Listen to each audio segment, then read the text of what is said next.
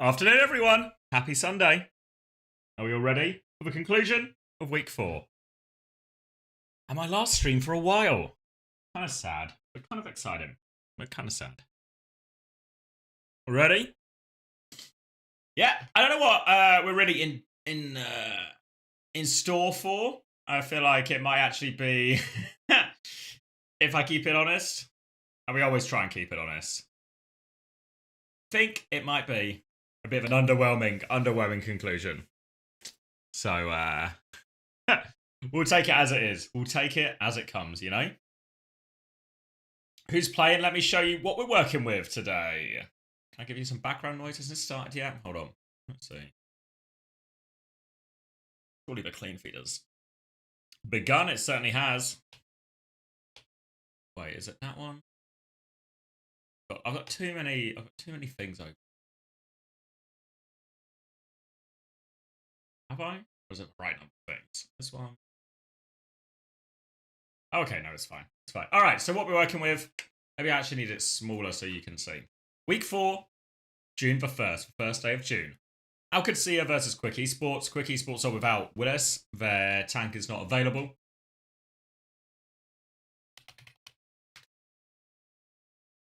So, that's a rough one for Quick.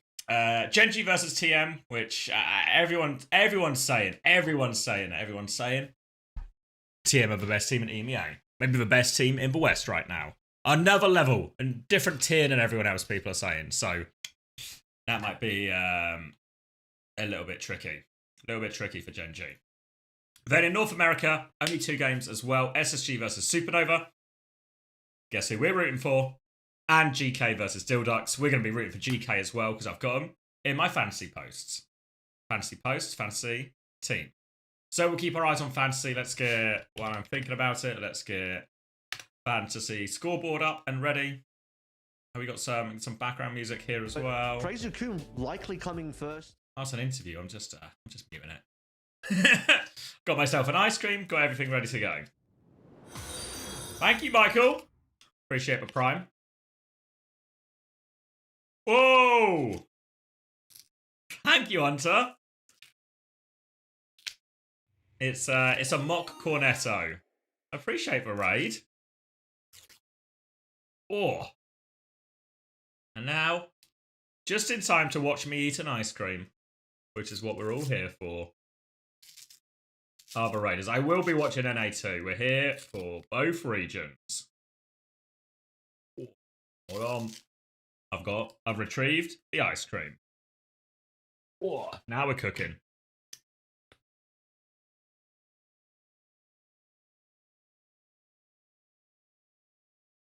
An estrogen raid?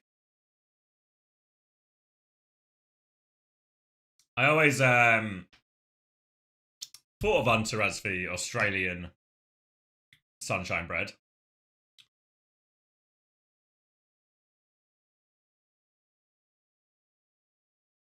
Won't be playing any games, but we'll be watching all of the NA and EMEA action. Need an SSG 30 bomb from every player. Yeah, I'm very much going to be rooting. I need Grapes to not get smashed. Grapes, we're hoping for break even, and then Malone and Kuffa hard carry.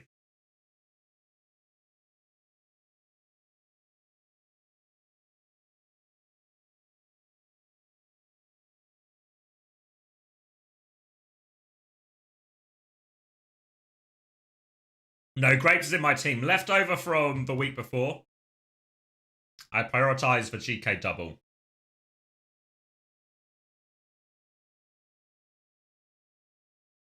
What we need is Grapes not to give us a big negative. And we need GK to pop off. The GK pop off, I'm confident in. Not worried about that one little bit. Supernova not having Grapes have a billion deaths. That's going to feel a little bit harder. Are there fewer games this stage? No games on Friday evening, or am I just going crazy and that was last season?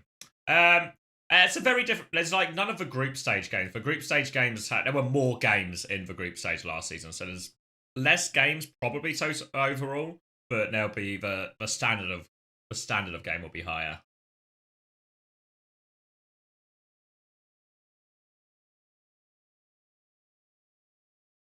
Thoughts on Willis not playing? I mean, it's going to be worse for him. Skytour's not a bad tank, but I feel like Quick's moment in the sun, it was like, it's coming, it's gone, you know? It feels like after the close game against Frost Selves, which they did win, to their credit, I feel like the time in the sun is gone.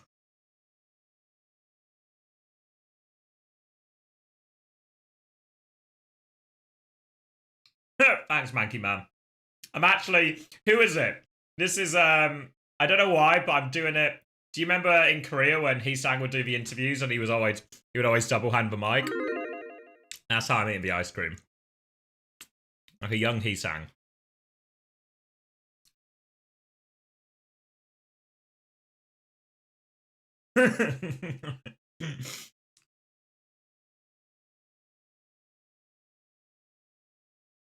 Did not watch the Spanish GP, no.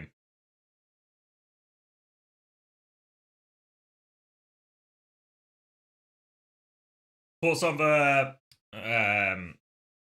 Kunya signing? Yeah, good. Worried he's a psychopath, you know, but who isn't at Man United? Maybe it helps. It's it helps if you you don't need to be what's the fucking like Facebook meme? Like you don't have to be crazy to work here, but it helps. Yeah. Thank you, Gifler. Luckily, I quickly swapped Willies to Skyter even though I'd if he will get points. Ooh, a quick switch. Probably means you got a bit of money back, or money in the bank from that too, at least.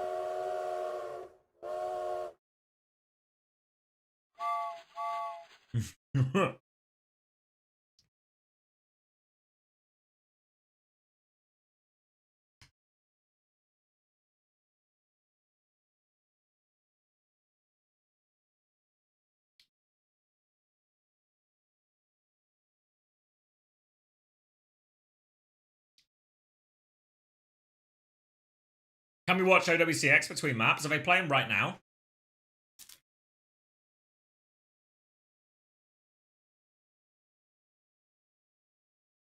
You forgot to do transfers low key. Fuck, did you get lucky?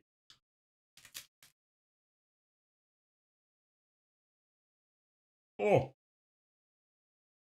Cold.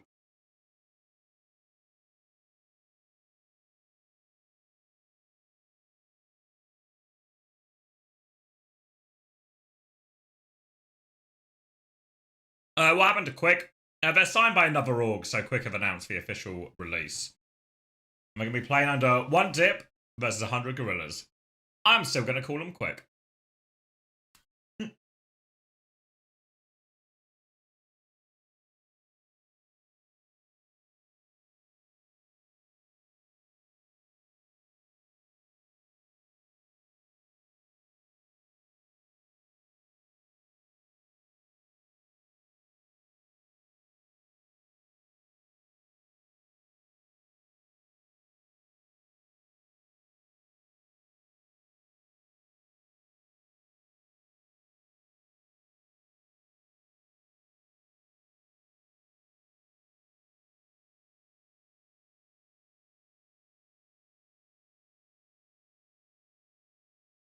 Hey, you guys are overthinking it. They just got signed by another org.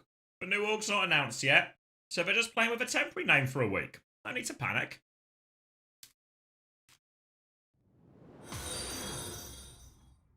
Did you see the stat that Kuna has spent the most percentage of the game walking out of any outfiled player in the Prem LSGT season, 24-25? I did not, Archie, but that doesn't fill me with hope.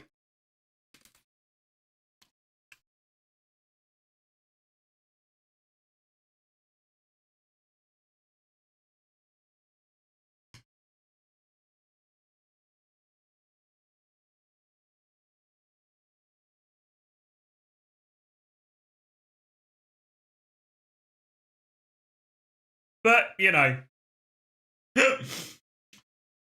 we've had good players who have been walkers before. Anyone remember Dimitar Berbatov? It was class. It was a bit of a stroller.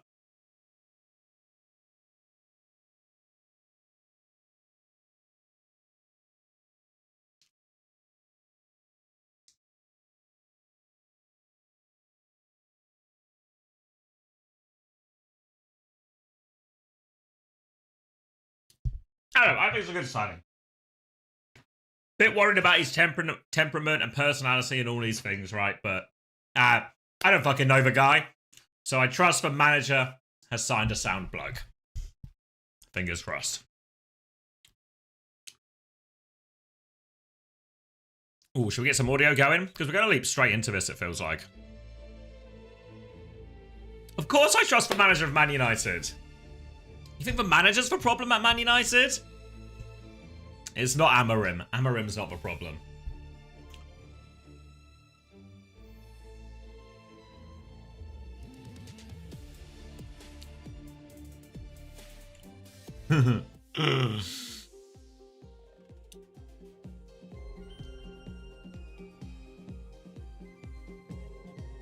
Yeah, I don't know. Yeah, I'm not saying there's no problems at Man United. I'm just saying Amorim is not the issue. Thank you, OWCS. 995.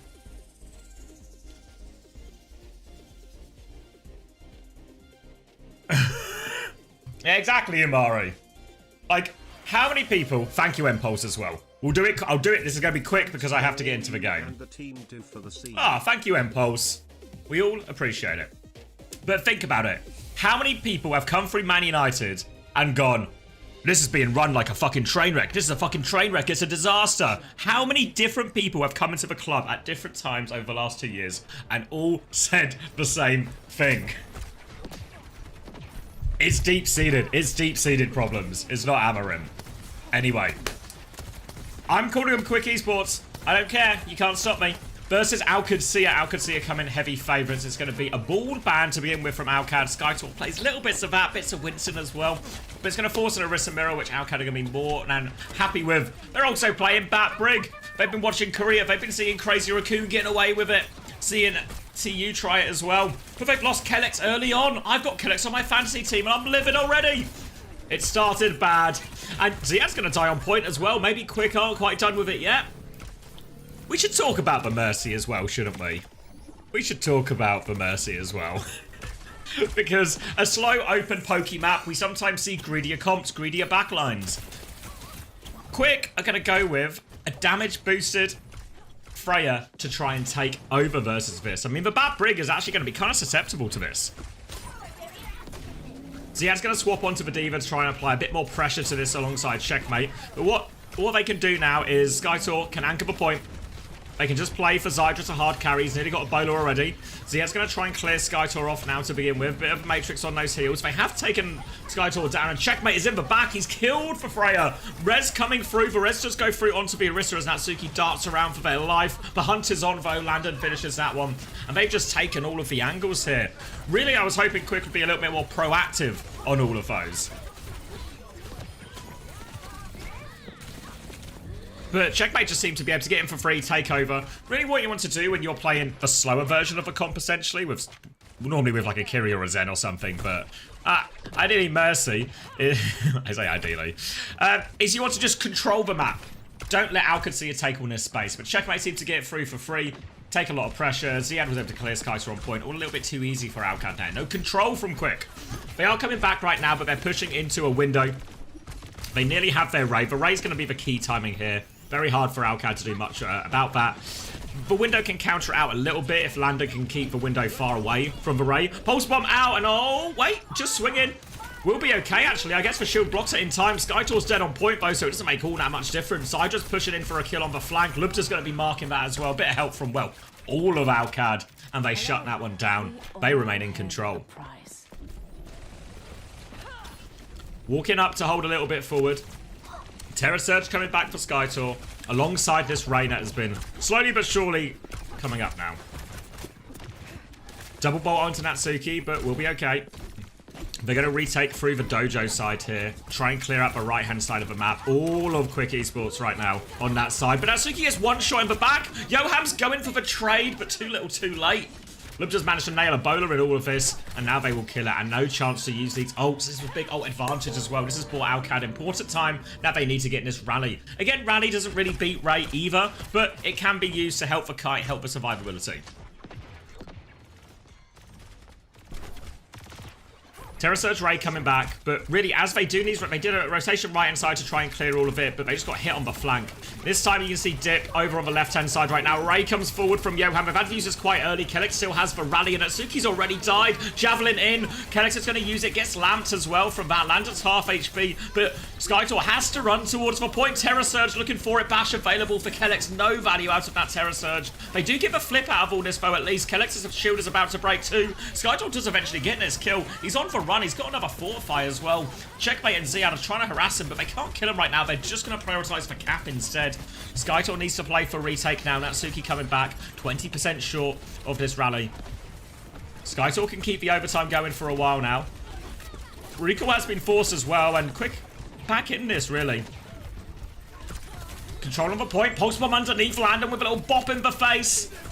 No double dip today. Skytor's going to try and run through the window. All over him. Pulse bomb is good. This one will finish the job onto Natsuki. Now Yoham's got no heal, no pocket, and Al could see it. Good for the first round. Score 0-1. All right. Bit of life, but not all that much. Checkmate seems to be getting away with a lot right now. Way more impact on the Tracer role there. Mercy Gambit, I mean, it kind of paid off, right? They won the first fight off it and off it. But yeah. Can we give a desk? I mean, if they're here, you know? If they're here, they're here.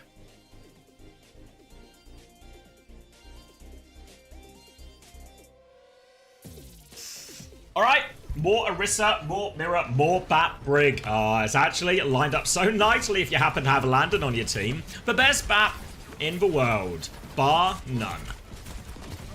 Sim for Checkmate as well, which means they have this frontline advantage, especially factoring the BAP damage as well. One of the underrated bits of BAP's kit in this type of mirror is just how good BAP is at shooting a bloody Orisa in the face. Nice hitbox for him. And Landon's just going to get the opening pick. Oh my god, if you have Landon in Fantasy and he just gets to play BAP every game, he's going to farm you so many points. Pocket onto everyone, bit of extra damage as well.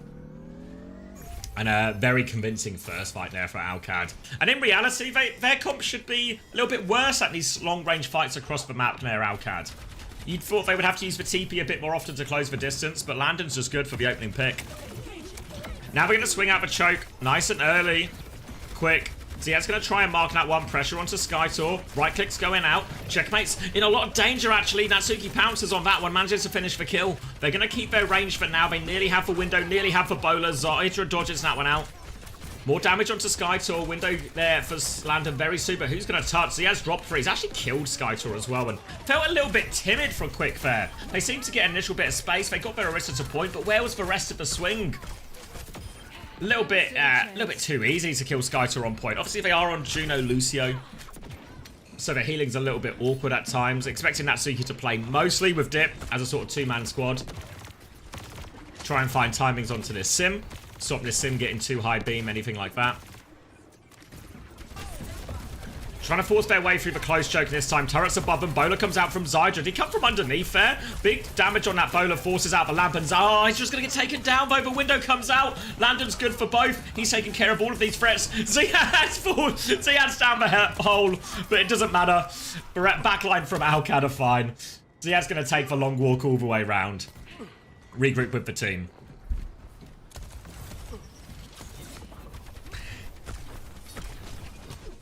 And coming back.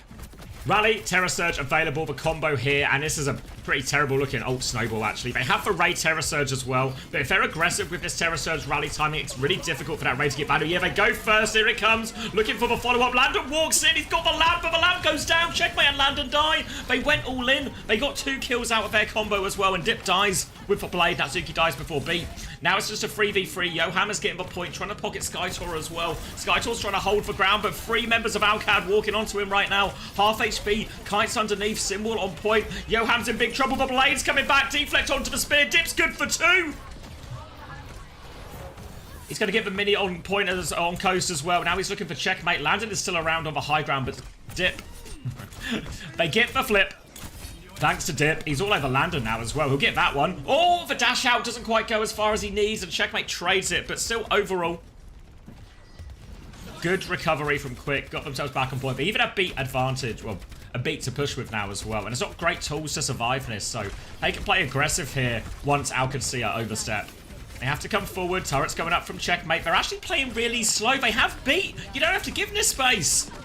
Drop off to for high ground. They're walking in. Yoem's now in a dangerous position. Yoem's going to die. Dip's going to die. Why are we so passive? We've got beat. Push him. The window comes out. Here comes the beat for the TP for the flip. They do get all over Landon. Landon's in so much trouble, but he's TP'd and he's flipped. The beat push gets nothing. It's a TP flip. Skytor can't even get close. He's dead before he touches the point. And OWCS completely outplaying that beat. 2-0 for OWCS.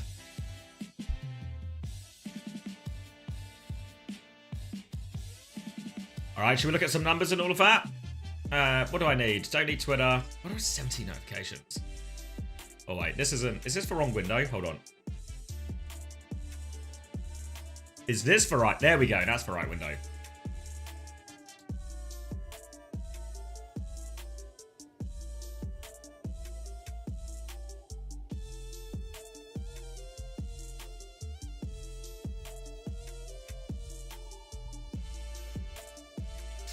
All right, negatives across the board for Quick.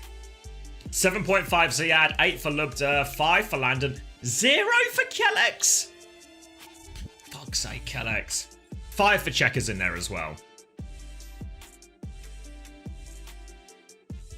Yeah, Landon dropping nearly 7k damage. Look at Landon's damage. Landon doing as much damage as, or just about as much damage as Ziad. More damage than Checkmate. Checkmate was on sim for a decent amount of it. Yeah. Landon on BAP, eh? Landon on BAP. Do you know what is pushing BAP into the meta? It's a super reasonable question, because we've seen Crazy Raccoon do it a couple of times, and it's mainly just felt like it's a bit of an alternative for them, because either Juno was banned, and they're also not super... They'd rather choose a playing Juno, you know? If they can get him on BAP or Ana, gonna feel way better. So it feels like a bit of a weird side grade.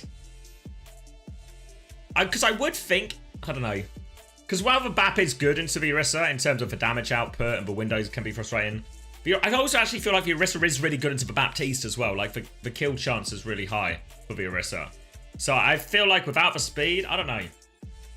No, I feel like the BAP should be more vulnerable than what we're seeing.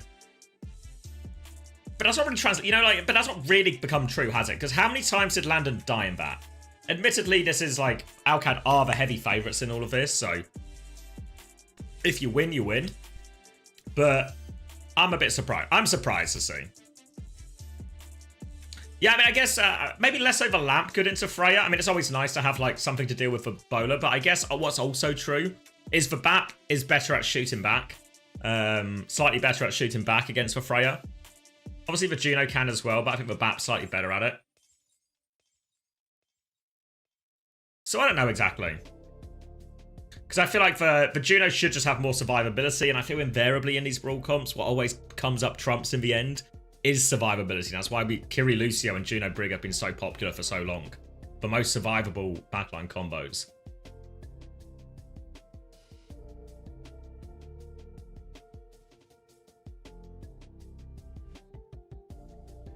The wrong players are performing on OWCS. You're not the ones you need. It's alright. There's a couple more maps. Sorry, someone asked as well. I lost the question because we were talking about Baptiste. Force of a situation with Proper on Falcons. I mean, it seems kind of crazy, right? Proper's like too good a player to bench. But they think the team's going to be better without him. Doesn't seem to have come to fruition yet, but... I don't know what happened. But I also, do I trust 9K to only make reasonable decisions? To only make a decision like this if he absolutely has to? Yeah, I think I do.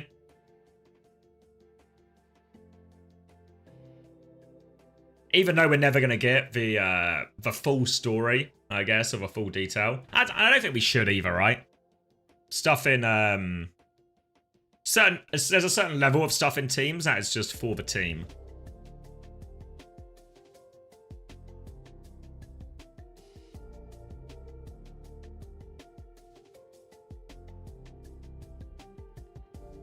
Cut those bums, Zest and Viper. I feel like Zest has been good for it in this stage, no? It's the most impressed I've been with Zest, I think, probably at any point in his career. Stage 2 so far of OWCS. I don't know if we're not quite hitting Stalker or Proper or, you know, Heesang levels yet, but it's been the most I'm impressed I've been with him.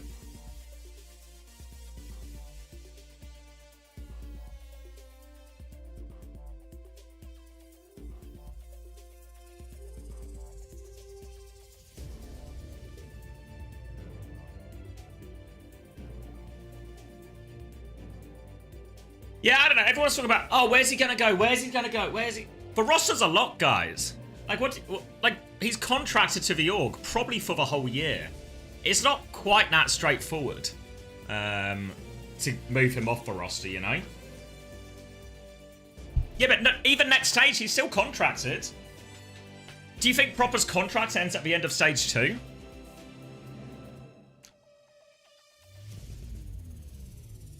So there's a lot of stuff that needs to happen for any move like that to make.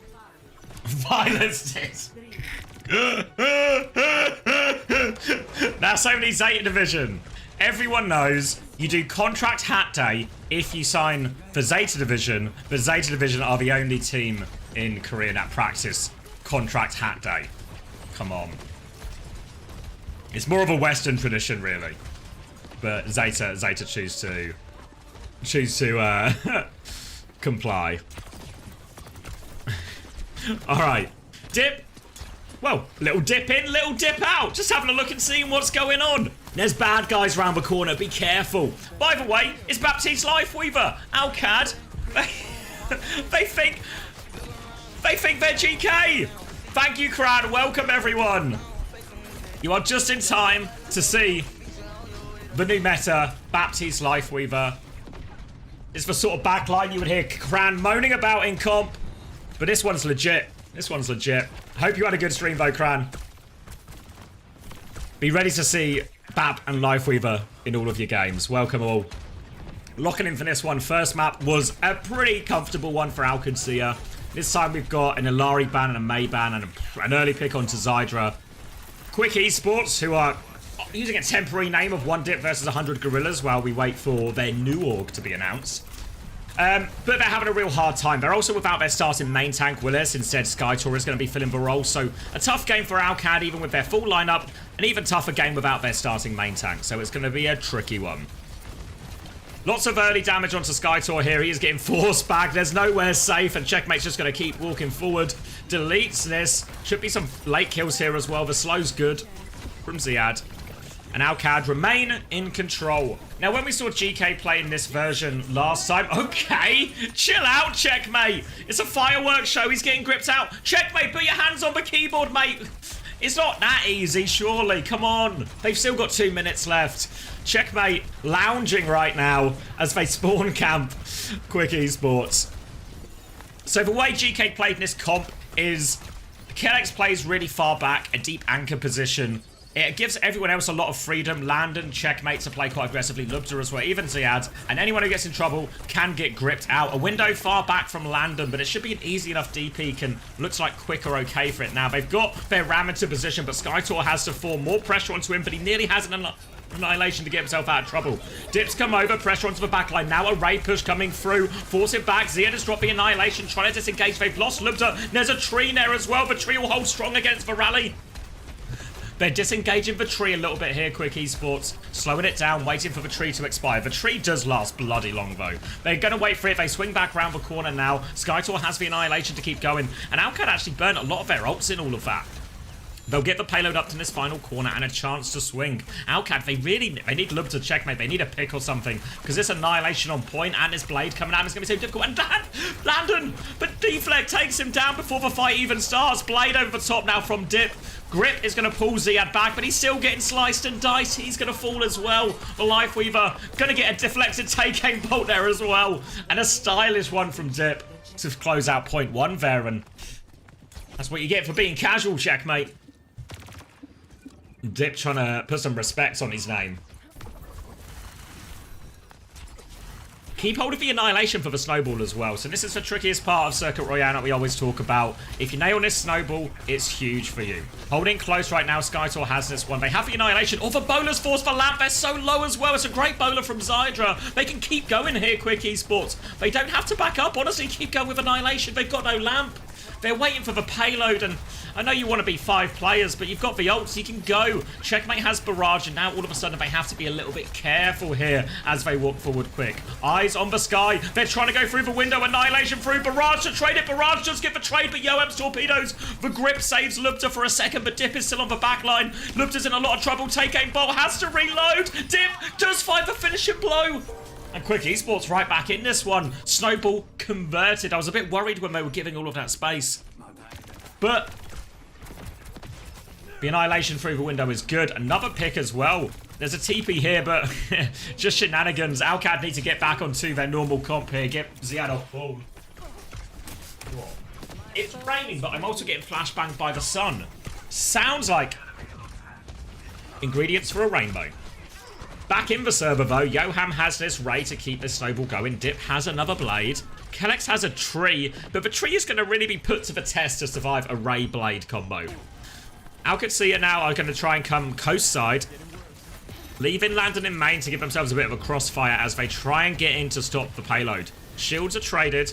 Now a chance for Ziad to walk if he can, but Landon's got pressure. They've gone on to Landon off screen while this is happening. They're trying to push through. Blade comes out, but Landon's going to be gripped away. See you later, Dip. Dip's got nothing to slice at. He can't find the Farah, but Natsuki can. They're still trading it. Landon's come back. It's a messy, messy fight. There's a tree on point, though. Lupta's got this brig in his face. Natsuki's going to kill another one, but here comes the Weaver. The rally, though, the bash onto Kellex. He's getting onto the petal, into the high ground, and he is okay. Rally has been traded out here. And they will be able to stabilize here, OWCS, but messy, messy fight. OWCS do so good on the flip. They grip Landon out of danger. And then they're able to all come through the sort of first part of third point. Find a lot of trade kills, and trades will always be enough in this part of the map. Ziad's going to kill Dip before the fight, so that's going to be more time off the clock for free. Defensive nade is not there for Zydra. The sleep allows everyone else to get out.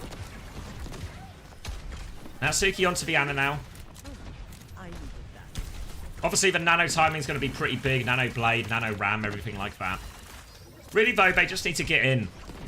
Get in, get Dip through this left-hand side, clear a bit of space. If they have to use an ult for it, it's not the end of the world. If the ramp's close, they can ray ram the corner. Like, Ziad has just used his form if they want to go. Torpedo swing comes out. Window in response. Now they're going to try and disengage, potentially. Bowler's there as well, but no, Zydra was too committed. Landon's able to finish that one off. And now he can use the window healing to pocket up Ziad. And they only use it, and I would really like to see some ults out of, like, they're holding close enough. I know they're worried about the grip, right? They're worried if they ray. I guess they're worried if they ray, Ziad's just going to get gripped away. I understand it, but at a certain point, have to get something going. If you just let them stand on this high ground and use their ults, they're just going to end up with, well, kind of a situation we're in now, where OWCS just have a billion ults. Checkmate's close as well with this barrage, so they have to be careful for that as they come through. Checkmate convinced someone is on the right-hand side. He's going to see Dip now. Dip's going to take a little space. Dip is 1 HP. Gets nanoed out of that one. Dip dives onto the high ground. Ray to go forward now as well. Kellex with the tree back. Double rocket from Checkmate is good. Trades Yoam in his own Ray. Ziad is still holding the choke, but all of these team are dead. Ziad's going to get slept up. That'll confirm the kill as well. And the Ray, the nano, helps him through in all of that. Oh, great trade from Lubda. Frustration now for Quick. They've only got 25 seconds, and Natsuki's going to be a long time coming back. Honestly, he might just come back on Brig or something. Or even Kiri. Let's just stick the Ana, actually. Okay. Annihilation for both teams. Blade versus Barrage. Really going to come... The Annihilations will probably cancel each other out on point for the most part, so it's going to come down to all 4 of these DPS ults in play. Shield on the high ground, but Skytor's not looking. Doesn't get the Annihilation off. It's a Lamp Barrage. Now they're going forward. Dip is going to try and clutch with the blade. He's in the back, but Kellex shuts him down there. Little grip back onto Landon as well, and they get the hold on third point. Score 0-2. Switching sides.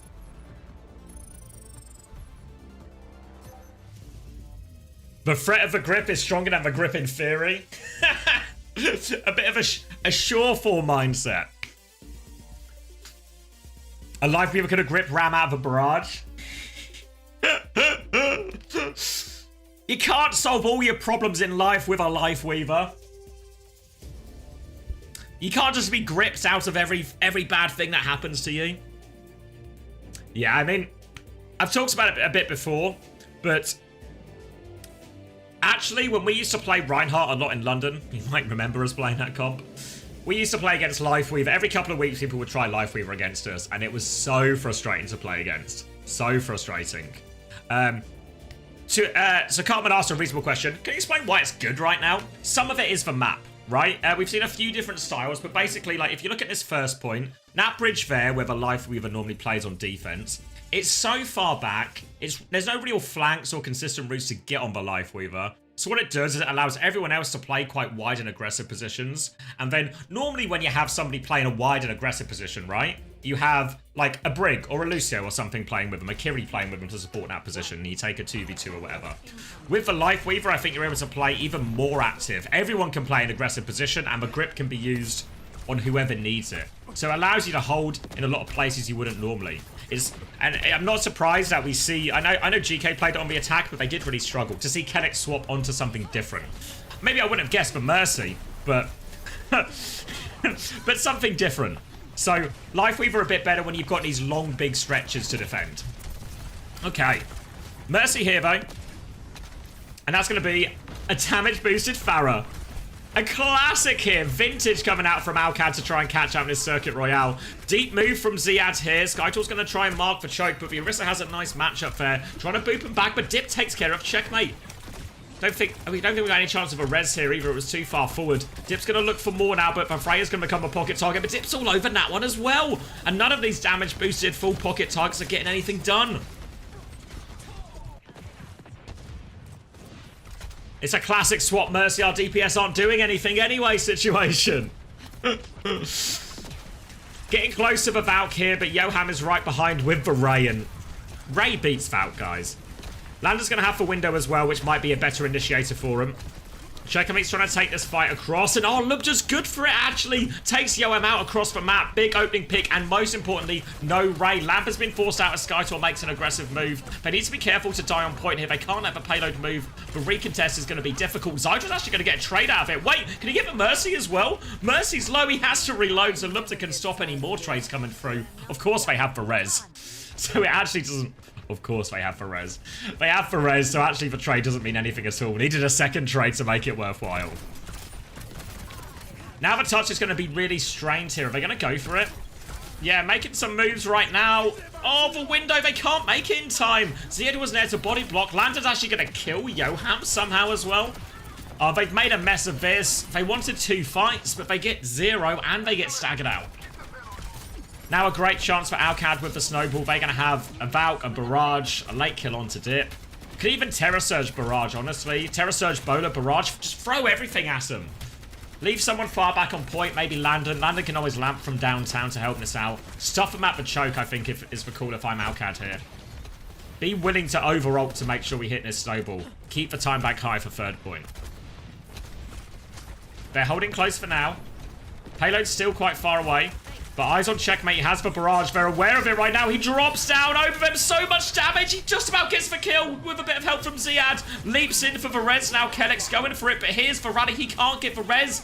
Lipta's going to kill a second one. Bowler comes through. Now he goes back in. Kellex gave him the juke. Checkmate is right back into this fight. They've used all of the ults though. Ziad has died on point. More damage coming through. They're also low. The Juno's 1 HP. The Brig is low too. But checkmate, he can't find these kills. They're taking too long. Natsuki, he might die, but he's wasted so much bloody time here. They've had to chase him all the way across the map. Now running into Dip. Checkmate still looking for more. They still have to worry about this damage boosted Pharah. And they're going to move it forward. And Ziad's back now, but they have the ults to contest with here. Al can see his bank is dry. They're aware of Dip on this flank. Deflex is good. Dashes in for the kill. It's stylish from Dip. He's got to find the Mercy, but he D-peaks for take aim bolt first. Now he just goes for the low HP Orisa. Orisa fortified. The Blade doesn't get the value, but he got the value beforehand. He can keep pushing forward as well. Split target underneath. They're trying to hunt these kills down. And Zydra with a late kill onto Landon, and all of a sudden it's looking quite possible. Will give the res, but they've still got this treacherous low ground rotation to try and do. Natsuki's 1 HP.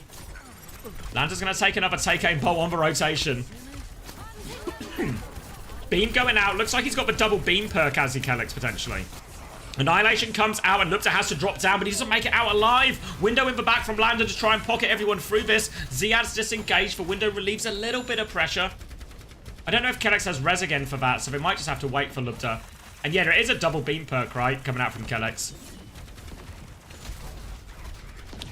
Walking back up, they nearly have Barrage, Terror Surge. Double support ult not too far away from Quick. Need to do something to minimize this. Deflect Spear. Terror Surge comes in. Natsuki is pulled in. No bash. Lots of damage onto Natsuki. The whip shot buys time. Natsuki will get traded, though Dip has died. They try and push forward with the Ray, but this Ray has found no kills. It has now. Yoam's got one, but they need more. Kellex is going to be able to res that one as well. Looped him straight back into the fight, and now the player advantage is overwhelming. Zydra has the bowler coming back, but he's not going to get a chance to use it. And Alcad do convert second.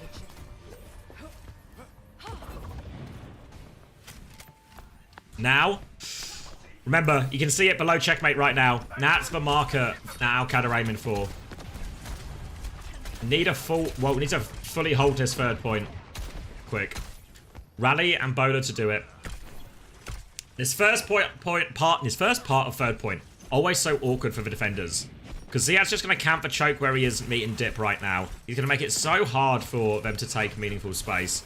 He's just going to keep bullying them back here, keep them contained at the choke. Zydra's found a pick in main, though, actually.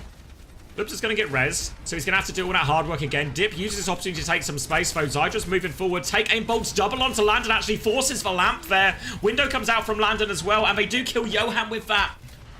A few too many times Johan has been found, and obviously no res available for Johan here. Swinging around the corner. They've got the bowler coming back out from Zydra. Doesn't find it. Nazuki's going to rally as well. Need full pocket on the front line. The bowler over the top. Lots of damage, but Lupton will be okay. Barrage only good for one. The blade from Dip. He just needs kills. Oh, the Mercy. Kellex has given him the jukes. He's got the Mercy movement, and Dip is slashing at nothing. Ankle's broken, but they've traded Ziad during all of this. They're not out of it yet. Kellex is taking matters into his own hand. He's chasing the Genji away. He wants the kill. They're threatening for cap. Dip comes out one more time with deflect. They're double damage boosted, though. Landon goes in. He dies, actually. Landon dies. The anti-hits hits from Natsuki. And Quick, they're not out of it yet. They've still got 1.5 minutes. But they've just about stabilized. Just about. Zydra's back on Tracer. They nearly have the Ray, but they have to worry about this Terror Surge on point. Skytor will anchor it. Lubda's trying to poke in on Coast. Dip's there as well. Dip's got the better of Lubda again. He's just good for it. Goes for the res here. Kellex, he gets the res off. The pocket from Landon, and Landon's killed Dip. The Alcad backline get it done. They've got everyone back into this. The Annihilation for point. Oh, no. Oh, no. Not like that. My force exactly, Uber! My force exactly! Oh, should we look at that? What a piss off! I'm actually... Sorry. I'm aggravated. I'm aggravated, chat. Okay, so this happens, right? Like, fuck. Well played by the Alcad backline. The res goes through. Skytor's putting a load of pressure out the Annihilation. And then let's take a look at the point. The bloody point! You know what's crazy, actually? You know what's crazy? Ziad nearly stops them C9ing when he presses Terror Surge. You know, like, obviously, like, I know the animation goes through, but it's like... he nearly helps him with the touch. Like...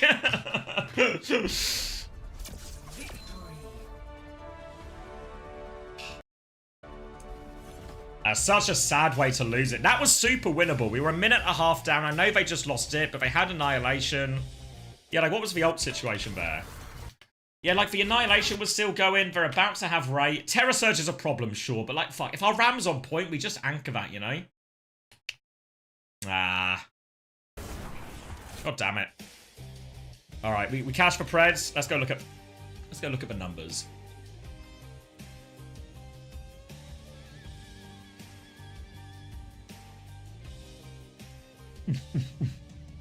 Alright, second map.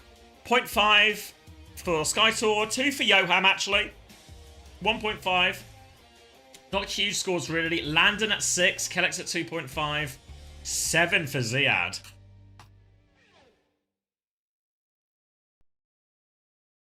Dip is break even. He had 10 deaths overall for Dip, but like lots of stylish plays and all of that. Means Dip stays at -7. Biggest winners so far, Landon at 11, Ziad at 14.5. Lubta's actually getting 10. Feels like the hit scans have scored a little bit better this week. Sydra's stats. Yeah, higher damage. 25 and 10. Not too shabby. Ziad is the point collector, already at 15. He's just good for it. I mean, Diva's always good for it. A lot of the tanks in the meta now are just good point farmers, right? Get involved in all the kills, hard to trade.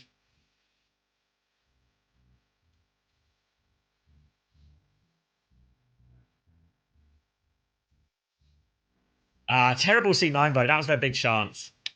That was their big chance.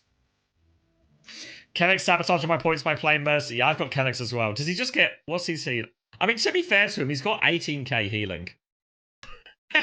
The problem is he's only got 4 eliminations. Mercy actually scores no points in fantasy, does she?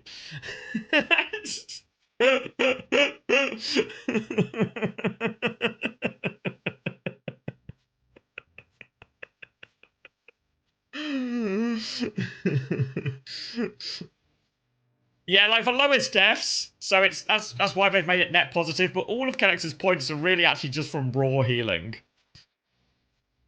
Need to get resin for points calculation. Yeah, Mercy was not factored in.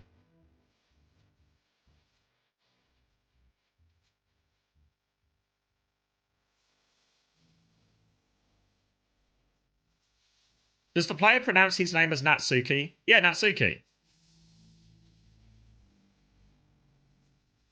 And there is a point system for heals, but it's not a huge amount of points.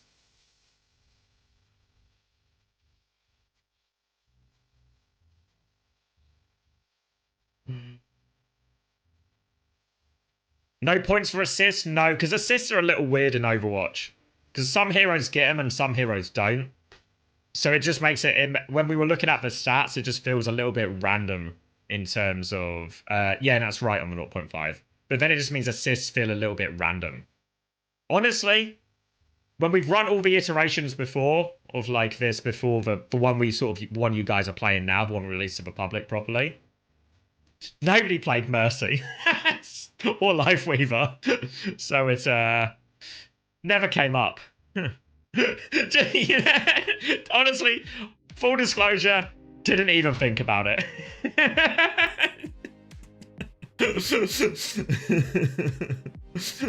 I mean, obviously now, power of hindsight will factor it in.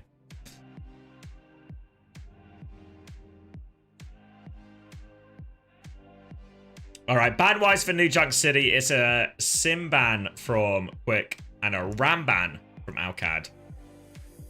Presumably Alcad are gonna... Maybe we just try and play Diva and Orisa on the cards here. Are you able to track the hero playtime? No, we just get total for each player.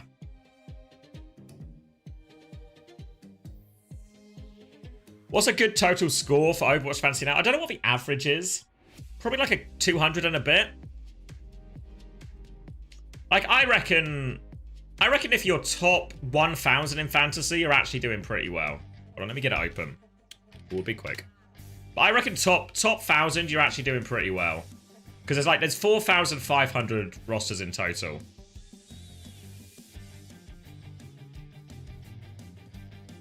What's top 1,000?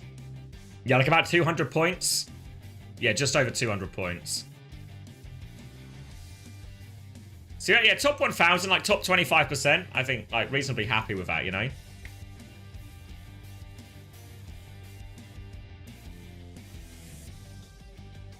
Who's number one? Oh, I forgot who it was now.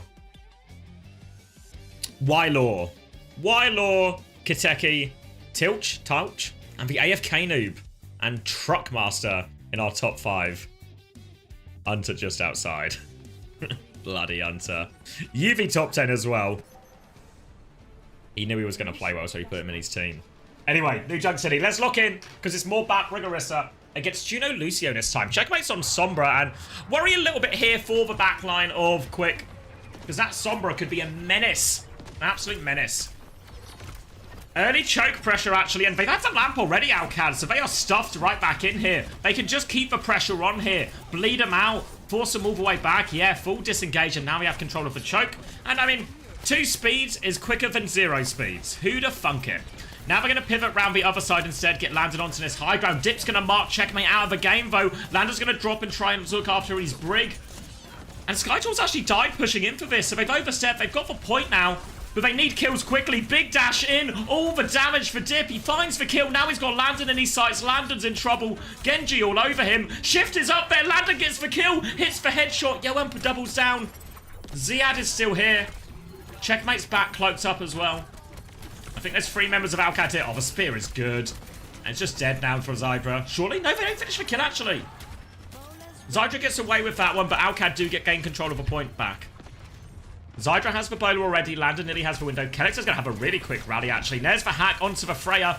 Zydra's going to deal with that one. Forces them back, but they're about to walk into window. Bowler is good, actually. Do they have the lamp for that? No, kill with the torpedoes in the end. The backline's decimated. There's a window, but there's nobody looking through it.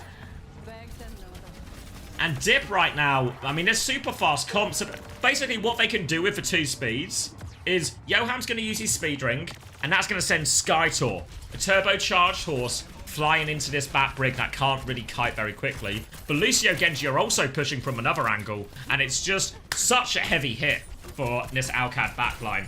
Really need, like, Landon and Kelix to play perfectly to make it work. So, an interesting adaptation, actually, from Quick. Working out so far early on in this new Chunk City. Pressure at the choke.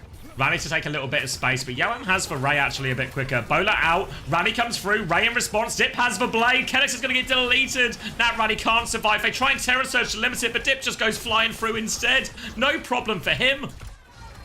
They get a trade, but Quick have the point. And do Alcad swap now? Do they just go Juno Brig? Lander's going to keep the BAP. Ziad is going to go Diva, though. Interesting. Okay, so now Ziad can't really contest for Orisa as well, but he can now keep more of a mark on Dip. So now Ziad has 2 things he can do a lot better now. 1, he can hit the backline with Checkmate if Checkmate sets up for that, but also Ziad can do a better job just marking this Lucio Genji duo as well. Coming through, EMP onto the backline. Yoham is far back. Oh, there's a Freya just in front of him as well. So Checkers is going to get 2 with that one. Walking forward now, and the EMP conversion is good. No chance to counter ult. And Alcatraz will get the first flip. But I don't think Quick are actually too unhappy with that. They get the EMP out just before the point flips. And now they've got a significant ult advantage to push back in with. I'm getting flashbanged a lot now. No great ults for Alcad. Need to play to make it messy. Manual hack onto Skytour at the choke as they try and clear some space. Walking to Ziad. Skytour's so low, so they beat through. Dip's going to go deeper all over Landon. Landon drops for Lamp, but look at him. They're all over him. There's no escape for Landon. Honestly, they get a trade, but I don't know what Landon's meant to do against this type of onslaught. The trades are actually really good, to be fair. Maybe that is the play. They're going to try and demech Ziad on point, and they do. He doesn't have... if they trade for Orisa for it, Ziad's out of mech. Dip's going for more, but the Sombra's still there. Maybe that's for play, right? Because I'm looking at this from Landon's POV, and I'm just looking at it and thinking, what's he meant to do? What is he meant to do against this? But what Alcad are doing is, while they can't always save Landon, they're at least making sure everyone who goes in past them to kill him, they're punishing a couple of these people. They're trading players. So you kill Landon, but we kill 2, or something like that. It's like the base idea. Gonna be a swap now onto the Brig. Conscious they're losing a lot on these trades here. So we'll see if they still have the same punch onto the backline here. For now, we are going to have a Terror Surge Blade combo to throw at Alcad as we're tied up 1-1. But Checkmate's nearly got another EMP. And it's a retake here. So where's Checkmate? Is he in position right now? Checkmate on the right-hand side of our screen right now. Left-hand side from Alcad's POV. But Dip's also in the flank. Kelix misses for whip shot. Deflex was used for it though. Blade to chase down the Freya. Going for it. The bowler's good. The bowler bass. Shuts it down. Landon lamped just why not? Really make sure that blade gets no value. They counter that blade out perfectly with the rally. And that's a 1-for-1 trade. Al can see get the first flip here as well. Difficult targets to blade there. I feel like so often the Bap's just got to be the primary target. I know he was worried about the rally as well, but I mean, he got hit by it regardless. Now Checkmate has the EMP. Dip has made the swap onto Sombra as well. Will cloak up, but all on Checkmate to find this early timing. Checkmate's actually just marking the Sombra right now. Both are going to cloak up and run again. Dip's managed to get through at least now. Can he find anyone on the backline? Checkmate's just holding with his team though, meaning if they come forward with this Ray... Wait, Checkmate spots his chance. He goes in, EMP over top, hits a bunch of players. Skytor has dropped the Terror Surge to buy time on point. They found the land and kill with all of that. But now they're coming forward. The Ray is still there as well. Ziad's going to take so much damage from that. He still has mech though. Dip has to cloak up. He's been revealed. 2 HP. Is he out? He's out! But the problem is, Skytor is most certainly not out. Dip can maybe play for a late touch here. But they've not really got a lot of ults to throw into this. OWCS are moving forward too. 10% still. Dip is behind him. Oh no, yeah, no, Dip's gone back at the choke actually. So it's a manual hack. Yeah, they're just not going for this then. 2 points in a row for OWCS. They retake the lead. 1 round away now from confirming the series. Bit of a check on the numbers here. 5 deaths for Landon. You can see most deaths on this side. Skytor's gone over to the Hazard as well. Ult-wise, it's not too much to speak of. Dip's EMP is going to be the next big turn alongside the Natsuki rally.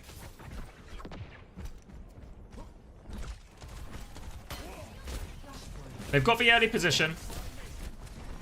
They can keep control of this choke. You see Skytor's looking for opportunities onto the backline. Hack onto Ziad so he can't clear Skytor. And for now, OWCS are contained.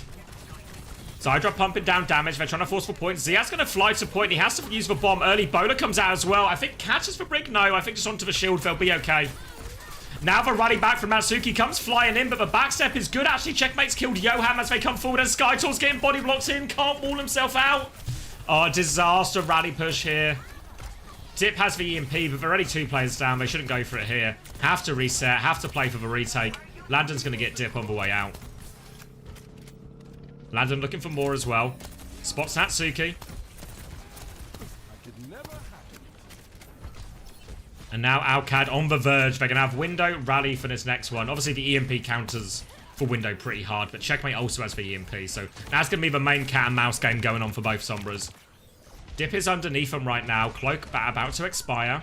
We'll go for another cloak cycle. You see him pinging the BAP right now, but Checkmate's already outside. He's already on the backline. Virus onto 1. He's deleted this backline. No chance. Dip has gone free zone. He's killed 2 as well. It's 3v3. Ziad's going to put him ahead, but Kellex is in so much trouble. Kellex gets traded 2v2 right now. Dip is 1 HP though. Managed to slip away from Ziad. Skytor though needs to slow it down. They need to regroup. It's a game of respawns now. Everyone rushing back to the point. The difference being when OWCS get back to the point, they have both support ops to work with. Coming through now, Slash onto Ziad, forcing him back. He has to go all the way out there. He's been walled off a little bit, so it's a long way out. Landon's Lamp's going to hold him. Now they can window back out of this one. Can they find any kills with it, though? Looking for Johan, but no connect for Landon. Trying to find someone underneath. Ziad hunts down Natsuki. The downpour comes out. Dip kills 1, actually. They're still dealing with threats behind. They've dealt with that. No healing now available, and it's going to be an easy kill onto Skytor. They're going to flip the point right back. And we have to start thinking about late touches here quick. Who can get it? Zydra's going to get hacked. Checkmate and Ziad finish that one off. I don't think anyone's got it, you know. Yeah. Oh, wait. No, they do. Dip's got it underneath, but Johan doesn't make it to the point. Dip's going to try and live now. Skytor can take over the next touch. Natsuki's there as well with a tap. They've lost it. They need a huge plays right now, but the bowler finishes off Natsuki. The rally makes it all too easy for Skytor to be dealt with. And Kellex drops it on him. 3-0 for OWCS.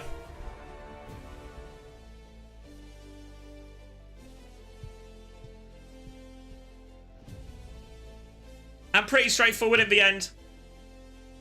Looked like, honestly, the Lucio Junos felt like it had a bit of legs for a while, right? In terms of they were able to get onto Landon, kill him quite a few times. But the adaptations from OWCS, you know, sacrificing or baiting Landon a little bit more, making sure, right, if they're going to go all in on Landon, we can't necessarily stop that, but we can make them pay for it. Started trading, and then once they swapped to Juno Brig, then it started feeling like this backline from OWCS. It was just fine again, wasn't it? Should we look at some final numbers? Where am I going? This tab is what I want. Ooh. All right, map number 3 first. If I want to look at totals, 7.5 for Ziad. He can't stop scoring. 2 for Kellex. That's a small positive, but you know, every point helps, I guess. Landon 2.5, held back by a lot of those trades. Lupta only 0.5 actually. And Lupta actually ended on 6 deaths fair. Checkers 6.5. All negative on the side of Quick. Yeah. Total scores then. Ziad got 22. Fuck. Is Ziad just a... Nah. Kufa's going to outscore Ziad this week with a double. Trust me. Landon got 13.5. Lubda 10.5. Checkmate 14.5. Kellex 4.5. All negatives across the board for Quick.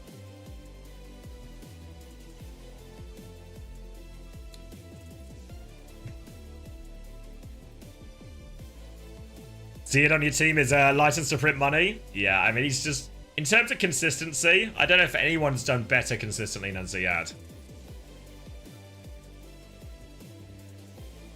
Maybe... Oh, yeah, Painkiller's a good shout between those two. Because Painkiller still did well yesterday, right? Even though it ended up being a much closer series than Nightmare had anticipated.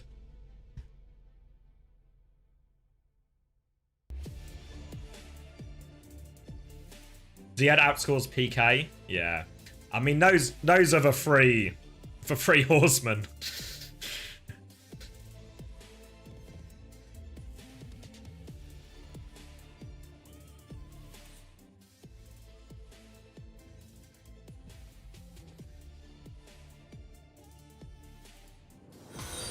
Oh, thank you, Joseph. Happy birthday. Not my birthday, but thank you. All right. Oh, wait, I've got a link from Jacob as well. Let's see. Oh, this is the Heart Chain game. It starts at 7. All right, eyes on it. This is the Face It team. Nice sponsor, I guess. Who are they playing? Fancy Bread, Weak Sauce. Come on, there's no way we lose to a Fancy Bread Weak Sauce team. Thanks, Chrissy. Thank you for the 14 months prime. But yeah, we'll watch a bit of this in between. They're going to start in 5 minutes, so I don't know exactly how the matches will line up. But we'll watch a bit of it as we go. But I'm full confident here. Full confidence here.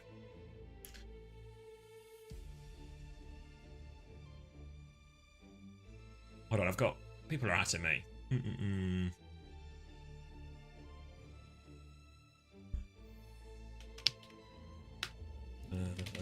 I'm thinking, Juby, I'm thinking.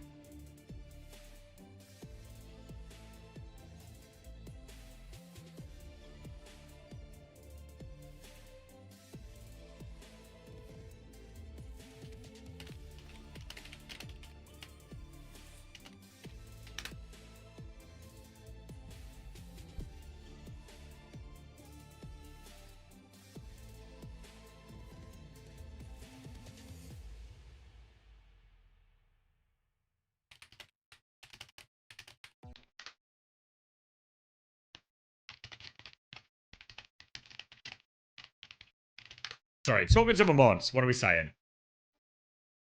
Landon player of the match?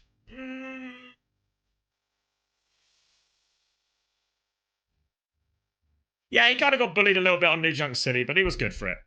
I can cop it. I can cop it. Let me cup a VOD before I forget as well.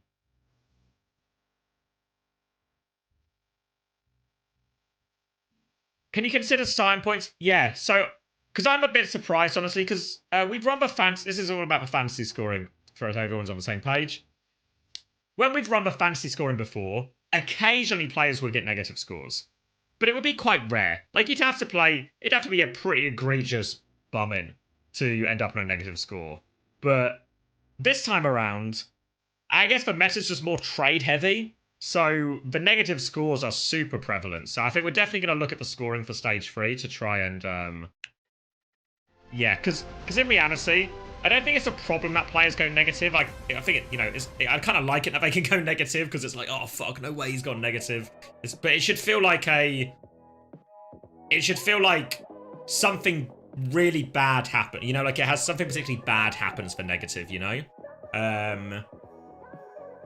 Because I think in reality, like for example, right, what I think feels a little bit unsatisfying, and I'm not just saying this because I have Kellex, but it happens for a lot of the support players in general, is like, I just watch my team 3-0 quick esports, right? And then Kellex has got like 3.5 points. And it feels a little bit like, did it feel like Kellex played so much worse than everyone else on his team?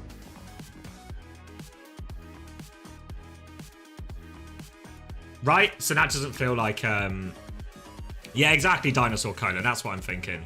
Kellex was tossing, yeah. I mean, he did play Life Weaver and Mercy. Yeah, that didn't help, right? But he would have scored lower even with, like, another Brig map, right?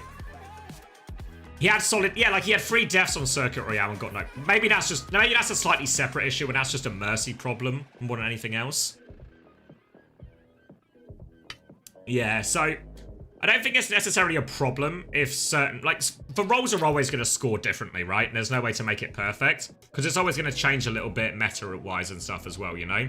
Like, Freyas aren't scoring very highly right now because they get traded so much. So some of that will just change with the meta and the heroes in play as well. But I think... Because there's always going to be variation hero to hero. So that's just going to be what it is, right? And if anything, I think that can just be a little bit... that's just, like, part of the game, right? Hey, Lubda! Congrats, mate. Tapping for you guys today. On the Life Weaver train as well, I see. The Mercy train as well.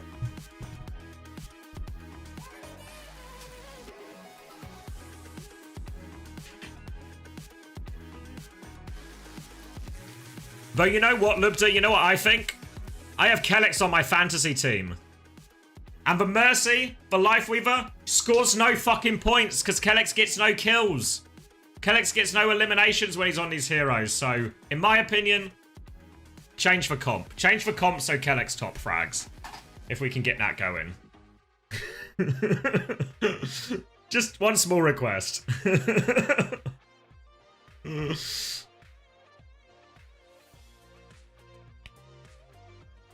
The game's starting. I mean, yeah, assists aren't factored in because the problem with assists is it also varies a lot hero to hero as well. Like, some heroes just get no assists. You have Kellex here on your fantasy team? Fuck. Ziad, you need to have you on your fantasy team. That's the best pick.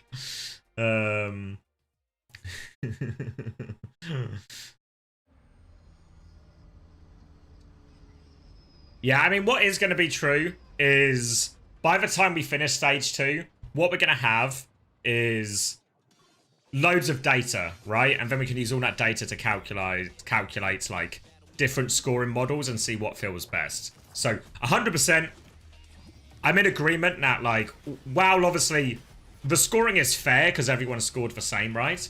I don't think the scoring is optimal right now, and we'll change it for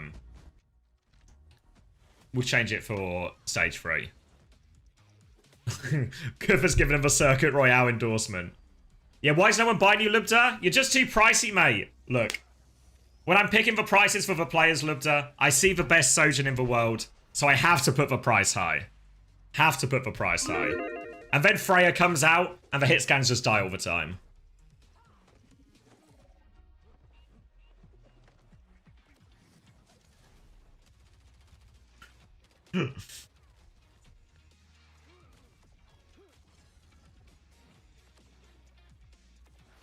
Can you add captains? Yeah, all in consideration. I don't think I want to do double points for captains, but it's intense. You know what it is, Lubda? Being expensive is a compliment. It means I rate you highly. All right, we've got a little bit of time. Yeah, we've still got adverts here. So this is Heart Chain. This is my Face It team. So we're gonna be winning. We're gonna be winning. https://vm.tiktok.com/sandbagmnk/. Thanks for reading it out, Brian. Appreciate the 15 months fix. What is it?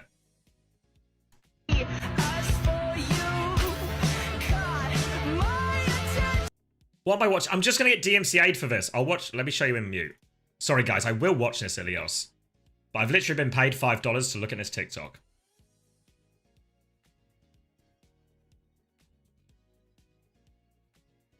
Why would I go back?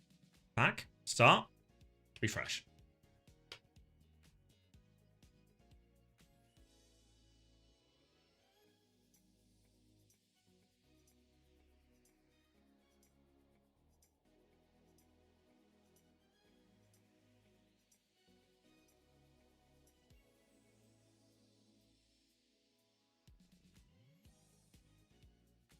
What did I just watch? What did I just watch? Am I old? Okay. Be honest with me, chat. Am I old and out of touch? Or is it or are the kids the problem these days?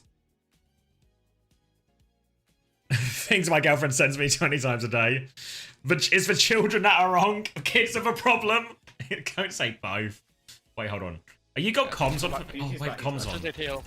Yeah, I'm still on the high ground if you want to go. I don't think they're on here. Yeah, I'm working. You ready? Yeah, well, Oh, yeah.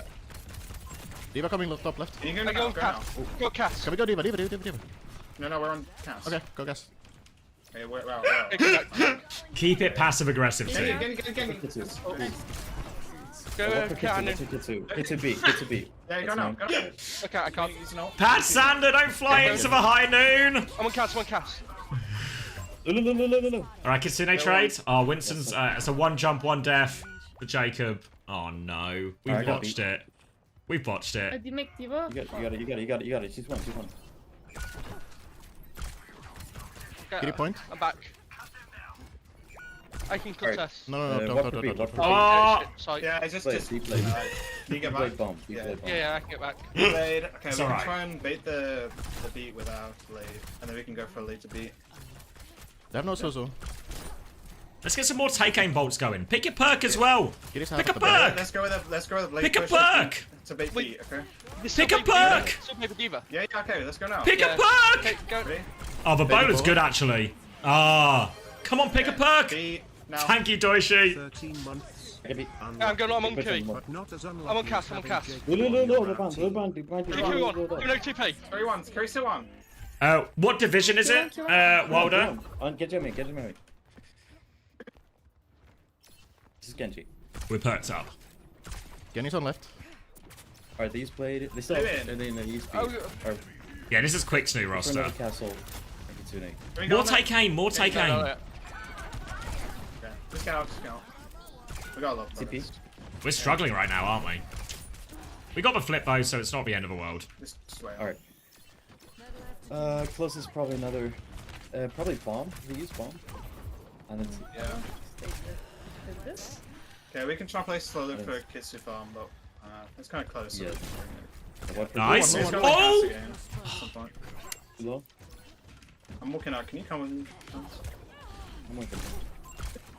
Where's the cast? Can you see the cast? We can force D.Va maybe. Alright, You make on the me. touch. I can't see the Oh, cat. Cat's over there. that's fine. That's nooning on point. Help the sci-fi if we Genny on can. your back line. I can't yeah. Oh! You got touch, Jacob? We swung behind noon, we're okay, we're okay. Good one. Nice. Good kill, good kill. Kitty Bowler's ball good up. again! Oh, it's a huge bowler, huge bowler! Clear one. I'm going to cast back right. Yeah, Not there. Touch.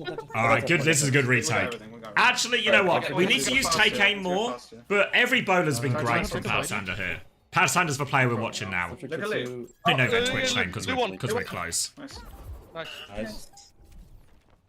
He's on touch. This is CX Heart Chain. This is the face it team. Nice. Good job. Nice, they can't touch. Alright, quick check, where are we in the I actual think there game? were some points there where we didn't really do anything. I think we need to work on those. Alright. We'll say a little prayer for him, but I trust they will be okay. Have I done all the stuff a streamer should do? Genji vs Twisted Minds? When I say have I done all the stuff a streamer should do, have the mods done all the stuff for me that a streamer needs? The answer is yes, because the mods are good for it. Meanwhile, in the OWCS, we are going over to Busan, and it's a Tracer ban from Genji after a Brig ban from Twisted Minds. Now, not to inflate them unnecessarily. Wait, hold on, let me rename this mod before I forget. OWCS versus... I'm going to put former Quick Esports. And a respect.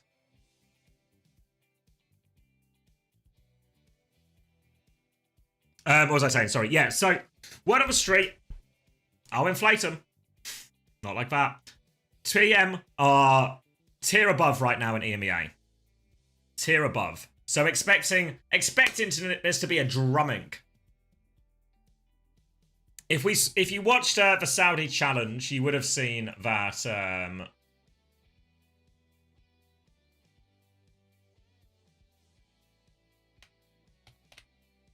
wait, hold on.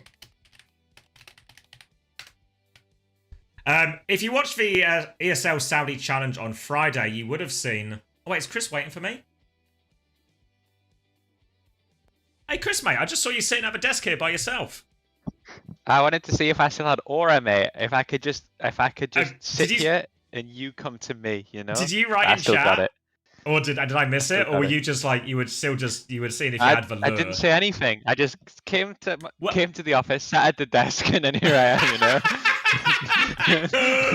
Yeah, well, chat told me because I've got the overlay on the thing, so your name pops up, and then everyone's like, like a low rumble of people chanting your name. I mean, that's when I go to the shops. It's similar, actually. It's absurd, actually. It's becoming a problem. I imagine it gets a little bit tiring, actually, after a time. It does. All right, I've dropped you the link as well. Lovely. Are we starting? We're actually just going in to a little Busan. Oh, cheeky Busan between friends. Maybe predictions obvious here, but how expected TM win, but what's the margin going to be? I mean, I think the only thing that Genji have got is I think TM have had to cancel so many scrims, they've had to fly so many miles. I think they don't get like a super locked in version of TM, but I'd still be surprised if this is anywhere remotely competitive, to be honest. Yeah, was it Astro and Psycho both flew back yesterday, was it? After playing the finals on Friday. Yeah. So it's a bit of an aura if they do pull it off because they decide not to scrim before a game day. That's how you they go it. But let's see. All right, rolling out now. No surprises here. Nat Mag is on the Diva. Kiri Lucio backing that one up here. So not really what you would expect. Zox is really sort of a flex support by trade. So not the most comfortable in terms of heroes, but again, no surprises here for Genji. Ram for Twisted Minds, though. So they're also keeping it surprise-free, as KSA will play Ram at every possible occasion. Backline's trying to rotate underneath. Maggot's looking for an opportunity to get aggressive onto this. There is a Brig ban in play, remember. Normally a Brig ban leads to a Diva ban in response, but Twisted Minds opt not to. They ban the Tracer instead here. So trusting their backline to deal with this Diva aggression while on Juno Kiri. We'll see if that plays out. For now, Psycho's kind of just got Mag in his back pocket. Mag has not been able to get anywhere close to this. He's dealt with Who Are You as well. Psycho just playing a little bit of a sweeper now as he backs up to the Mega. They're on point right now with a Ramattra, all over this Freya as well. Zodial's 1 HP gets out, but they can keep forcing the objective, which is the right of the Ram Company situations, but they're getting picked off from the high ground, surrounded and harassed. And now, nowhere for KSA to go. So they do find the DPS kills, but shouldn't be enough to actually fight back onto point here. Genji get control back. Only 9% actually from TM. To be fair, if there's a stage that's going to feel a bit rough for having limited high ground control, it will be downtown out of all the ones on Busan. Twisted Minds have difficult options once they try and force objective here. They don't have a Tracer or anything, obviously, as it's banned to try and force that point either.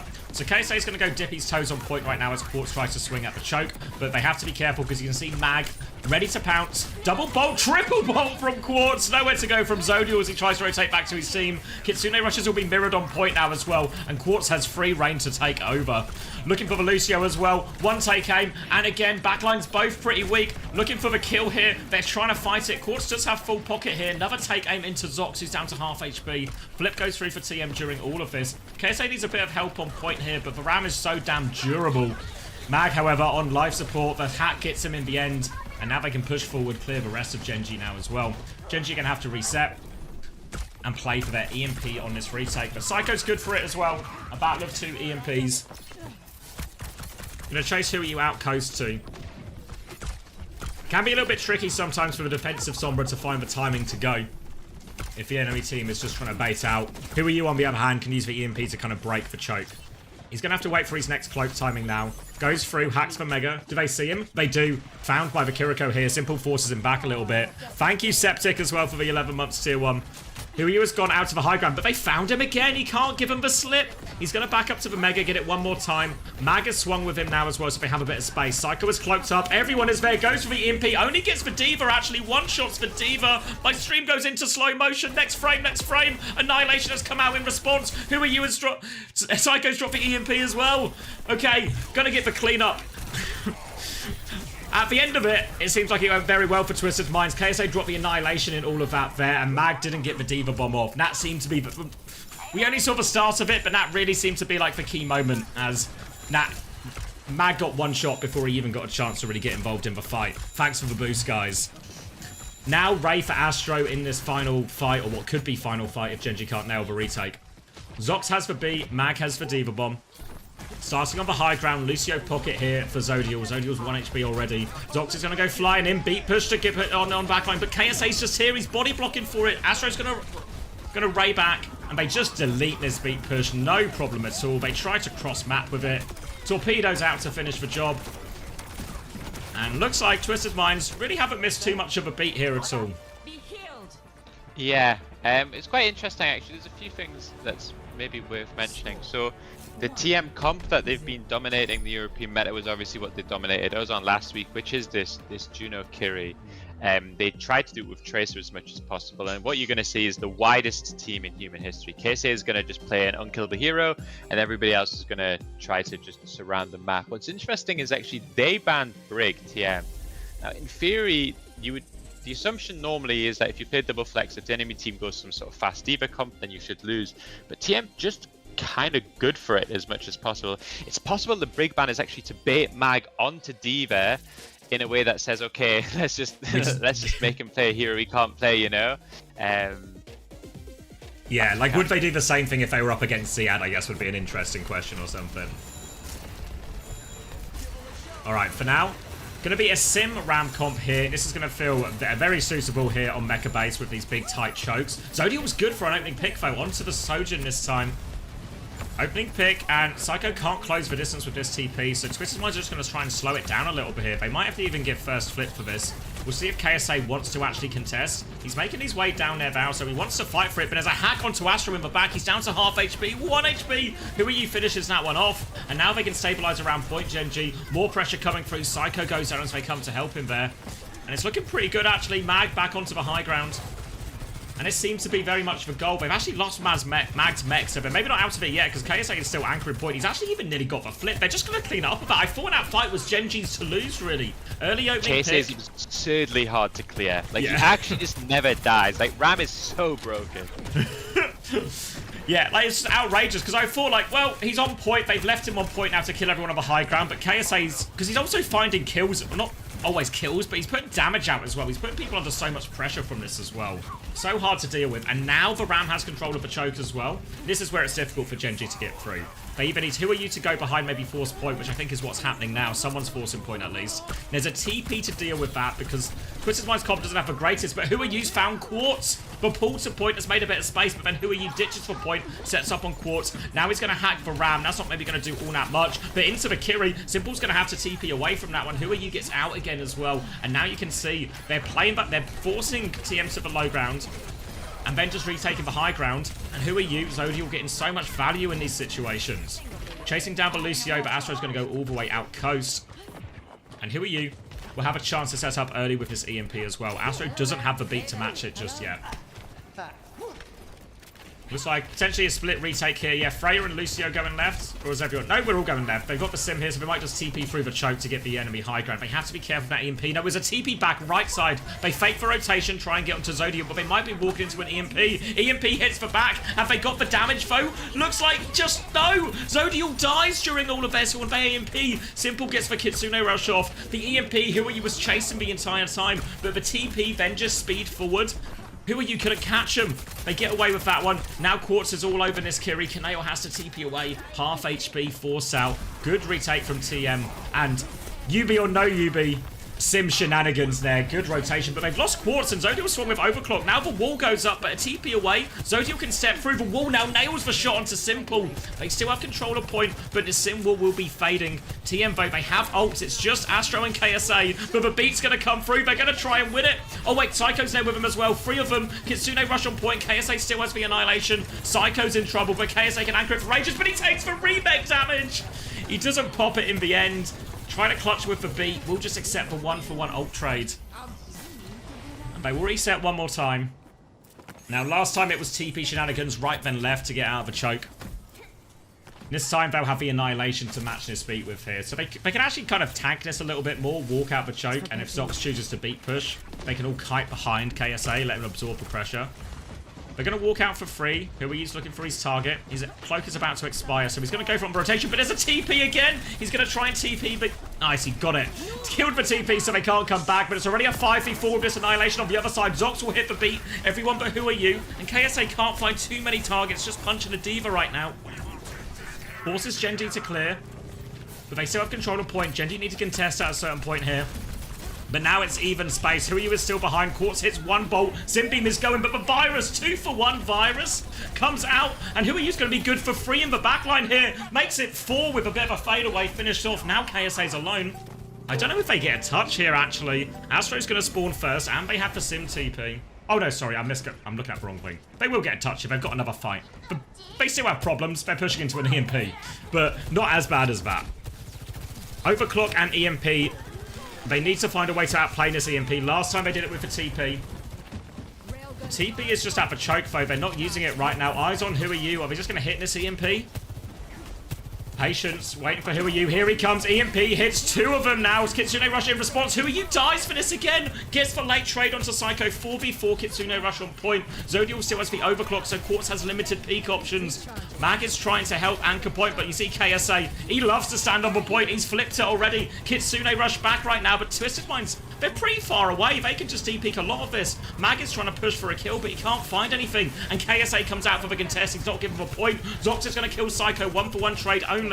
Jewel on this high ground right now. Astro's getting ever closer to beat, but here is Quartz trying to fight that one. Gets the D-Mech as well. Quartz, body shot onto Zox. Another little dink as well. Disruptor shot out. Zodiel wants to challenge Quartz, but Quartz is going to leave. Astro has the beat. Hits all 4 members now around him, and they need to touch at a certain point, Genji, but it's such a hard touch now.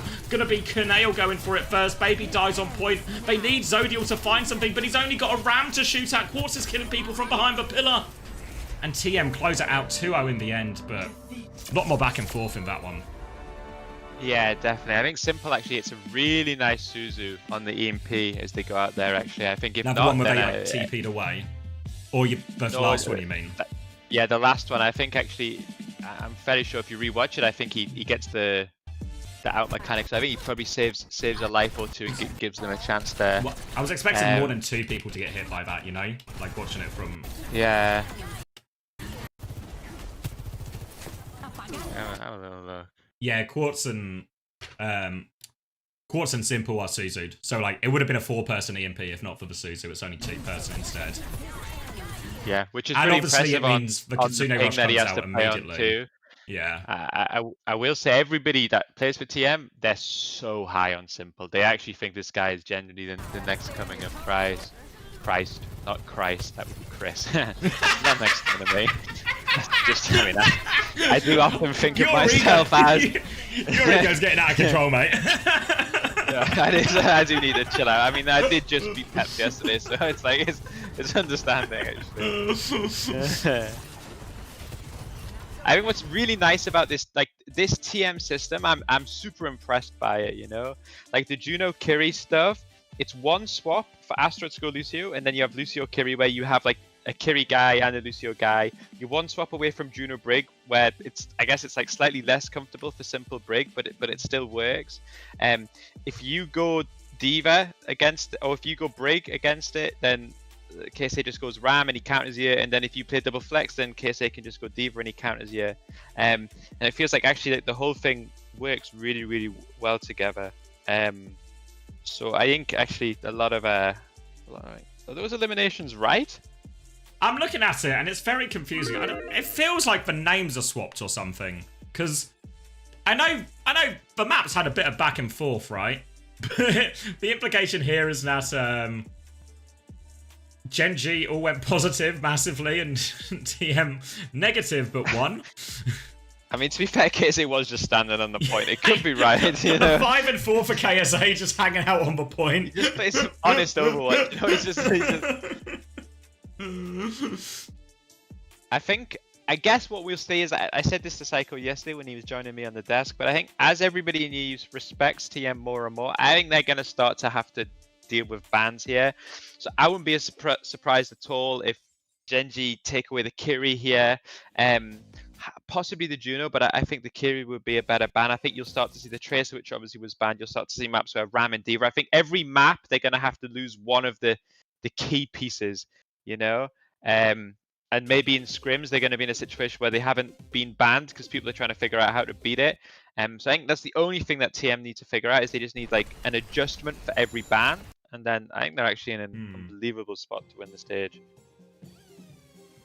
Alright, I'll go back to I was trying to figure it out from the scoreboard because after that first round, it was super TM-sided in terms of KD and stuff. So we'll investigate it, chat. Maybe it's true. It's not impossible to win games of Overwatch with worse KD if you stand on the point enough. But we'll double check.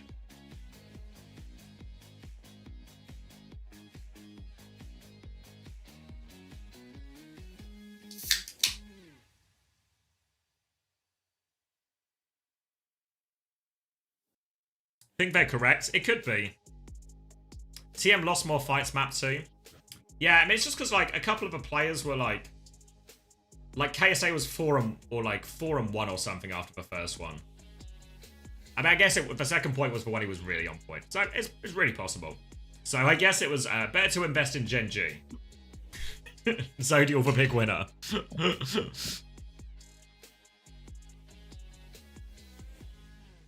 Alright, quick check-in on my Face It team. Looks like we're doing alright on Saravasa.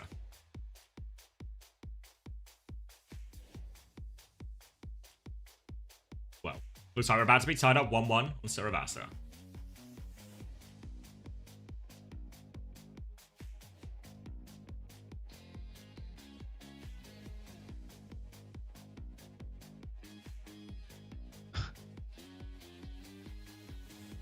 Looks like we're tied up 1-1 on Saravasa. Fuck.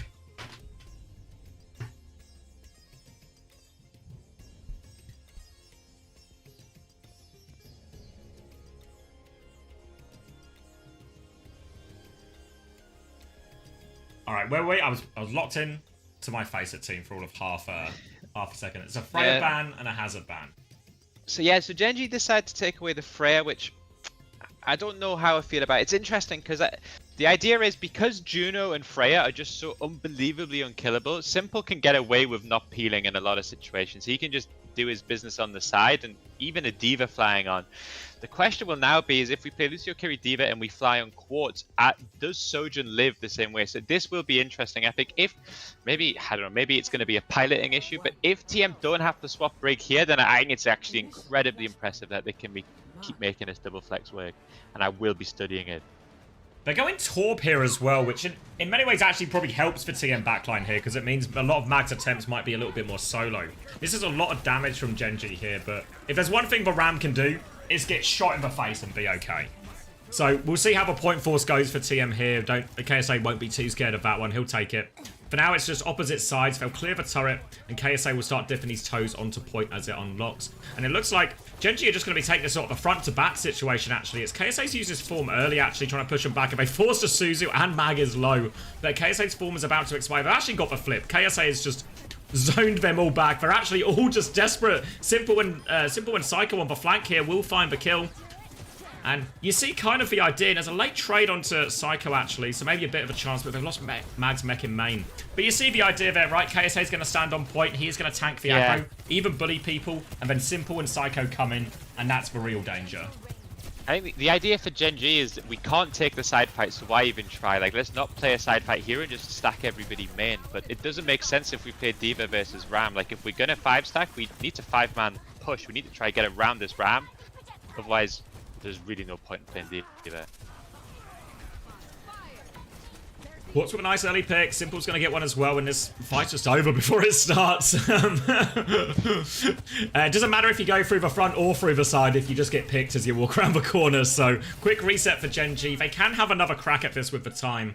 And they do actually have Kitsune Rush first, because one of the problems that the TM backline has is they do split the healing a lot more. So they have two powerful supporters, but they get them a little bit slower than a Kiri Lucio will.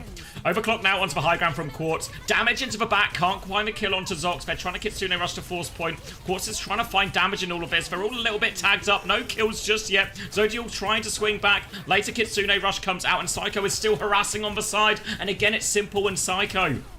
I nearly called him something, but I won't go for it. They're going to get 2 kills. They're going to get 2 kills. And they're going to clean it up. And the theory works again for TM. Yeah, I mean, they are just sacrificing the side fight, and they are paying the iron price every single time. What's always impressive watching this is it feels like Astro should die a lot, and he almost never does. Like, the positioning and the movement, it's pretty good here. It feels it's almost impossible to see how we're going to kill Simple or Psycho, so it does have to be Quartz and Astro that's going to die, but hasn't come close so far.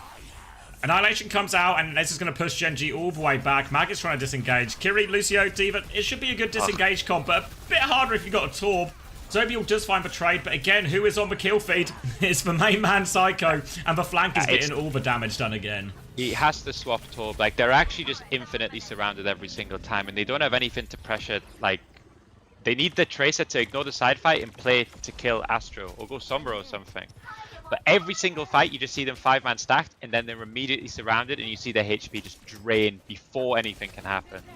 Yeah, I mean, you can even still fight it. Like, there's no reason Lucio Torb can't at least try and, like, you still fight the main fight, but try and pay more attention to these guys. You can see who are you looking for it now. But eventually they're going to try and swing.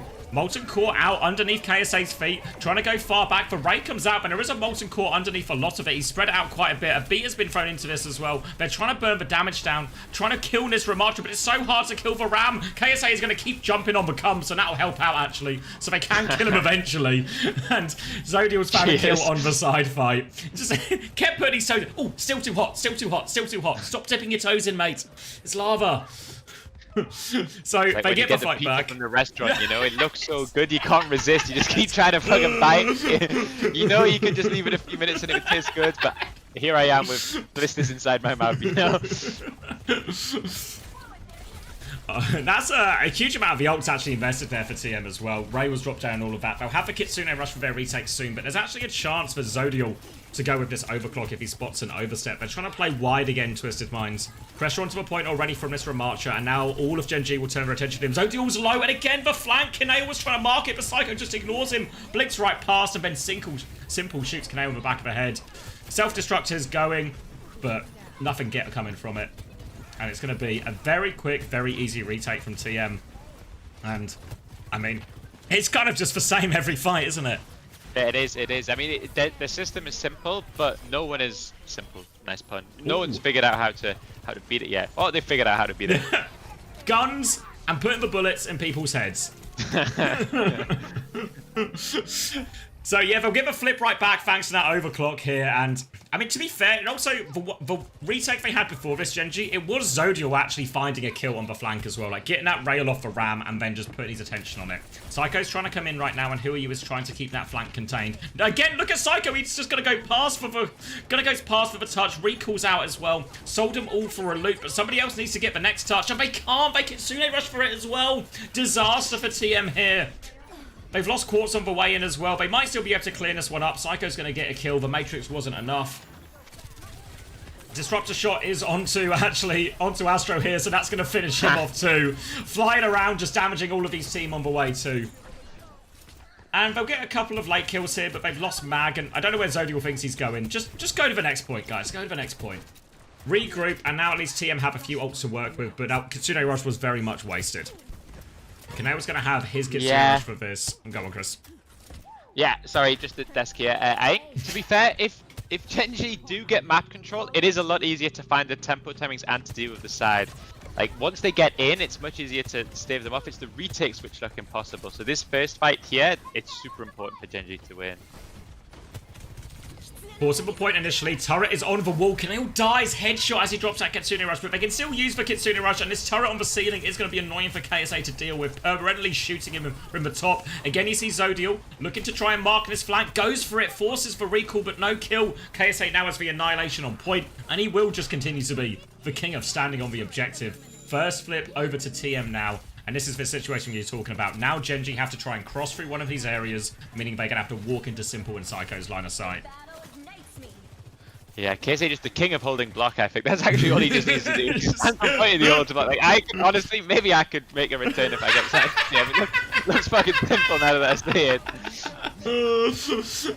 Alright, trying to walk in. They actually beat to try and get through this choke. If they can get to point, it's easier to play from there. But Boop in onto KSA as well. He's taken so much damage. He's holding block. Self-destruct is going to be forced as well. Molten Core, but KSA for Ray's coming through to help him. Zodial again finding value with this overclock, but needs a little bit more right now. Walking forward. KSA's regrouped with his team. He's got out of that. Now an overclock back from Quartz trying to find this one. Diva's going to DP as well. Matrix comes out. Simple's found a kill in the back. Psycho's found a kill in the back. And the longer it goes, the more they get bled out on this flank. And now it should just be an easy hold for Twisted Minds here. Yeah, a couple of late kills will make this recontest really awkward too. Yeah, KSA doing his best to show the TU KSA that we all know and love, but Astro able to just about bail him out. Had to pay a price for it, but yeah, now we're in a good position, I think. Drain the ult, get to the next point early if you get the right RNG, and then we're good to keep cooking. Kitsune Rush to kick it off for Twisted Minds as well. This point in particular, as it looks like we're moving over to Fountain behind the scoreboard. This one is particularly tricky as well, because it's literally a four-sided point. You can get harassed from everywhere. It's quite easy for the Kiri Traitor to swap to different sides here as well. So it looks like they've set up on high ground for now, Genji, and we're going to try and keep control of this. Watch both doors. KSA can come and clear that high ground though. Mag can match that position. It's actually a swing back into main. You see Zodial trying to be proactive on the flank. Chases for Kiri out. Looking for more. But this gives Quartz space at the choke. Disruptor shot as Zodial tries to deal with both threats. But not easy. They're now on the low ground and it's Twisted Minds who can use the high ground as their base. Kitsune Rush trade comes through. KSA nearly has this Annihilation to layer in. No ults to follow for Genji just yet here. So gonna throw... Gonna keep KSA pocketed up, and you see KSA, he just holds his ground. KSA, patient. Doesn't get carried away, doesn't push more than he needs to. Will take the objective, and now try and buy more time. Psycho is into the back right now. Sphinx Suzu's still available, actually. He's gonna go for Pulse Bomb anyway. It's just onto the floor. Psycho will back it up, but TM have control of a point. Now a dive, actually. Zox's gonna fly in, but he's immediately dead to Quartz on that one. So Quartz has dealt with the Lucio aggression. Now Zodial's fighting for his life on the coast here, but Quartz and Psycho gonna team up for that one. They do lose Astro, but big net positive. Who is gonna try and flip the point here, but there's an Annihilating Ram in his face. Feels like an overuse, actually, from KSA there. I think he was worried he was gonna die, but they had such a big numbers advantage. Now Zox is going to get chased out here. Psycho looking for a late one, but the rail doesn't connect from Quartz. Mag is in baby as well. Going to be a staggered out kill, and Genji find themselves with one more attempt at this. Good news, at least they get into a few of these ults. Bad news is Zox is dead in spawn. And who are you dead in spawn? News. That's even worse news. Alright, Tuts is going to be very strained now, and his ults, they don't actually have them quite yet as well. Quartz is trying to hunt down anyone touching from the left. Mag is flying through main right now. KSA is going to start the form timing early to lower his health. Zodial gets Psycho on the way in. Overclock popped as well. Nice shot onto the Juno. Lots of low health players here. Turns around to deal with Quartz, but Quartz is flanking the flank. He takes that one down, finds two, and now everyone is so low. Zox isn't going to get to B, I don't think. Kanail's not going to get to his either. Quartz kills everyone. And Genji just couldn't quite get the ults in time for that. Yeah, I think to do the unthinkable on this stream and defend Krusty, I kind of see what we're trying here, you know? Like, Torb stands back main and just has a turret and tries to mark the side on his own whilst being able to do damage in the main. I think, the first 2 points, I think we started to see that the idea was lovely, but the execution was less lovely. It feels like if you want to do that, then you should have a tank which wins the brawl versus Ram, you know? Like, play that, but like then go Mauga. Yeah. And then just say, okay, we're not going to touch Astro, but we're going to mark the side fight with Torb, and then we're going to stand on KSA's head, and then we're going to make them play.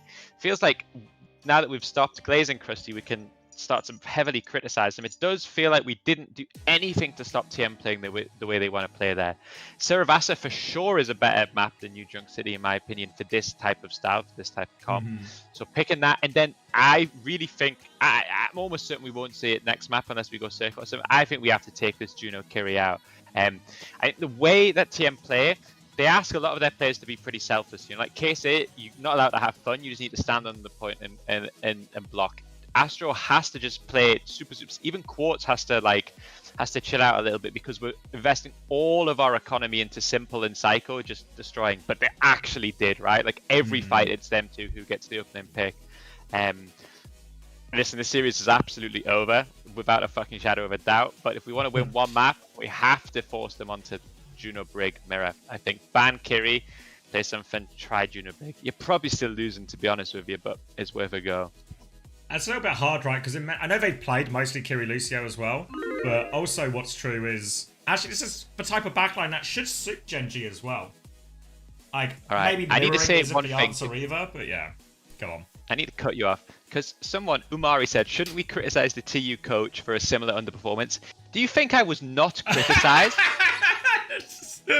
Have you been on the internet, mate?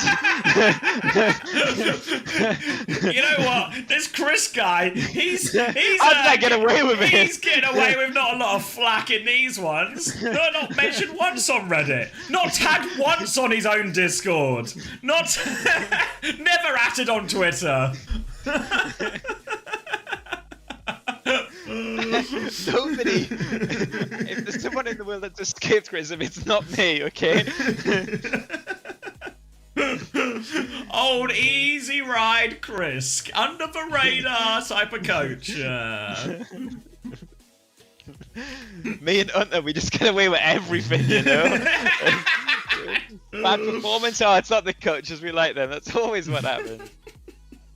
Unbelievable.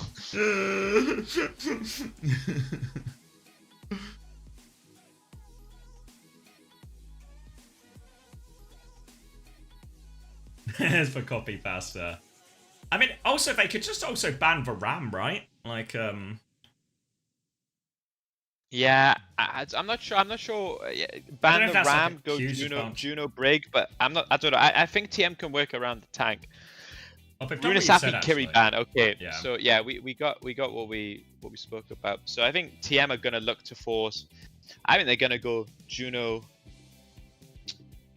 Brig Ram here and force some sort of. It depends if they think Juno Brig Ram can beat Juno Brig Orisa. I know they're super Ram pilled in general.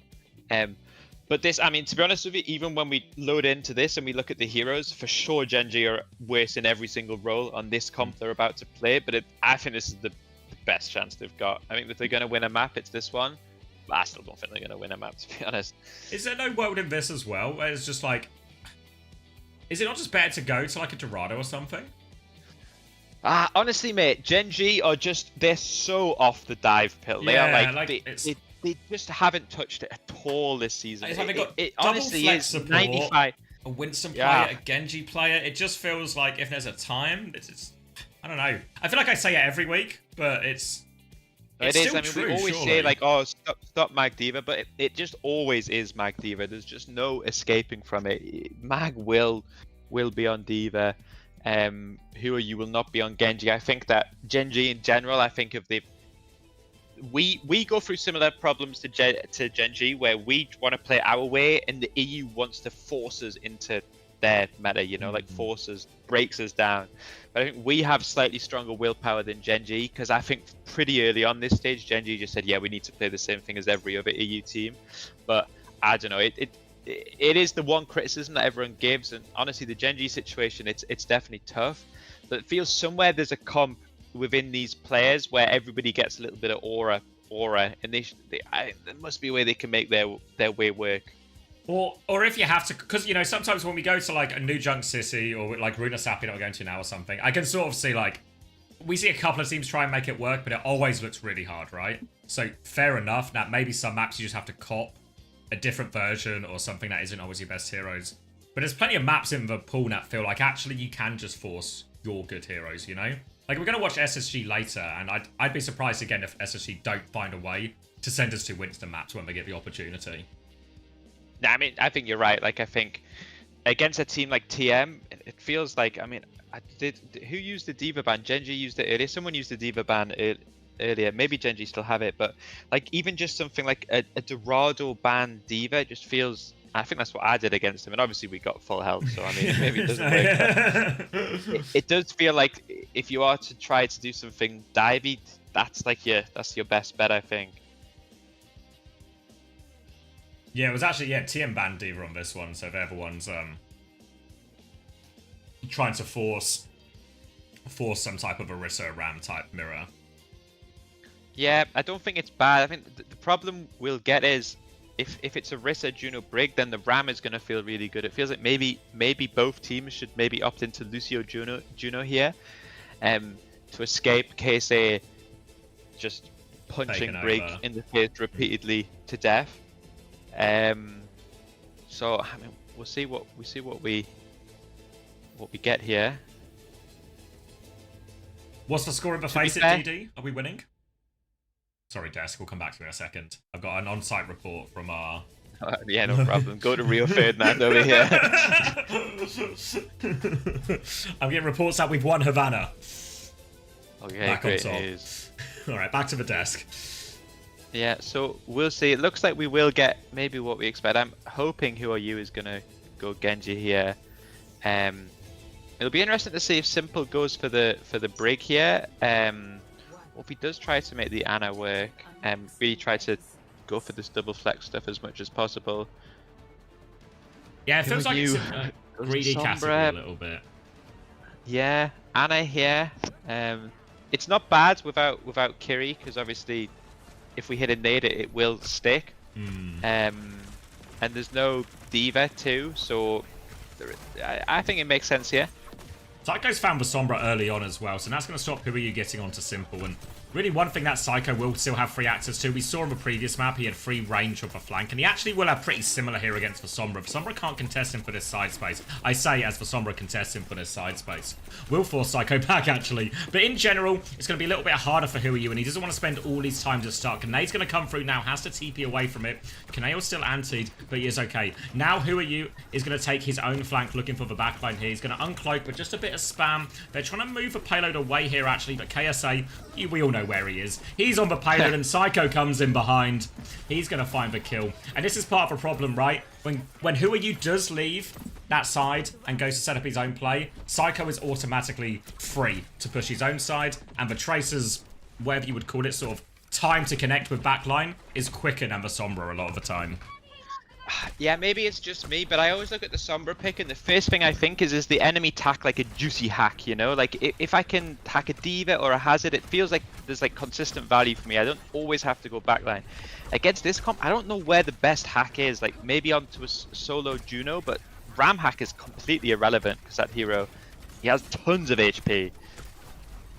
Psycho's going to find and kill Who Are You before this fight even starts, so more on the back foot. Pulse Bomb's avoided though, but there's more trouble coming for Kanae. Quartz is behind now as well. They'll get the trade onto the Freya at least, but Genji have no choice with no supports but to concede for checkpoint and concede even more space. Mag is 1 HP as well. He's got away with it. He's got away with it. Mag's going to regroup with the team, but KSA is already holding on the high ground. They have found the Freya now, and Zodiac was in big trouble trying to fly away. Hiding on the roof. Psycho won't leave him alone.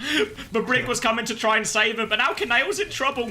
And it's going to be a series of 1v1s. Surely Psycho turns this kill. He's on the chase. The Brick's on the run. Got the mini. Psycho's going for it. Kanae will get hunted down. Inevitable. You just knew he was still coming. All the while, KSA and Mag have been butting heads on point. And here comes Mag and EMP to trade for kills. The Ana's so low. The defensive nade, they still get the kill. They're pushing for it. Astro's taken down as well. The trades will save Genji here, because Psycho was getting multiple kills.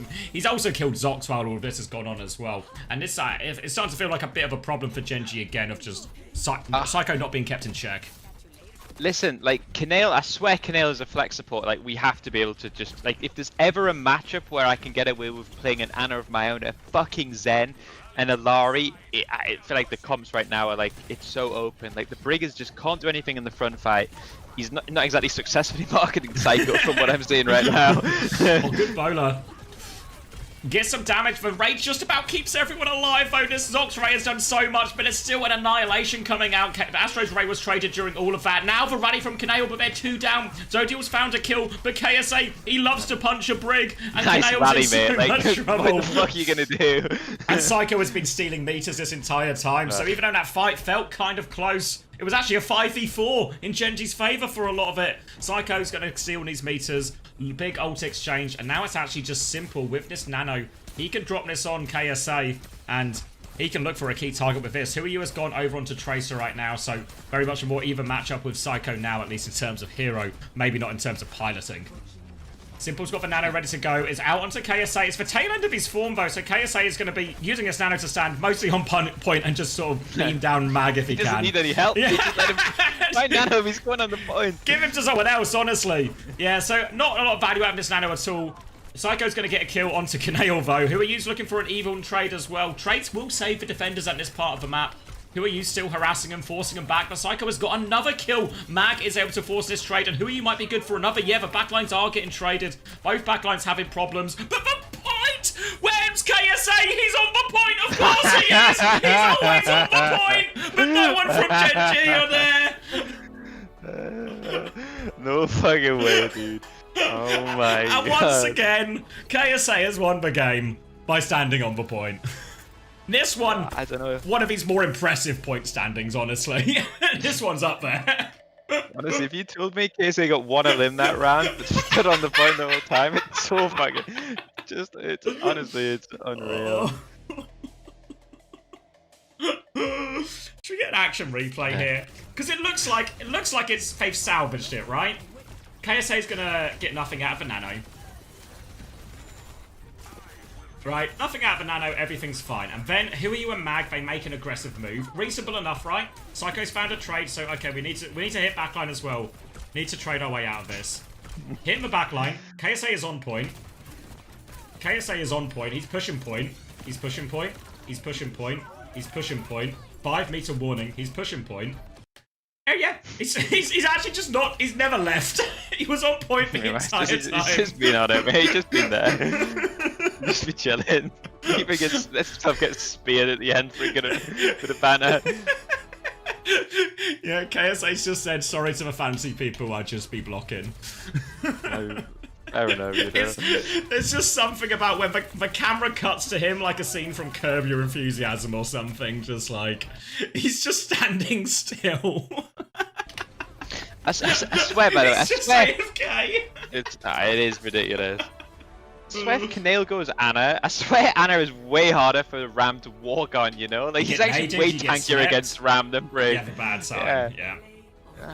Well, do you remember when we had that Ram meta and everyone started playing Ram Anna all the time, and May and shit like this? And people stopped playing Ram because the Ram just got abused by the Anna. Yeah. Would go Diva or something instead, right? Yeah, it feels, I mean, listen, they're obviously, they kind of have like this, like, unlucky double flex support situation, Genji, but yeah, I don't know. Like, to be honest, I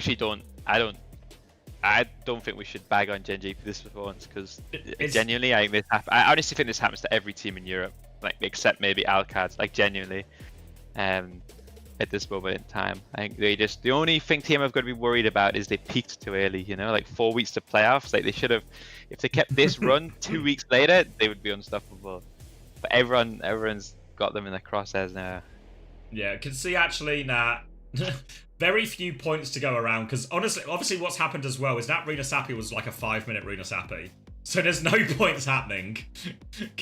Psycho's top with 3.5, but the map was over before anything really got going. So, I mean, TM maybe not a stats team.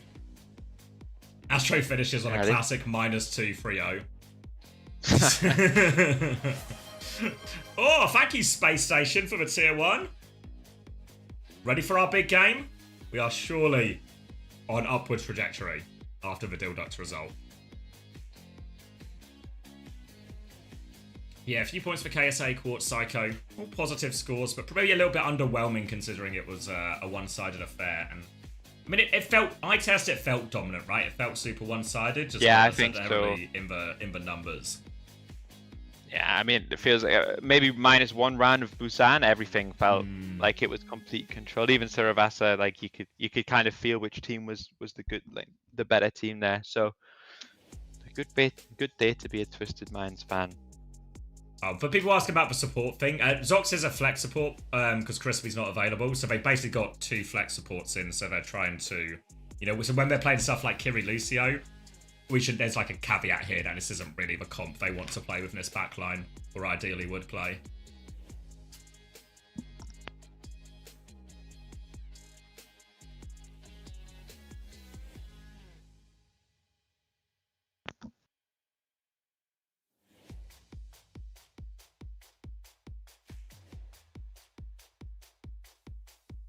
Yeah, double check it, Toby, but I think it's fine, honestly.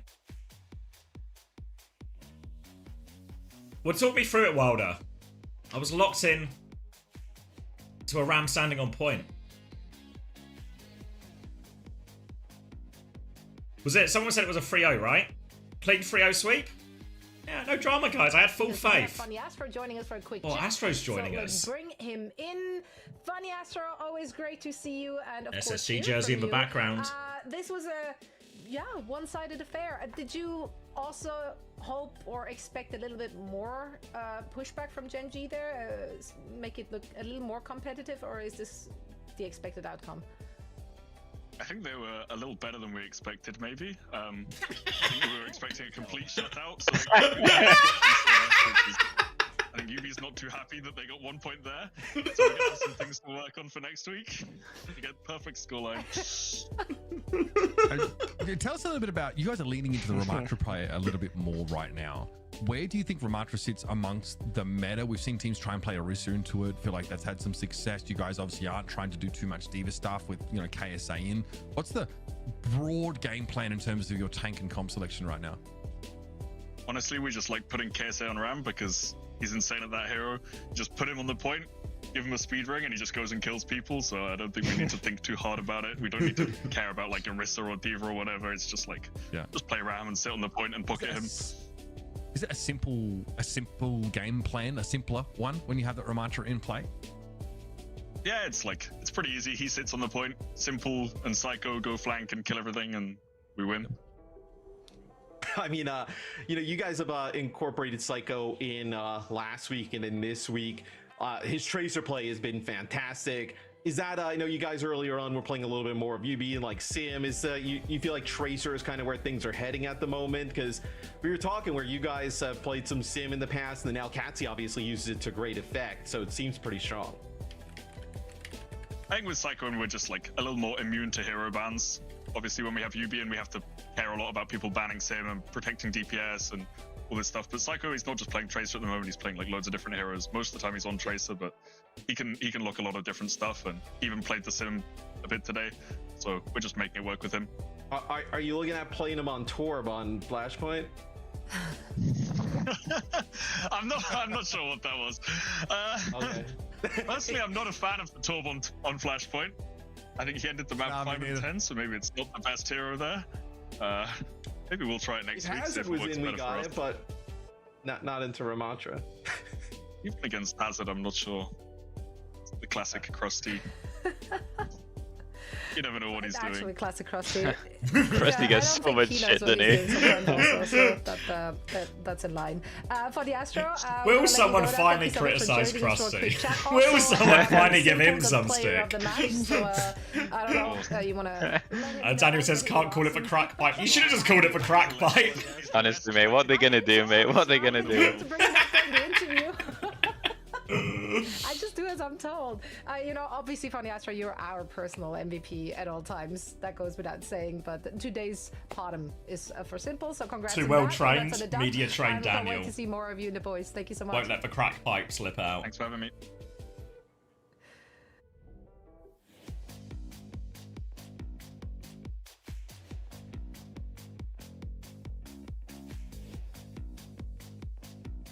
Yeah, I think it is also fair to say all the same things we talked about with TU last week. Of this might just happen to every team that plays TM from this point on. So this isn't like this isn't the ultimate test of where Gen G are in the power rankings. No, I agree. I think for Gen G, it's their games against Peps, Quick, and maybe others. You know, which are the really important ones for them. Is it next week VP versus TM? VP versus TM, yeah.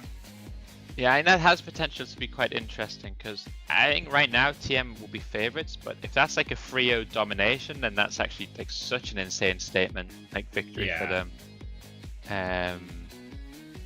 Honestly, if you ask me to bet on it right now, I'd probably go for it. I do think it would be 3-0 TM. 3-0 as well, yeah. Also worth, that's where Gen G sort of start. They play well, what was formerly Quick Esports next week as well, so that's a big one for them.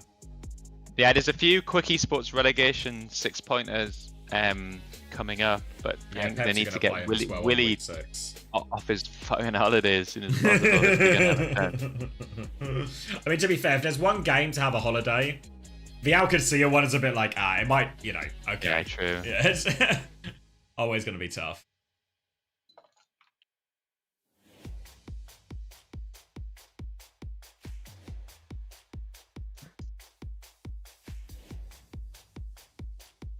All right, I'm gonna go grab a drink and get ready for. We're going NA already, right? That was a very quick EMEA section. That was a good day at the office. Oh, Psycho wants a gifted sub. Surely can we get Psycho a gifted sub after trouncing?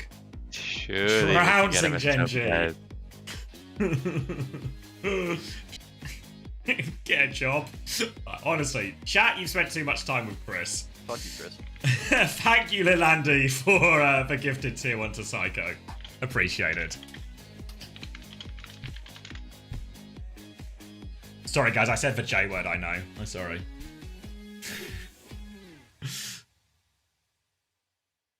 Thanks for supporting the official desk. There we go. The desk is it's a crowd-funded desk. What a desk it is, you know?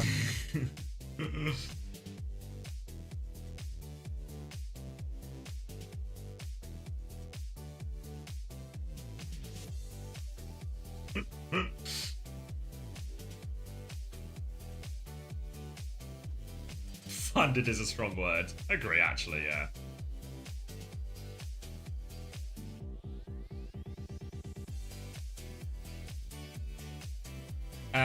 Yeah, for people asking about Quick Esports, they've been signed by another org, but it's not been announced yet. Oh no.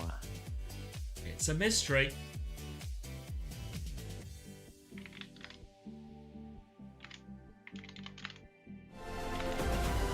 Alright, I think we're getting a longer break though, so I'm gonna grab a drink. You're in charge, Chris. Oh, just our comfort zone when I'm in charge of the chat. Alright. Be nice. I will.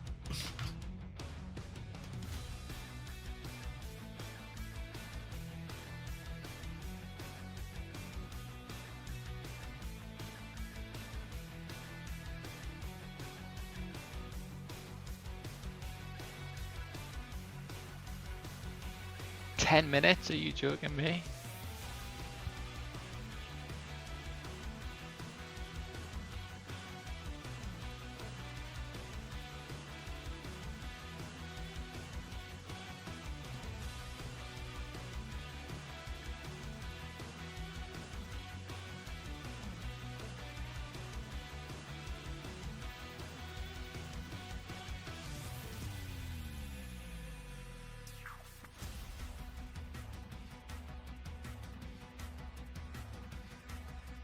Is Chrissy a sissy?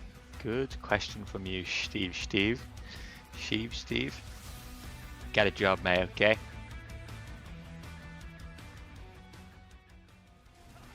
X was no way X was shit talking to you. If there's one guy that has always got TU's back, it's Commander X. He's the most loyal, you know? I'm gonna skip some of those questions, but not my channel to get perma banned, you know. Not my income that's on the line here, so I'll skip some of those questions.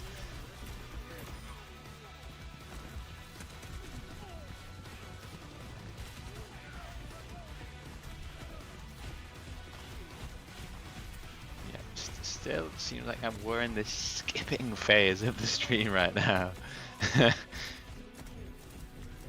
When are you getting a job? Hopefully soon. Did I get invited to the wedding? Yes, I think I'm traveling down on Friday for it. Favorite vegetable? Right, okay, here's a one. If I say my favorite vegetable is a jalapeno, does it count? Because it technically is a vegetable, and it would be the best. But I feel like it doesn't count, you know?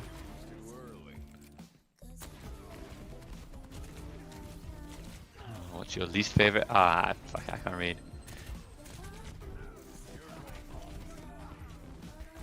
Is there a world in which we lose to Frostdales? Probably not.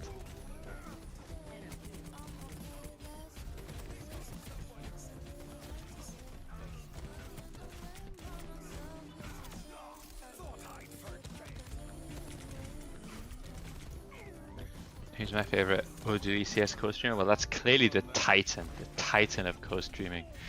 If the Titan's online, I will only watch the Titan. Thankfully though, the Titan, as big as he talks, actually doesn't care about Overwatch, so he never streams it, so cheers to that.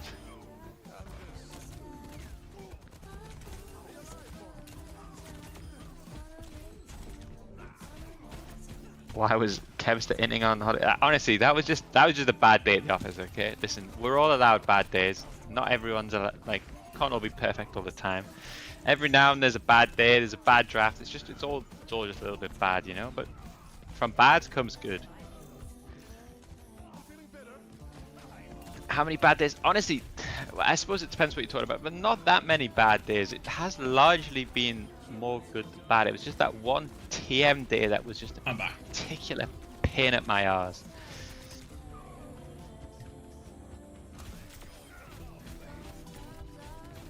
How many good at Sky is very good. I don't know. Sky I think gets an incredibly unjustified amount of hate. Well, what you've done to Sky is you put him in the main support position. And then what happens on every team? And then he just gets like unlimited abuse, you know? You reckon you can break up the TM, VP, Alka? I think so. I think we're right in that mix, to be honest. I think we're up there. I don't think it's a lock. I think we're gonna have to earn it and play well, but I think we're up there. Yeah, that quick map freight. Yeah, I mean, listen, that day we just weren't aligned, okay? And we just needed to be aligned. Now we're aligned. So when you're aligned, you can slingshot faster into the correct direction. Better trajectory. Exactly.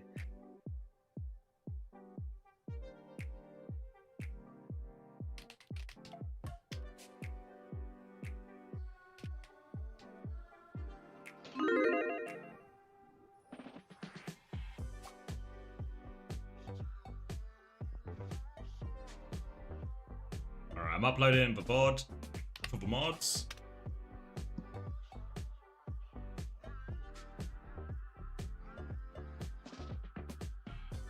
Oh, that's a good one. Did VP get worse or did EU get better?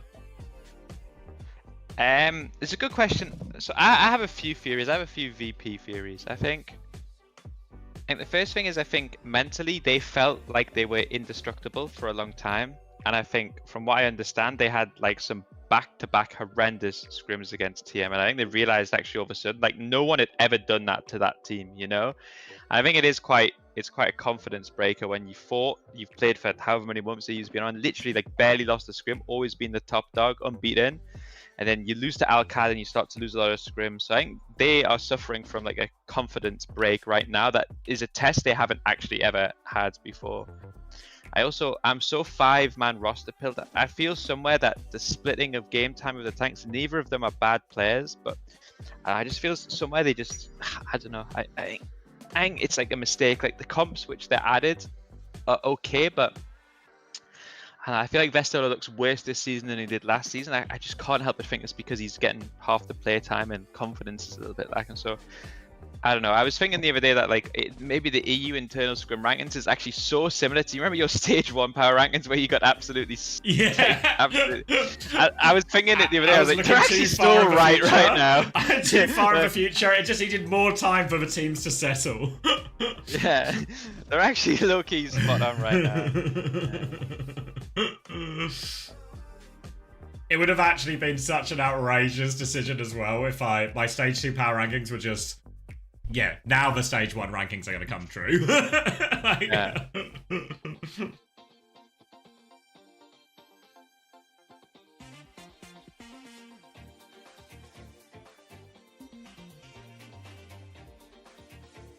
Why have Pep's gotten worse? I think that's an easy one. They just lost their 2 best players. Yeah. It's not many teams would actually would really struggle in that situation. Unless, of course, you are AG, in which case losing your coach and losing what everyone thinks is your best player is actually the path to success. Or GK. Yeah, yeah, GK. Actually, you're right. Now Peps are actually the honestly, exception. the more we think yeah, about Peps are it, the exception. Peps are so shit for getting worse after losing their 2 best players. Because there's so much precedent for staying good, you know?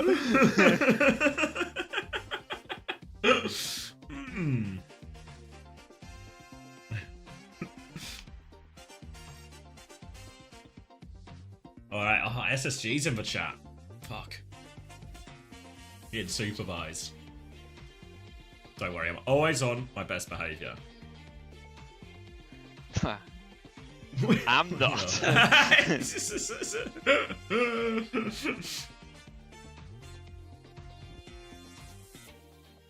Yeah, you can come, Psycho.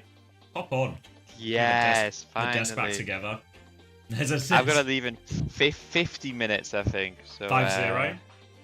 Yeah, I got private coaching at 9, so I'll stick around for as long as I can, and then I'll let Psycho carry the disc on his own. Did I just hear that right?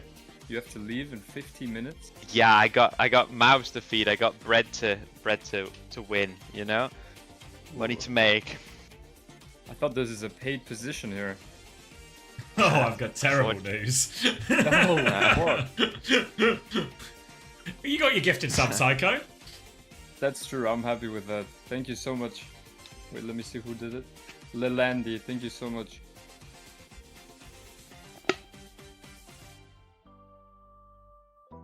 Are you guys live Weaver Pilled in TM yet? No, we are not.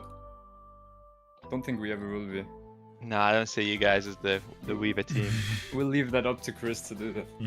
Yeah, when I started it, you know, I started it. I just didn't finish it, you know. Of course you did. You think the Life Weaver actually has any legs outside Circuit Royale? I feel like it feels so capped it's one of those. outside of it. Honestly, it's one of those heroes where it's been buffed so many times. Yeah, that's true. It's gonna be like it's really not bad. Like it actually has like. Yeah. It's not meta, but it's so like it's no longer a troll pick 100%. Like there's so many things you can do with it. Like you'd never see like Live Weaver one tricks, but now like, there's actually a bunch in like high rank. Like it's actually not bad. And they'll just keep buffing them, right? Them? I think him. Life Weaver a he. Oh fuck. I think you've been on 2 minutes and you're already problematic, mate. It's insane. Venture is them, right? Yeah, Venture is. Ah, okay. They're them. Life Weaver is he. So just remember that next time, okay, please? Sorry. Not only are you not getting paid, but now nobody's getting paid. It literally just got demonetized right now. I just got the notification. You've been demonetized. It's insane.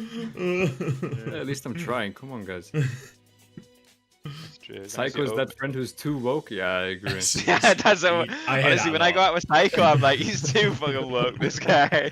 I always said that about you, mate.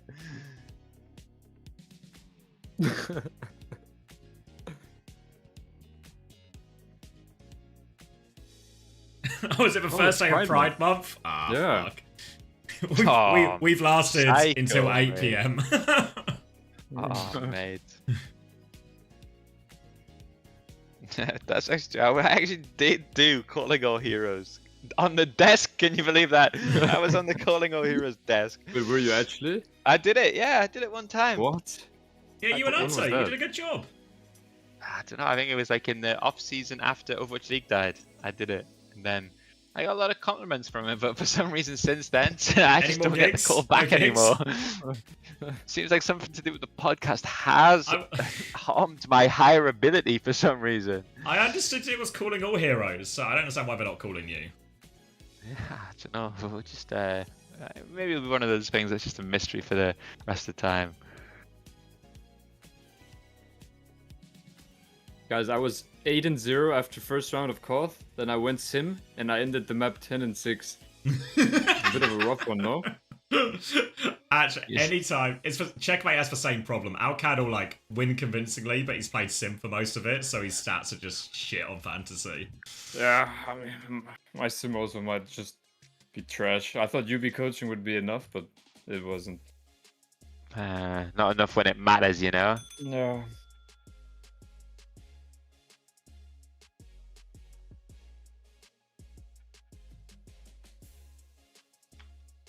Taekwondo Uncoachable when? It was actually meant to be last week. But I never organised Yeah, it. it was actually the next guy. It was actually...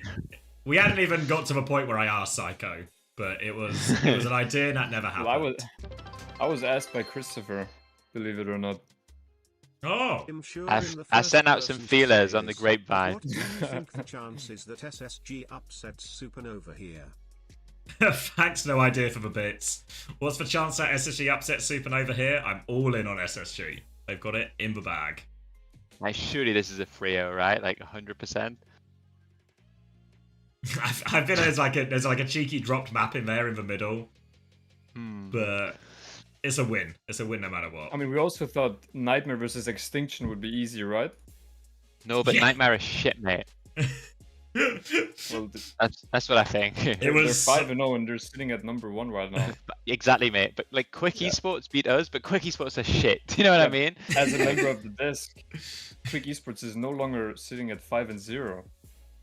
I mean, as a member of the desk, the point is teams can have good records and be shit. That's my point. As a member of the desk. Like 5-0 is a pretty impressive record. So... As a member of the desk, it is impressive. But they're shit, okay? Okay. It was almost so funny because they were 2 maps up, cruise control. They go Lifeweaver Mercy on Gibraltar, lose a dogfight, then you lose like a no shenanigans push as well, and then all of a sudden like King's Row felt different though. King's Row was like lock in from Nightmare. Yeah. I mean, I always said Lifeweaver's dog shit. Don't ever play that era. I think it's the Mercy combo. The Mercy combo is the step too far. It's the Lifeweaver.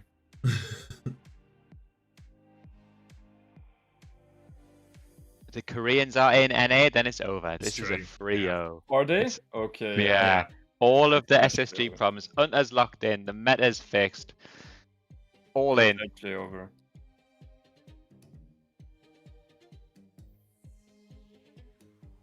It's actually unbelievable, Chris. We never got to go to that SSG bootcamp, like their team house or whatever. In Utah? True. It actually is true. I heard it's very nice. Yeah, Hunter was saying it was really good. And then they took them all skiing as well. Really? We got none of that. That's what you get when you get vice champions in North America. Oh, I got a leftover kebab in the fridge. Should I grab it before the game? Yeah. Why not, mate? Go for it. I'm gonna do that. All right. I'll be back, guys. All right, Bliss in the starting lineup as well. Can you link me the clean feed again? Oh, I can, yeah. Thank you very much.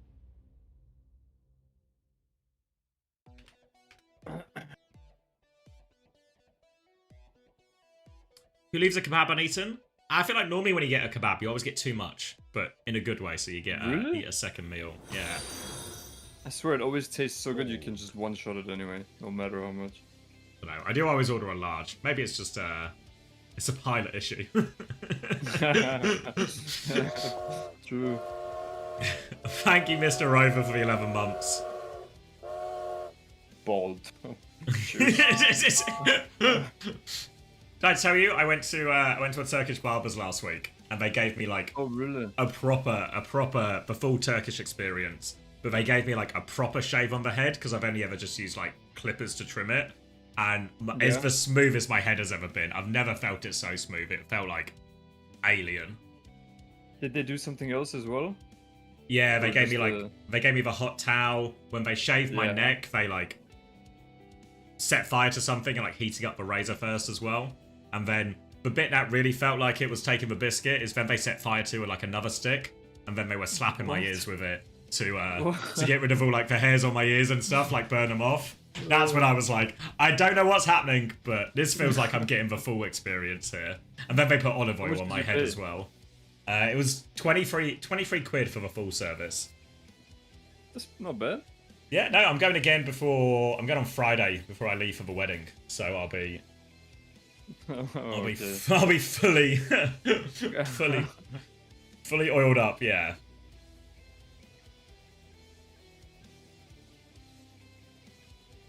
You pay £70 for a haircut, BS Lights? You live in London? Nah. Oh, okay, you live in London. That's still crazy. Yeah, but no way. What? £70? That's like what? 80 euros? Maybe more? Yeah. 70. Yeah, 83 euros. You're getting scammed, mate. Say 38. Oh, 38 for the haircut, and then there's more for like the shave and stuff. Oh, okay. Still though, that's a lot.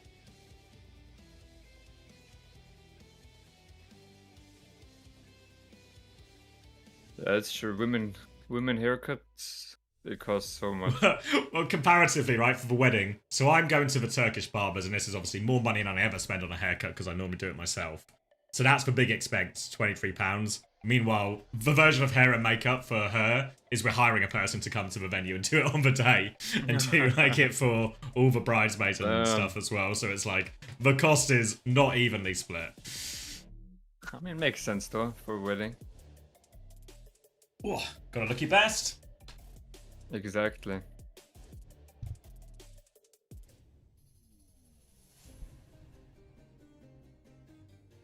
Loki, I should get makeup? What are you trying to say? Wait, hold on, let me turn my light on. Then I think they're starting. Oh. Oh, new TikTok edit dropped here. Oh, looking forward to a new TikTok edit. I actually love these Arabic TikTok edits. Nice. So good. Can you link it? Yeah. What? Is it the hit scans one? No, this is for KSA standing on point. Oh my god, dude, that's honestly that's bad.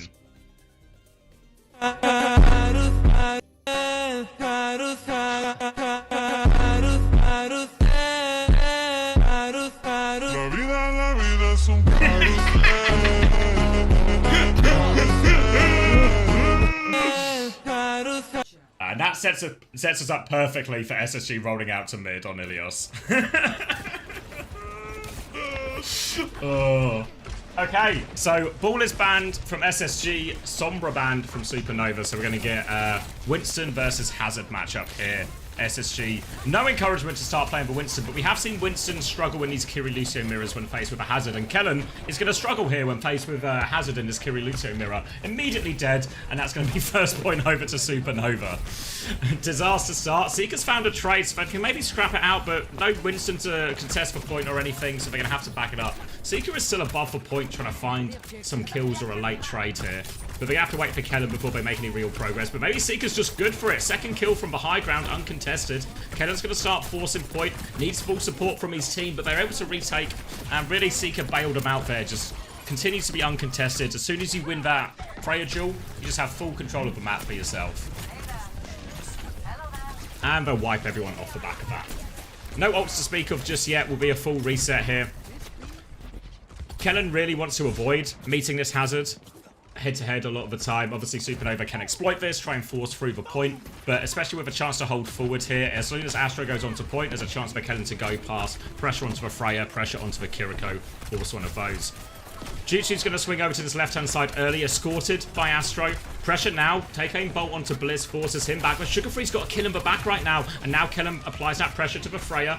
All the while, Jutsu's going to keep deepening the position, but Sugarfree's cleaning up on point. Suzu and Full Pocket come in Astro's direction, but Seeker just, again, feels uncontested on this high ground here, taken care of, and it's easy for SSG after that initial start. Now we're going to get to the support ult phase. Both about 20-30% off on both teams. Big old trade coming in. Astro is nowhere near to this downpour though. Bowler's available. Pulse Bomb's available soon too. Will say, I don't know who the Kitsune trade would really favour here. The bubbles obviously go quite a long way, but the hazard can get through a lot too. So, pretty even trade. CJ has it earlier if they want to go for a sort of surprise push here. Try and catch Supernova on the walk up. For now, though, SSG seem pretty happy to play on point and just play around for Freya's good position on this high ground. Ryan's trying to come in the side right now, running into this Lucio. Seeker's got the angle on main now instead of top left. Looking for some of this. Kitsune Rush started by Renko. CJ's going to mirror that one. Bliss and Grapes both 5% off. Bowler towards it here. Pressure onto Grapes. Lots of trouble. Gets over the wall. Survives. Doesn't have beat yet. Bliss has already used his. But Grapes still lives. He has the beat coming back. And Jutsu's killed them as they dive in with this beat. Grapes may not even need it here. Now Seeker can get finished off. And yeah, no value out of that beat push in the end from Bliss. All just about the cleanup. Kellen's been forced to back jump. Doesn't quite have the primal yet. So they're going to concede the flip. Come back with their primal, but now the B going to be the perfect answer for this as long as the Grapes can get it off. Eyes on Kellen to try and force this one. He's starting top right now. Bliss is going to go join him top right. Looks like everyone except for the Trace is going top right here for SSG. Create a bit of space. Now onto the Lucio. They make it difficult, but Grapes get it off. It's only a two-person beat though, and Kellen still has primal. The pressure is still on Grapes. No escape. Had Grapes in their sight. Force a bad beat. And then finish him off, and it should just be easy now as well. Desperation downpour, trying to not get booped into the well. Doesn't find anything. Astro's finished off, and it should be straightforward here for SSG. Maybe there's a desperate touch. Ryan's going to die late, actually. I don't know if anyone's really in position for this. Grapes was actually dead at the start of the fight. Can't roll out in time, and dominant from SSG after the first fight. Have to say, as a member of the desk, that was the desperation downpour of the week right there. And I don't think we will get a better desperation downpour. So congratulations to Astro on that one. Thanks for the insight, member of the desk.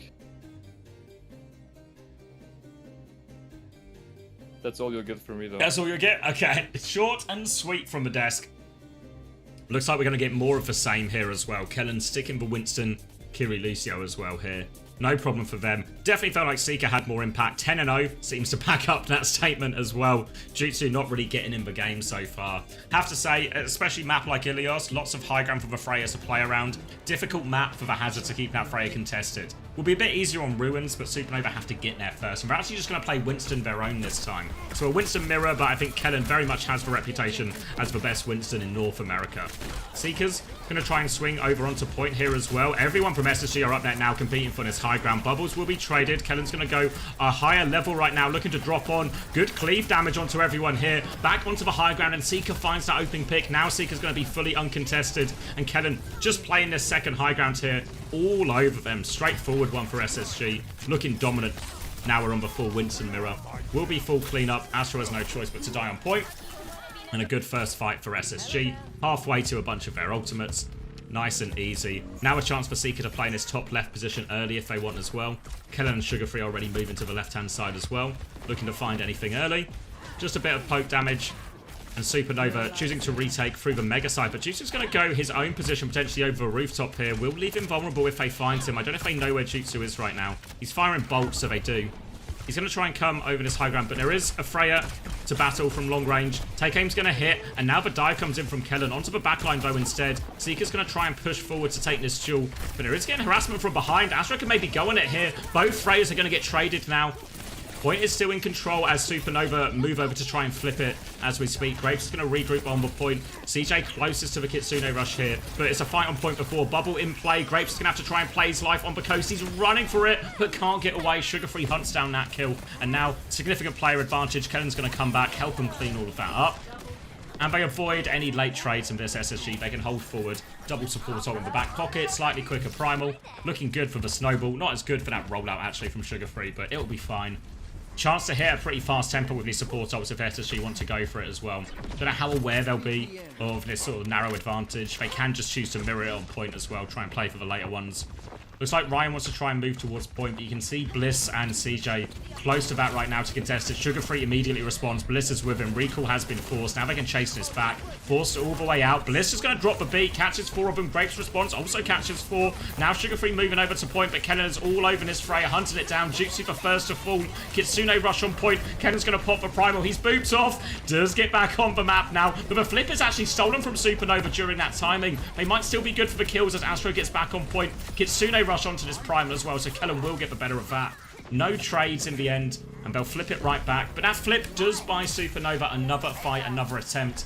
No great ults to do it with here. It's just going to be a pulse bomb apiece. Ryan's actually the last to spawn here as well, so needs to prioritize that touch and getting in position.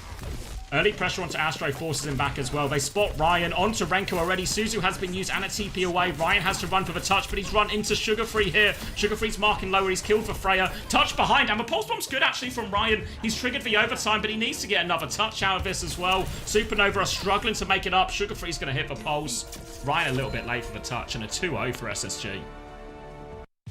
Yeah, no problems whatsoever. Protect the tank, pick Ilios, play Winston, and then if you can play Lucio Kiri, Anna Brig, Lucio, Anna, whatever it ends up being, no problems. Suspect the next map is where we'll see the biggest challenge. Maybe not a big fan of the Sombra ban here, to be honest, from Supernova. Yeah, I agree. It feels like I don't know if they were gonna play that, to be honest. But honestly, I don't even know what Supernova plays. I've never watched them play before, so to be honest, I got no fucking clue. A lot of Orisa, little bits of Ram when they need it. They have played the Winston version before, but I don't know, they've kind of struggled on, look not great on all the comps they've played so far, honestly. I'm actually trying to apply for a job as the OWCS desk, so I just haven't watched any of the games to be prepared for it. Bit too far. That one's too far, isn't it? Problematic Psycho, that's where we crossed the line.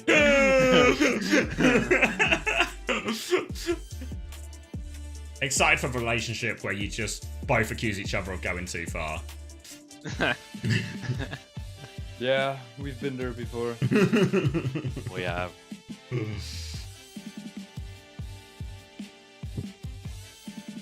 It feels like normally we've seen the Hazard come out on top and that type of mirror. Is some of it just for map fair, or are we just in team gap territory?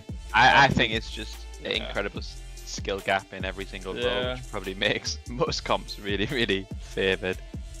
I mean, the Hazard it's probably slightly better, but to be fair, it's on a map like that, it's probably closer to 50-50 than anything. And then I don't know, going Circuit Royale, okay. I guess hard to play Winston here unless you're really dedicated to it. Yeah, Circuit Royale, and if it goes wrong, New Junk City. That seems like the optimal path.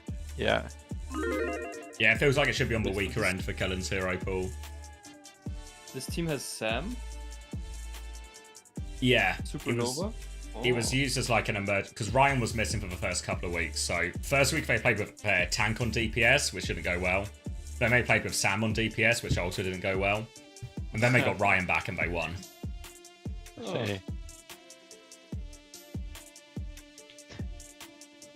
I just want you to know I'm being so reserved right now. I'm being so disciplined, okay? Just know that, okay?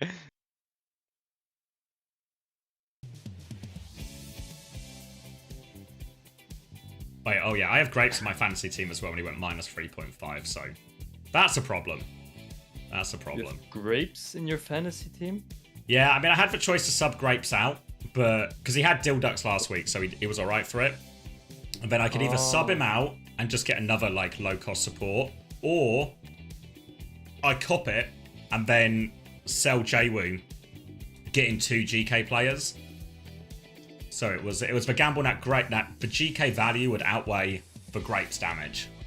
But we're about to find out just how much damage Grapes is going to cause. You get 2 transfers every week. Oh, okay.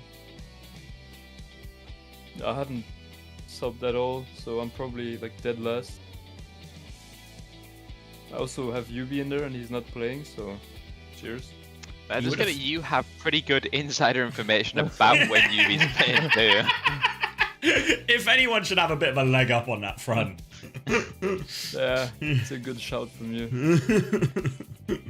Squid coming in, so Yes.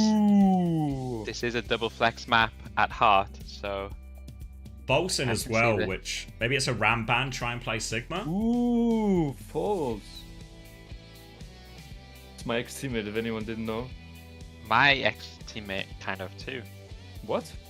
I coached him on From Maryville. Yeah, that doesn't count. Oh.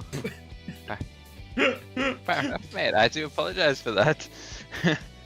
Wait, you did that before SSG, right? Yeah. So can you elaborate on how you ended up joining SSG and why you quit? I joined Maryville because I was super unsure if there was many jobs in EU Overwatch, and they came to me, and I was like, well, it makes sense, right? I think it's a collegiate gig's as good as any. I was like the only employed coach From in home as Overwatch well? at the time, and then OWCS came out, and then SSG and the team, and I was like, sorry, Maryville, it's been an absolute pleasure. I'm sorry to do this, but I'm going SSG, and they were like, yeah, fair enough, I get it. And then I signed you, mate, and the rest is honestly history. I mean, that is honestly the best sign you've ever done. Honestly, me and Harry were talking about the other. Me and Harry were doing. We said the only good signing I've ever made is you. Like, actually, every other one's been a fucking calamity disaster, but you were good. So. And the best part is, I had to come to you. It's true. That's true. That's it. It wasn't even my idea. It was your idea.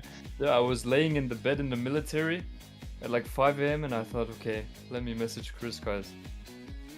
And you remember you were glazing me too. You're like, honestly, I'm such a big fan of Uncoachable, blah blah blah blah blah. Oh, and then... what? I've never said uncoachable. You thought you sure? You were blowing him up? You want to bet? Uncoachable? I mean, I don't want to bet, but I don't think We I can said. bet. I know let's I bet. was blazing you, but I don't think I said uncoachable. I said I want to be coached by you. All right. Which I did, and that I regret, by the way, for everyone. Thank you, no idea for the bits. we talk too much, Cycle, mate. But I'm just rolling it, okay?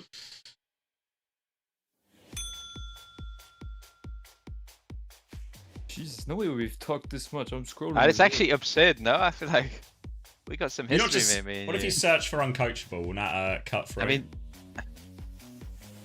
blah blah blah blah blah blah blah blah blah. Okay, we talked so much. What? Yeah. Yeah, look, on a real note, as an avid uncoachable watcher, I truly believe I would fit into the London system perfectly. Did I And say you that? guys still mentioning I'm still young and good at adapting, and I've been doing that my entire life. Wow. It was such a good shout too from you, by the way, because you got a job. So I mean, it worked, did it not? No way. honestly, you actually can't even remotely hate. Look at what happened after that message.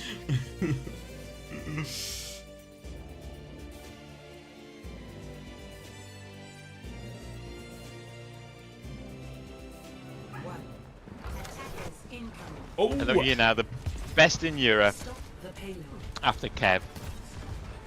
Excuse you.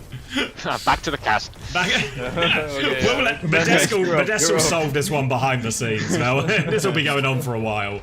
Meanwhile, a threat of a Sig mirror, but immediately False is going to give up on it. I would have thought this was the matchup they wanted, getting Kellen over to this, but instead, going to go Diva here and play a Lucio Baptiste version. So looking to go past for Sigma on a lot of occasions here, just try and punish CJ and Squid. Maybe even double support, double flexer, double hit scanner is what I'm trying to say. False already onto the high ground as SSG back it up to this corner.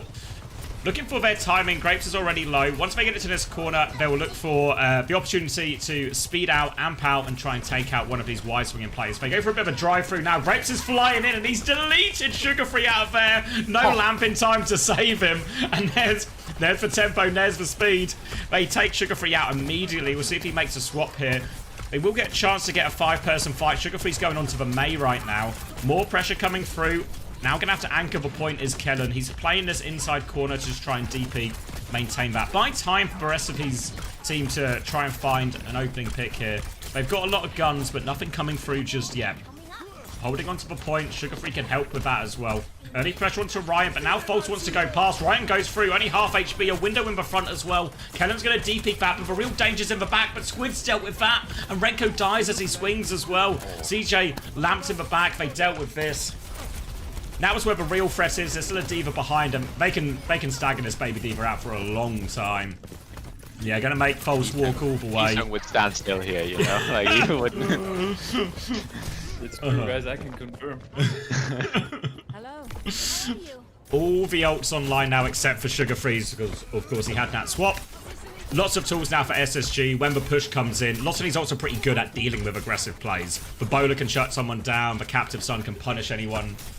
False has to try and eat or mitigate as much of needs as possible. Even the Flux a very good defensive tool in these situations. Supernova though, they're very close to their Beat Blade, which is probably the scariest combo they have to throw at this type of comp of SSG. They're going to try and swing around the corner now. SSG trying to peek aggressively. Make it difficult for them here, but they have to be wary of this beat timing. Grapes is ready to go. Ryan still needs 6%. They're going to start making the move now. The swing comes through. Pressure onto Sugar Free. The pylon is cleared. Sugar Free is cleared. No ice block goes off. Now the Flux trying to be used defensively. Captive Sun as well, trying to eat it. Bowler's going to connect onto False. Can't get the Captive Sun. Did it find anyone? Yes, it found Ryan. He can't pop it. He can pop it. Deals with that, but False is still in the backline. Squid's in more trouble. False has found the kill. So, no choice but to anchor the point now for Kellen, but his team is getting harassed behind him. Now False joins him back on the point. He's been boot backwards. Window in the back. The bowler is good. Low HP. Seeker gets taken down. They still need to find the cap through. Kellen continues to anchor. The window's still providing a bit of pressure, but False is in the back line right now. He's all over Baptiste. Kellen has no healing. Trying to find his kill, but CJ's going to live. Can they force it over the line? Kellen needs help on point. Kellen's going to die. They need a touch. They get the touch just in time. Sugar Free can take over anchoring. He's dropped the Blizzard. He's not found anyone, but he has separated Ryan. The window comes out, forces the ice block. Water block the window, but they are outnumbered on point here.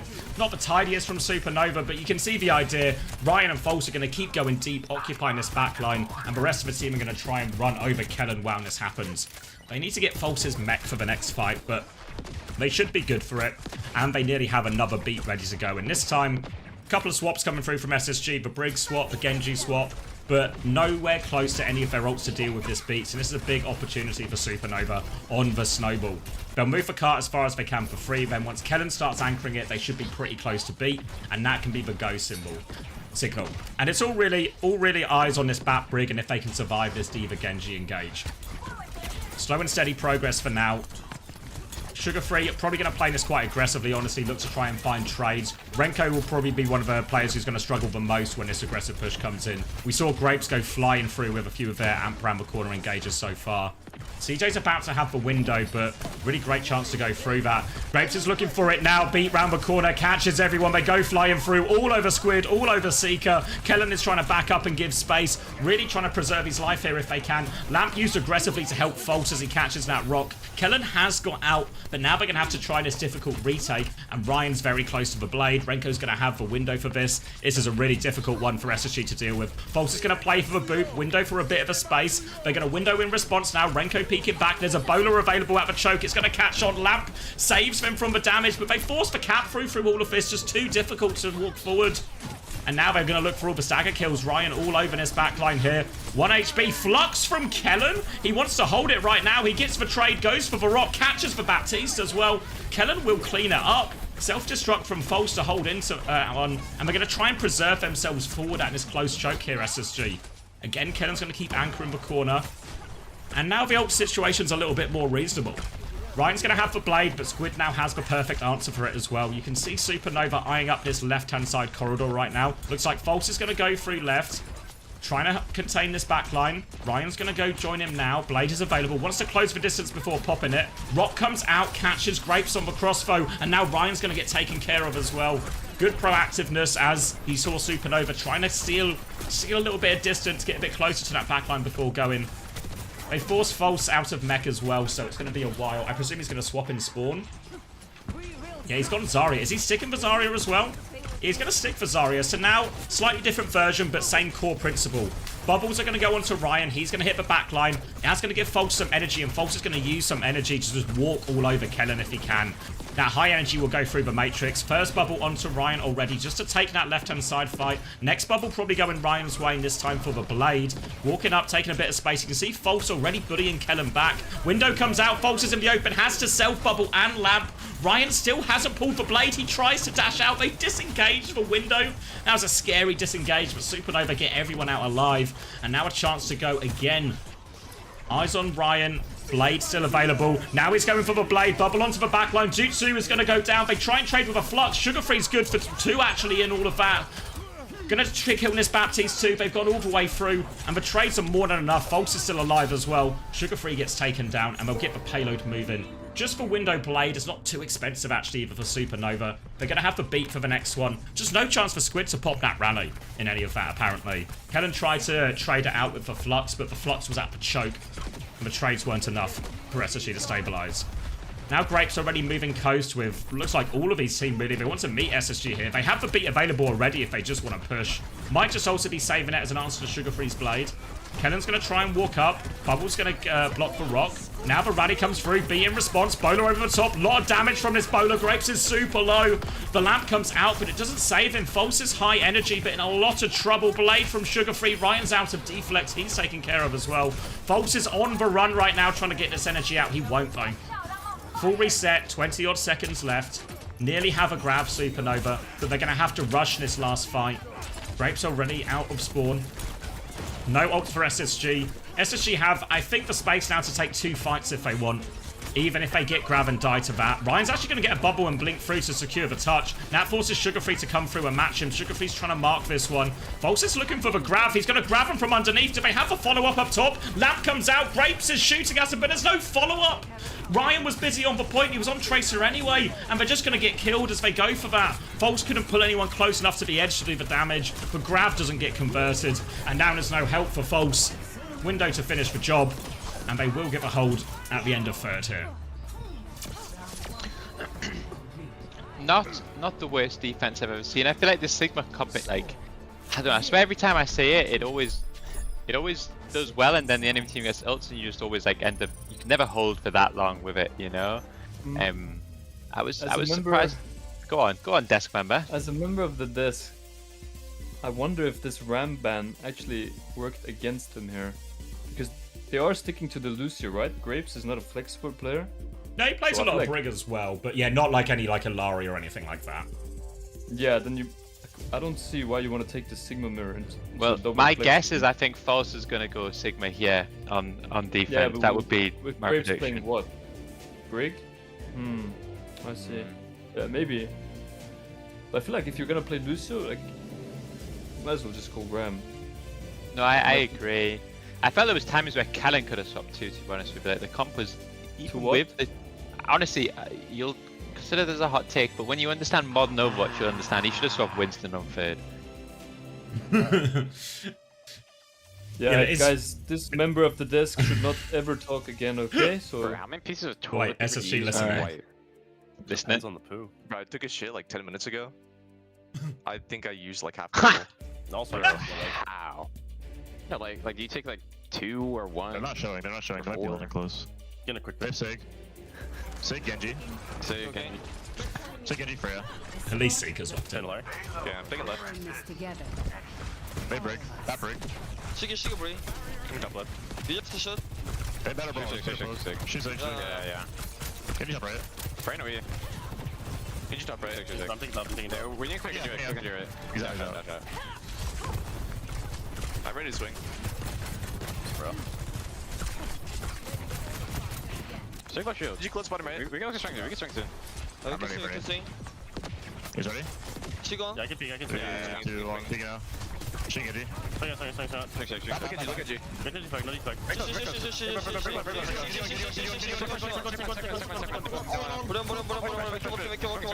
Hello, no left. Give me a statue.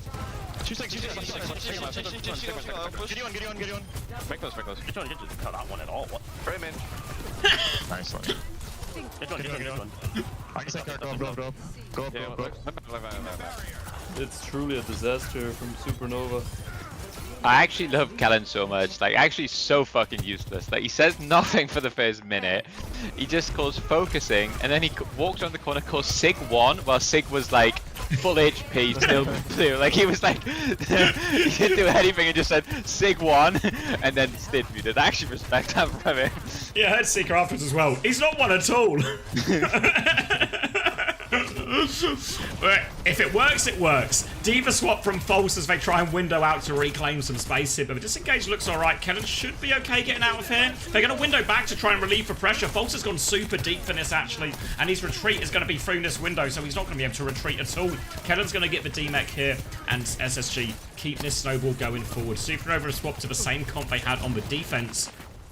Seems like they really don't want to take the Sig Mirror once they get into some sort of Bapalari type thing, and instead want to play this faster comp, punish for double hit scan, punish for double flexible backline, but it's really hard to do this big of a swap on defense because the ult snowball is going to be brutal for him here. Kellen is holding forward. They have to try and factor in a touch in all of this as well. False is maybe just going to have to leave his team and go for it. Flux now to deny the touch. He misses it, and False gets the touch. 43 centimeters to spare, but False is still going to get obliterated as he comes through. Bowler at the choke. More damage. Jutsu's found a trade for what it's worth. Surely not enough, though. They're swinging through. Jutsu's found a second with the bowler. Squid has got the captive son. Misses it, but kills Grapes anyway. They will get it over the line. Not the prettiest finish from SSG, but it does finish. And they did spend, what, 3 ults in the end for that SSG. Some more expensive than they'd want it to be. But they do still have a 5-minute time bank. I remember Supernova did not capture all of third point either. So plenty to work with, even if they're a little bit shy on ultimates for a bit. It's going to be Ryan's Blade versus Sugarfree's Overclock for this next one. Squid's going to get cleared from this coast angle here. Lots of damage, actually. False is going to be able to find that kill. He tried to get out low ground. So an opening pick, and now they can top up False and clear a little bit more space. Frustrating for SSG, but Kellen's actually stuck on the coast here. The boot doesn't go through. Rock to get Kellen out of that when he's managed to stabilize. But Supernova, they're going to keep coming. More pressure onto Kellen. Forcing him back right now. CJ has the window. Sugarfree still has the overclock to respond with. Too much damage, and False has to reset outside again. They've stabilized, and Sugarfree with the opening pick onto Ryan. That means no blade. Supernova now have to make a decision. Do they just back it up and give the space, or do they double down with this beat? False seems to be doubling down. He's on the back line right now. But oh, it's a KSA situation. Kellen is on point. Overclock coming through onto Grapes. Kellen is pushing for the cap. They've got the rock. They're going to cap it as well. Ryan is there with the blade. It's a 1v3 on point. Don't worry about that, says the Observer. We're going to focus on Sugarfree. Ryan, meanwhile, with the help of False, they're clutching it out. We should have gone to the Ryan cam. Ryan gets the 1v3. Little bit of a help from False. Sugarfree slides on, and Supernova, they cling on to this Circuit Royale defense. Outrageous Blade. Let's go. Let's go. And a chance now for Supernova. Sugarfree's going to move over to match for Genji. Kellen's coming through main, has the Flux here. Needs to be really careful with the touch. It's back up to 5 meters back now, the payload. But False has to stay and anchor this one. First, Rock's going to miss as Kellen's forced backwards here, but he can just Flux to force for point pressure. Now it comes through. Window is available. Bowler from Jutsu doesn't find anything. Renko still has the Kitsune Rush in all of this, but they're just trying to wait out the window before committing to it. Now the Kitsune Rush comes around straight in onto Seeker. Jumps over that one. Flux comes through to deal with the aggression. Deals with Brian immediately. Sugarfree's got a trade. There's a bomb out from False. False going for the remake. Does give a remake here. Renko's managed to find a kill. Jutsu is still just trying to pump damage out, but the rally from Squid is coming. Need to keep themselves on point, but False is off it. He's booed back. He's out of mech. They can't get on it. And SSG do finish it second time of asking. And we have to say, with the beautiful benefit that is hindsight, these bans were atrocious for what these teams wanted to play. Not protecting Juno makes Brawl on this map so much more difficult. This is an insane Juno map, to be honest, and Lucio is so much weaker at it, especially if we're looking to Brawl. At the same time, Ram is also insane against what SSG are going to play. So it's one of those classic situations where both bans actually favor Unter, as opposed to what Unter normally does, which is the other way around. So fair play to Max, he does know what he's doing, and he's finally figured it out. Well, it felt like they just wanted the Sig mirror to begin with, right? Because False started on the Sig, but as soon as they saw like the double flex support or double hit scan, one or maybe both of those was the trigger to go the Diva Lucio instead. Yeah, but what, like, why would you want the Sig mirror if you have a main support, you know? Like, it's obvious SSG will play double flex. If they were gonna commit to Sigma Brick Genji and try to win that way, I would understand it more than whatever they ended up doing, you know? Because as soon as SSG rolled out on Sigma double flex, they swapped their entire comp.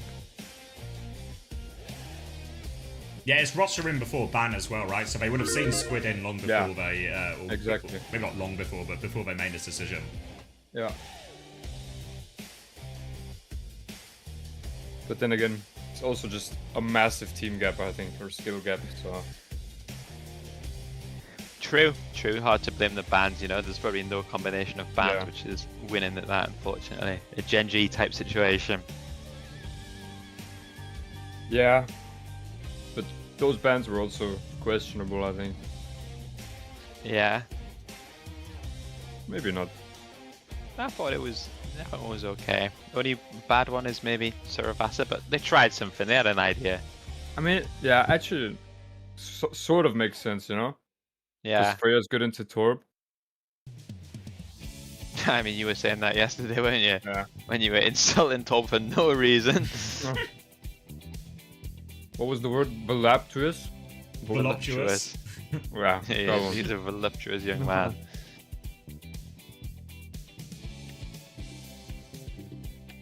New Junk City.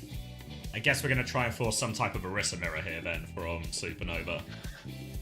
Yeah, just as the desk predicted earlier, a circuit rail into New Junk City. 2 maps that you choose against every team that has a Winston player, it seems. Honestly, I don't know what you do. You maybe want... I don't know. I don't know if you want to protect Orisa in this moment. I don't feel like maybe you're comfortable with whatever gets banned on the backline. Don't know if like... I don't really... Yeah. They should try forcing a Orisa mirror here. Yeah, I'm trying to think what's the best ban to make that happen. Hazard or something, I don't know, but Cannon's not really a Haz guy, is he? So, honestly, mate, just ban Jungle Queen and move on. That's what I would do. Yeah.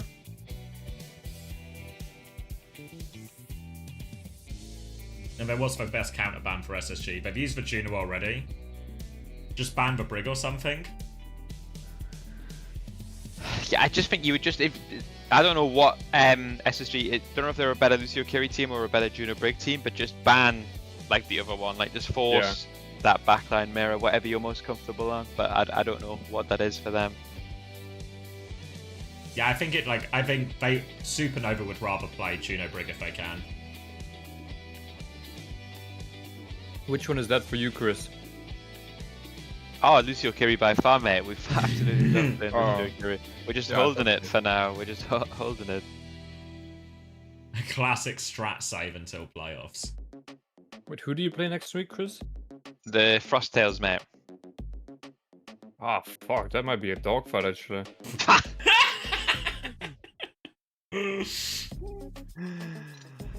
Wait, who do you play next week? We're playing Virtus Pro. Oh, it might be a dogfight, man. I mean, I hope it is. Yeah, you hope so? Yeah. I hope not, mate. I hope you win, because I'm your friend, you know, deep down. Thank you. I appreciate that, truly. Slightly different I direction. hope you win as well. First ban, but then they don't get the counter Orisa ban, so they maybe get away with forcing the mirror. Maybe SSG feel like they're good for it. Does it just become a would you rather have Kellen on Orisa or Kellen on Hazard? Or like even I think Ram or something. Kellen should go Ram, because Grapes doesn't play flex support, so they're gonna Juno Brig. So, mate, there's only one team in the world which picks Ram. Okay, it's you. Just know that. You might have a no one else does that. Korea is a region.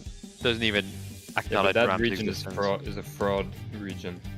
Korea is a fraud region. You heard it here from the desk. That's a new title tomorrow for the YouTube video. The title's gonna be Overwatch CS EU No. NA No. A3. That's what the title's gonna be. Right? I mean, I can start adding quotes to it for like Yeah. Who won the Chinese land? Did Falcons or Crazy Raccoon win? Someone remind me. Crazy Raccoon, right? Crazy Raccoon, yeah, Hangzhou, yeah. Yeah, okay. I I was think trying to remember. Before this game starts, is there a world where Falcons don't qualify to EWC? Yeah, not really. Not really? Maybe actually, yeah, no, yeah, because it's 4 at best, right? So it's depends how many last chance qualifier spots there are for Korea. If there's only one for Korea, it's really dodgy. Okay, that would be crazy. Oh, but it's very likely they don't. Oh, sorry. Yeah, you go. Sorry to interrupt the desk there, but we'll come back to this. All right, a one shot from Sugar Free to start it off, but the trades are coming in thick and fast. So SSG, they've got no backline, no backlines for anyone, and Supernova are going to fall shortly afterwards there. And they did get probably the matchup they want. Supernova, Juno, Brig, Orisa. Probably feels like the best version of all their players on their best heroes. Also got the Freya as well banned. It's been a bit of a struggle for Jutsu on that hero so far, so Sojourn definitely much more in the comfort zone for him. Obviously, Seeker, no. Not unfamiliar with it either. Going to be a quick first fight, and now they're going to go over to holding the choke. They're trying to go the far side here, Supernova, to get a little bit of space. Astro's going to walk through the choke first, trying to pressure Sugar Free out so the rest of the backline can swing.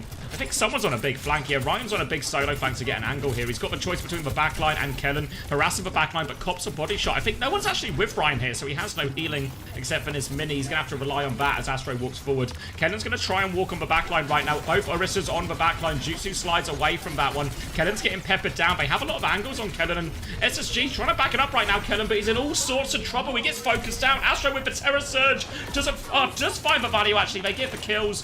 Jutsu's going to trade, but player advantage still in Supernova's hands. They force that one back, and just a big gap in the neutral there. Both Orisa's made aggressive moves to the backline, but Astro was able to find better cover. Kellen ends up getting pretty isolated there as he tries to move backwards. Now, the ult portion of the fight. Going to be Ray Rally for both teams, probably. Blizz is a little bit slow, so have to be careful with that. An earlier overclock for Seeker as well, if they want to use that one just to start the fight, to try and get themselves out this choke. All coming through the main door for now. I think Sugar Free may be moving over to that right-hand side. Yeah, he's going there with Blizz right now.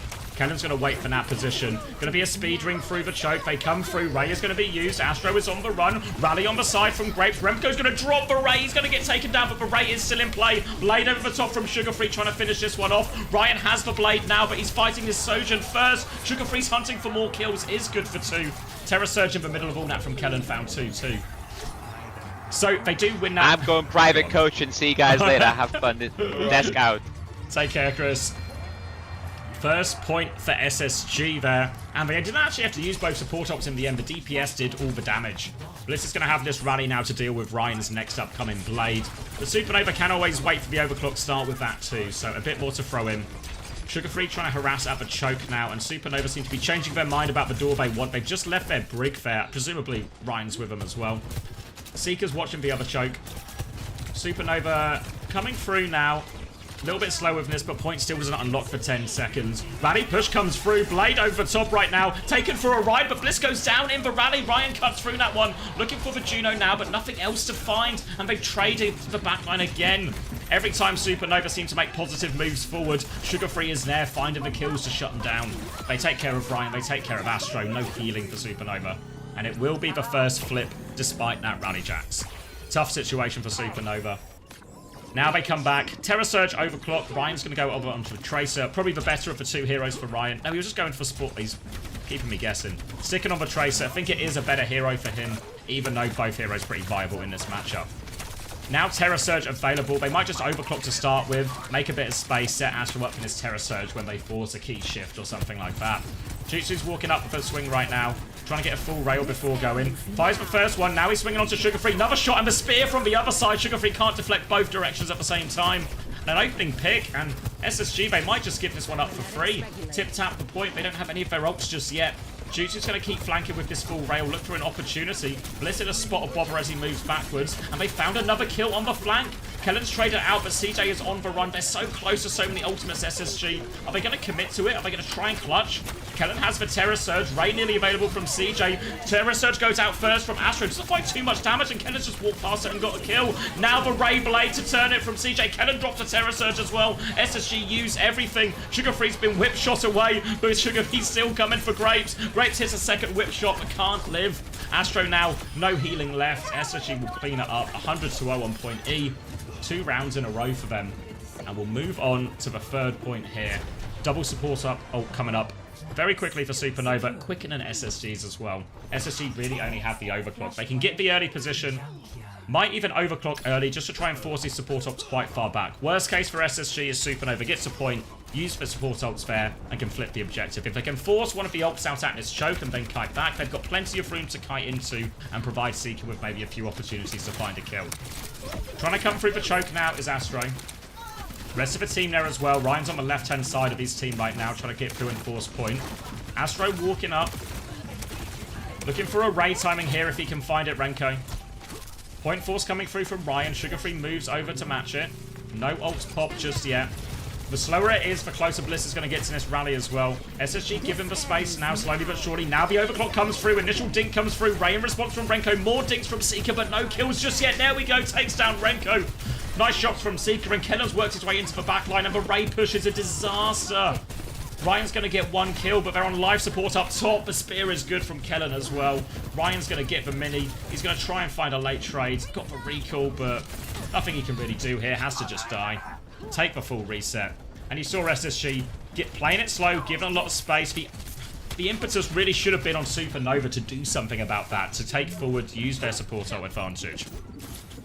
Now Supernova, it's a rally terror surge for both teams, so pretty even looking fight. We've seen this comboed quite a lot before. If you can hit that bash as they get sucked in by the terror surge, it can be brutal. Rallies to start from Bliss. Graves is going to rally back right now. He's awfully low though as this Sojin Jewel goes on the side. Seeker solo, Jutsu solo, shoots his legs, takes him down. The pulse bomb's good as well with this terror surge. They win it, but it's still a messy trade. Grapes and Jutsu and Ryan are alive. There's no healing of a DPS or solo. Kellen can honestly 1v3 this for DPS or solo. Kellen's going to get the first one immediately. Looking for the trade here onto the Orisa, but Astro, HP advantage, not enough. Ryan managed to slink away as well, survive, and they will get the flip. Kellen coming back with a Terror Surge Ray here.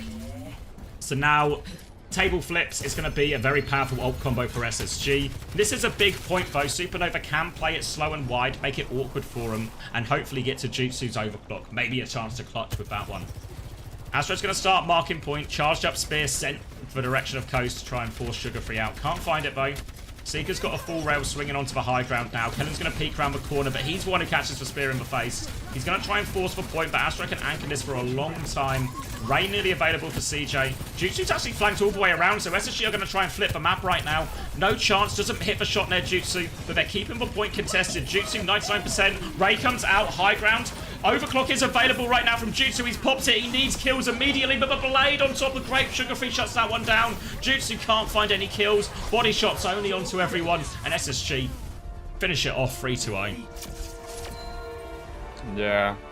I mean, if they can't, or if they get dominated in that matchup, it really is over. Yeah. That's probably their best shot. Yeah, I mean, actually, considering that's not really a comp I would associate with SSG's strengths either. I actually felt relatively clean on it in terms of the ults and everything like this and the way they wanted to play it a lot in those fights.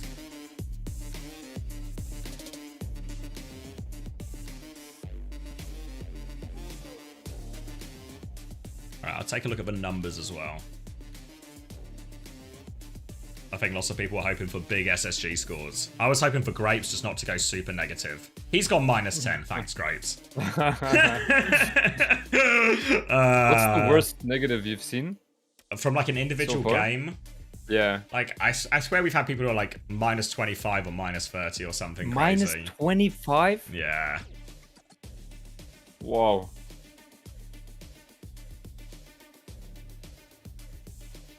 Yeah, I think, yeah, Gogo and Natsuki have both hit like 20 plus negatives in single series.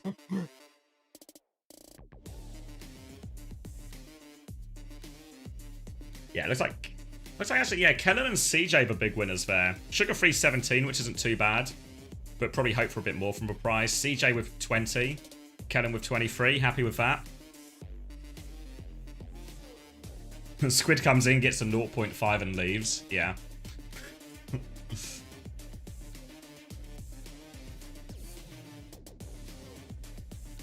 Are we getting an interview as well? Let me see, I'm in the channel. So this system rewards players who go like to map 5s, right? You can gain more points that way? As in you get like... Yeah. Obviously the nature is if you go to map 5, you have to lose 2 of the maps to get there, right? So That's true. You can lose. But there are like, say like Nightmare versus Extinction yesterday, the fact that it went to map 5 for some of the players and heroes that score quite well, like for Tracer and the tank. Yeah. It was actually just a buff for Painkiller and and Rocket, because they just even on the maps they lost, they'd just get like 5 or 6 points. Then they'd win a map and they'd get like 10 points again. So it just actually adds up more for them. Yeah, because like if you hard stomp like we did today against Genji, like that Runasabi, it's like so bad for the system, no? Yeah, like you guys barely got any points from it because it was like a 5-minute map, so it was like nothing really happened. Probably can't change that either, right? Like, no, because because I think, to be fair, like I think the scoring is too harsh right now in terms of the negatives have like too big an impact. But I still want it to be possible to go negative, you know, like if it should, but it should be rarer, I think. Yeah.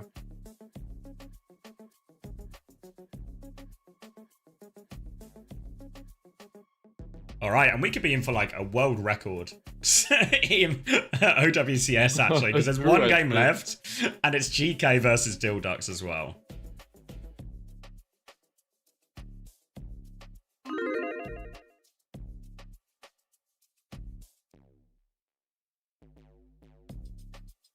I'm gonna play for VOD. Where are we going? I do commend you for how hard you work, Commander X.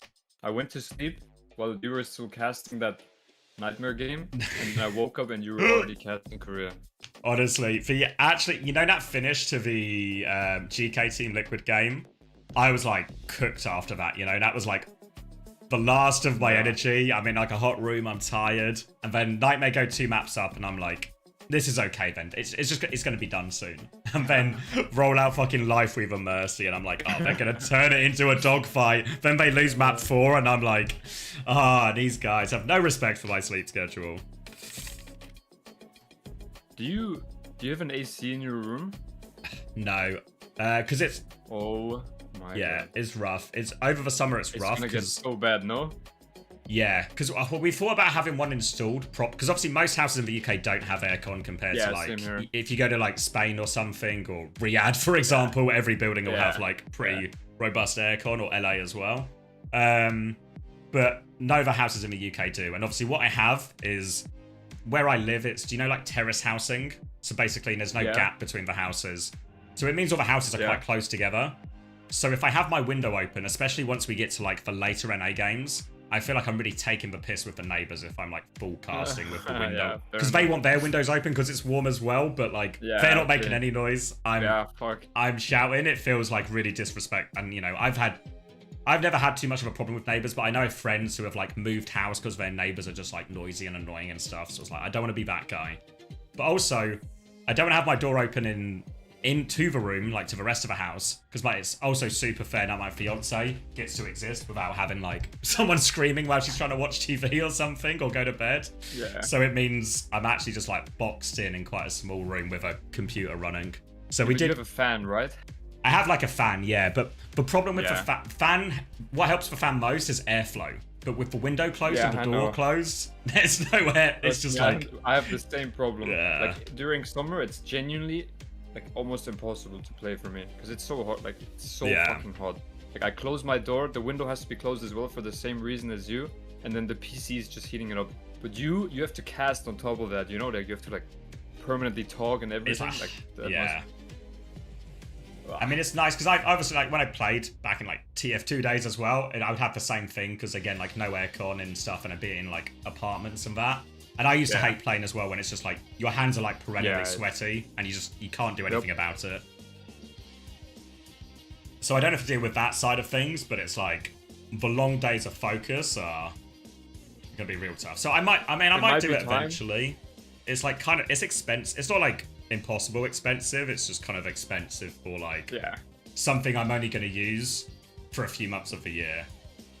But it is like a long-term solution. I mean, we have the same issue. But it might be time that Europe starts investing into PCs because it really is getting extremely hot in the summer. Yeah, well, we have a portable one, you know, like the sort of standalone units where you just connect a pipe to the window. We've got one of those for because our bedroom is like upstairs, top floor, like a converted loft, which means it heat rises, so it gets so fucking warm. So we have one for there, and we just turn it on like a few hours before bed just to cool down the room so we can actually go to sleep. but it's like this room is too small for it. Those are actually good, right? Yeah, no, they're really good. I think Astro has one as well. Okay. But yeah, like I they're actually worth it. Like it doesn't solve the problem for my office because you have to put the pipe out the window, which means the window is still open, so we have the same noise problem. But for just cooling down a room, like our loft room is quite big, but you know, we put it on for a couple of hours and it cools down the whole room. It's really good, actually. Yeah. Might be time I invest into something like that. How warm does it get there? Not that warm compared to like properly, like not as warm as LA or Riyadh, but we're probably like 25 to 30 when it's kind of at its hottest. Really? Surely it gets hotter, no? During like peak summer? We're probably like, but still, I don't know, like mid 30s at most, I'd say, honestly. Yeah. But what happens is like, the worst part is, it's the same with our loft room and same with this small room, is if I, like, say we go to bed at midnight in our loft room, and then if we didn't have the aircon on, or when we didn't have the aircon, it would be like even warmer than it is outside. So it'd be 32 degrees in our room. Yeah. And then I go downstairs and stand outside, and it's like 20. Because the heat, it just doesn't dissipate. Because UK houses are designed to keep heat, which is good in the winter, bad here. Yeah, it's so bad when the PC is running as well the whole time. Like my room is legit a sauna. It's like when you're playing a game or you're streaming, the computer's also like doing stuff as well. So it's like, it's actually...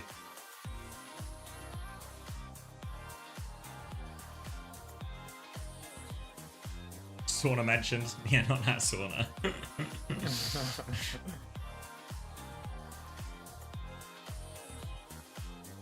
Yeah, like comparatively, like when I went to Riyadh and when I went outside in Riyadh, oh my god, literally the hottest temperature I've ever experienced, and it felt like impossible to be outside for long periods of time.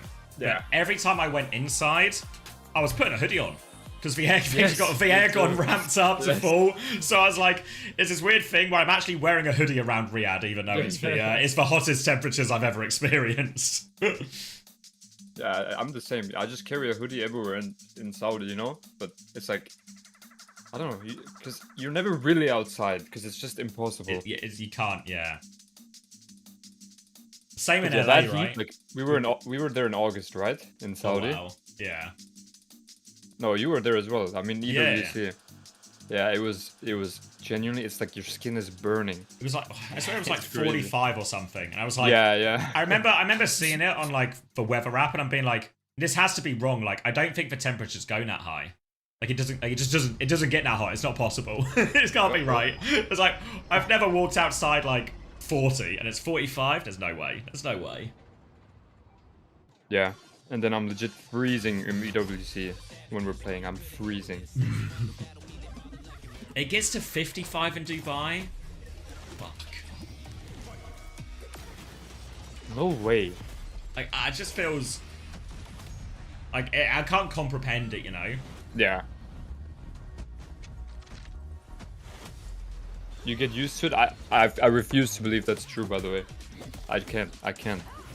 There's no way. It's just too hot, you know? No human can... Yeah, I mean, well, a lot of these countries do similar things, right? Where it's... Because Riyadh has very much like a nighttime culture because it's like cool enough to actually be outside and hang around and do social things. Work goes from 5 in the morning to 12, then everyone goes to sleep to survive the next 6 hours of heat. I guess it's smart they invest so much into esports as well, because they have a pretty young population and they don't really leave the house because it's so hot. So what do? You play video games. Get good at them as well. Win a World Cup. Yeah. Yeah. In Rocket League as well. Have they won the Rocket League as well? Yeah, they won Rocket League as well. That's pretty good. Thanks for the bits, no idea. I spent a year in Southern Africa. The heat is so insane. Daily work goes from 5 in the morning to midday. Then everyone goes to sleep to survive the next 6 hours of heat and then starts working in the evening again. Yeah, because I think even that's like the original idea of like the Spanish siesta, right? Is it's so hot in the middle of the day, everyone just takes a break, and then we come back a little bit later and just work when it's not like unbearable heat.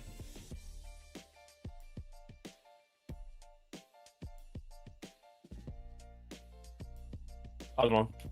I see like people working in the heat in Saudi, like construction workers or whatever. I feel so bad. Genuinely, I don't know how they do it. I have the biggest respect for these people. Problem isn't the temp, it's the humidity. Yeah, the UK is quite bad for humidity. Like, whenever it was... Riyadh was just too hot. Now, it didn't matter if it was humid or not. I felt like it was just too hot. But when I was in Spain, I feel like it was hot, but it wasn't as bad as the UK, even though the temperatures were slightly higher.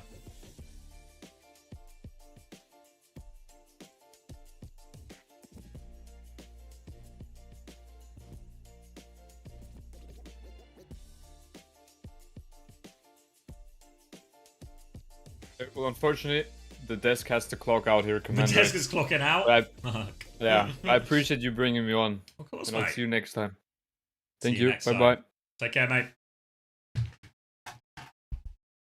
Early bed for the desk. But we at least know all about AC and temperatures now. Yeah, I'd agree with that. Pumuki. I'd agree with that though. Yeah, there's like Riyadh was still worse than both, but I'd rather that. No, yeah, Psycho not going to the wedding. London core only.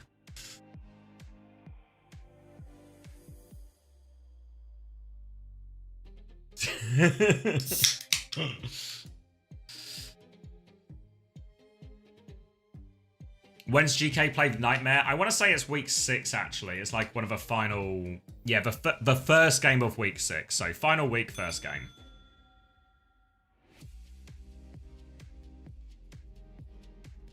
Is Backbone going? Yeah.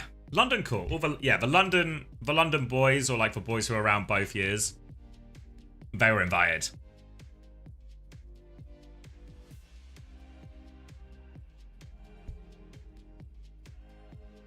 No, Hattie's not available. It was all like a bit up and down. Yeah, obviously bear in mind most of the London boys still have professional commitments, unfortunately. The nature of esports work, broadcast, coaching, player, is your free time is really hard to schedule. You know, for example, we booked the wedding, and my answer to it is I just have to leave for 3 weeks. You know? So, that's the version of it, but not as reasonable for the players on teams.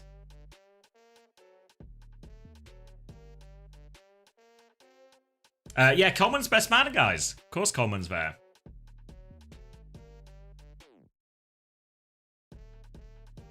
Imagine you don't go to the wedding due to go... Exactly, right? Not really EMEA-wise.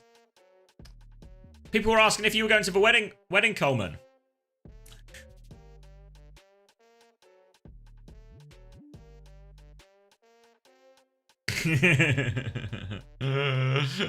Is Amarim going? No. Amarim's too busy as well. He's got some work to do. I'm planning on it, but you know, Overwatch on next weekend. Fuck. I know how much you love the Overwatch, Coleman.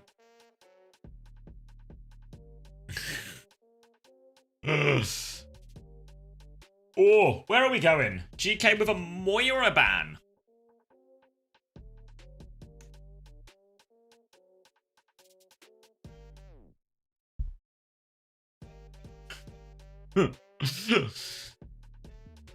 Which co-streamer will I watch now? Don't know, you guys will find someone. Unser will still be on for most of Korea stuff as well, so you'll be alright there.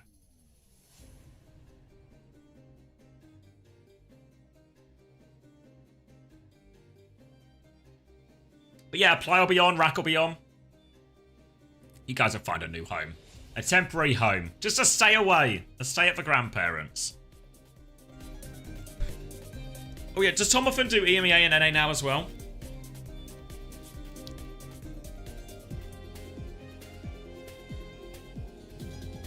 A honeymoon, if you will. Exactly. I'll go to Greece. You guys go for a weekend away at the lovely, romantic destination stream over at twitch.tv/apply. Alright, here we are. Ilios is for choice by GK. They want to play the dive. They're playing Kiri, Lucio, Winston. Tracer, Freya. Sombra is banned from the Dilducks here. They want to protect their Freya a little bit from that. We saw Wimone play a lot of Sombra yesterday. GK have banned Moira, which we've seen come out at times from the Ducks.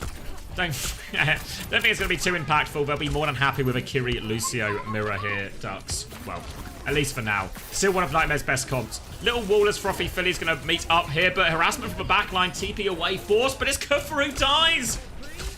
Same thing happened to Kellen. Many such cases. GK did give a first flip for what that's worth, but without a tank, it's going to be hard for him to preserve that space. They take care of Lethal on the Freya. They're still quite low. They're making a bit of a meal of it. Well, Moan's found a trade on the Kiri out of all of this. They've still got control of point here, GK. They can touch for a while. Ramon's been forced away. And they're ping-ponging the point right now. Kufra has come back and died again. I signed Kufra in my fantasy. What is he doing? Ramon's going to die, and Dilducks will hold on to the point. How on earth is Kufra on 2 deaths already? It'll be okay. It'll be okay. Baz gonna hold for high ground here. Frothy Philly is caught in spawn, actually. Where are they? The back line is just here. Baz is gonna go trade that one out. With the back line behind, they're trying to force for point while the back line was all the way behind. Admiral's and UV's adventure is for nothing. Beat comes through from Redex. It kills Lethal eventually. But everyone, they killed the back line, then they beat. I'm confused. I'm confused. They're in control of point. Let's not ruin a good thing for the Ducks right now. It's going well. It's going better than we all expected. Double support ult coming back for GK very soon as they clear Wimone off that high ground. Wimone's trying to get his way onto the backline, wants to force this TP out. Bit of pressure, and Razor dies going deep for that. Wimone's killed the backline in the meanwhile, and now flipping the point here with UV. Redex is going to come for the contest, but an execution, it seems, back there, and GK right back in control of the point. They'll clean up, set up forward, and good news for GK. It was a free retake. They didn't have to spend a single thing.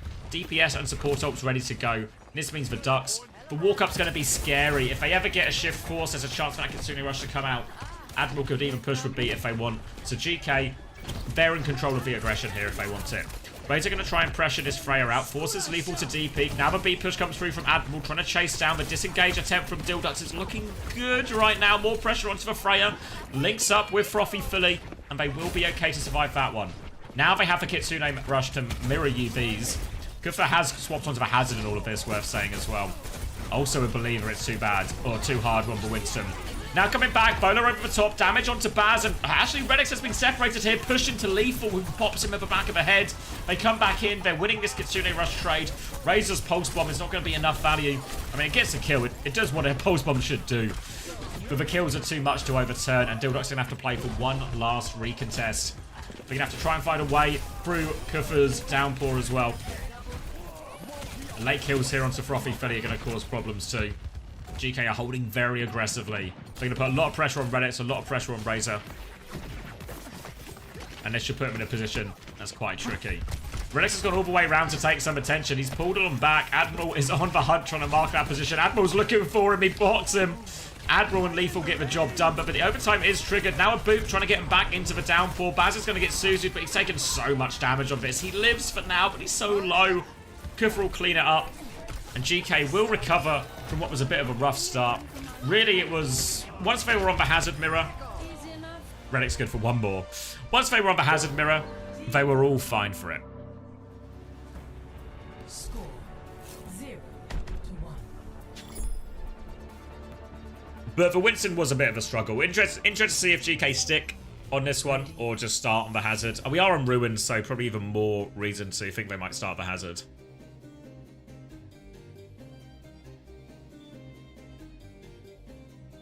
Let's see. Kufra on those 2 early deaths. Lethal actually got 3. Frothy Philly on 6. Looks like Kufra might still be alright. Like, towards the top of damage. 12 of limbs as well.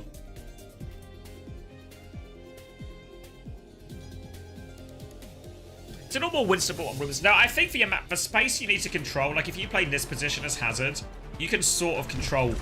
It's going to move camera, but you can sort of control that space a little bit better. Like, the area you need to control around point, I don't think is as big. It's going to be a Hazard Mirror anyway. Worth noting Lethal has come out of the Sojourn as he swings right side early. They've spotted him out and forced him back, and Lethal will just take a more passive position back with his team. Admiral and Ramona having a bit of trouble. Looks like they've been forced back on the flank. Baz seems to have won the mega control for now. Lethal is trying to catch on the flank. Hits a dink onto the Lucio. Disruptor shot down there as well. Redx manages to get back out to the team. Now Lethal's going to charge up the rail and look for more of the same, honestly. Get that rail. The boop in from Admiral, though. Oh, what boop. Honestly, we've not had too many boops of the day, but that's about the only contender we've had. Boop of the day for Admiral, sending Baz back in. We're hoping for a higher standard for boop of the day, but we have to take what we can get. We have to live in the real world. Good boop into Baz. They get the punish. Ramona's in the spawner killing Frothy Philly. Ramona wants to... Yeah, Ramona and Admiral are just terrorizing them. Deal with that threat behind. Come back towards the point. And it's going to be a full reset for Dildux. Support ult advantage for GK going to be available partway through this fight. They're holding forward as well, so Dildux have to do a lot of work just to get out. Slash onto Lethal, but he avoids the wall importantly. Now they turn onto Baz. Wall off onto Baz to try and punish him here. Pressure from Razor behind as well. Ramon's duking that one out, but not too much damage actually. Kufa's doubled in. He thinks he's got the HP advantage to keep pushing. Lethal's won a duel off screen. Now Baz is retaking the high ground. Kufa's going to get walled away as well. Ramon's looking for a way back onto it, but Admiral's more kills off screen, winning these duels off screen as they keep each other at bay. Now they're all going to push forward. GK with his player advantage. All over Baz, all over Razor. I don't think Baz is going to get out of this one either. Oh, Suto at spawn actually, and PDK finds the trade. Baz does live. A breakout opportunity for GK. Now coming through. Was that a boop as well? Did he get him off the map? Maybe a new contender for boop of the day. Admiral gonna take all the nominations here. Admiral playing on coast right now as they try and fight Baz on the high ground. He's low, and the backline from GK deal with that. Bloodthirsty. Admiral's gonna try and help his Sojourn walk forward now as they chase for more kills. And they are full wiping him right now. Only the Kitsune Rush invested for that one as well. Pulse Bomb trade is good for Razor. They're going to keep hunting it down. Razor tries to live. The wall gets in Ollie's way, actually, so he goes back. Downpours are going to come out. Everyone's locked up. Redix doesn't have the beat yet. 97%. Admiral does. Kitsune Rush now used from Frothy Philly, and they're trying to back it up. Kufa with, well, it's a double wall up the choke. They're going to back it up to point. Redix is coming back with a late beat if they can trigger the overtime. Razor can trigger the overtime, but recall has been forced. Razor might need to get another touch. Going all the way through. Here comes Redix with the beat. Gets the touch as well. Catches everyone with the beat. Dilduk's not done with it yet. Ramon has a pulse bomb to look for a trade. There's an overclock from Lethal in the back as well. Good one dink set up to PTK.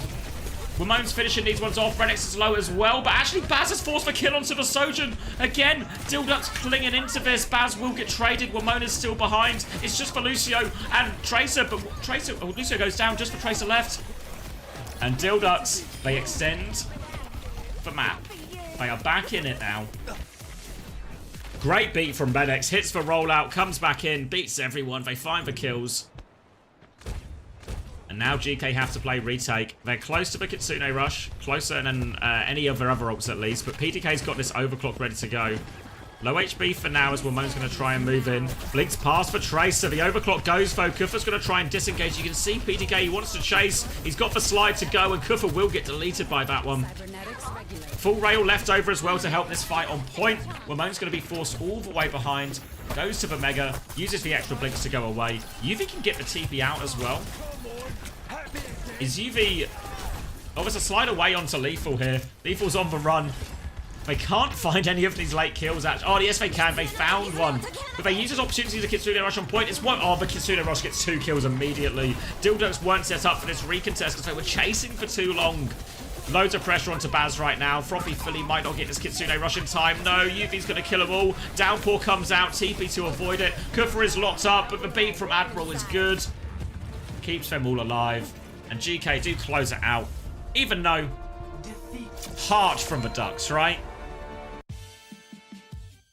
Heart from the Ducks.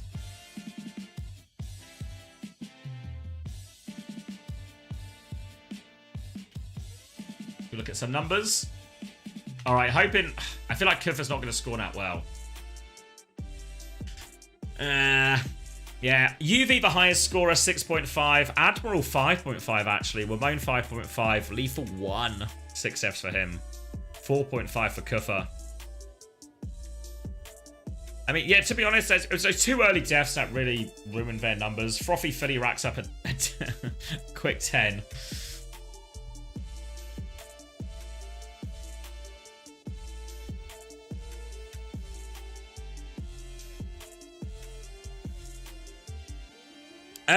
Probably yes to Stockholm, but undecided yet.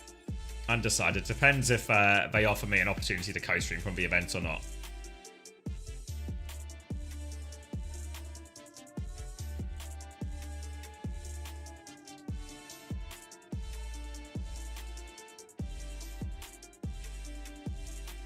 Yeah, Pred on whether Frothy Fitty will go minus 20 in the series.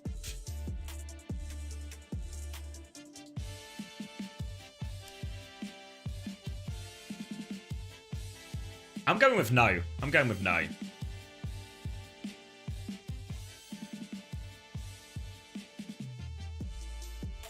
Did you guys know that Admiral was so flexible on London?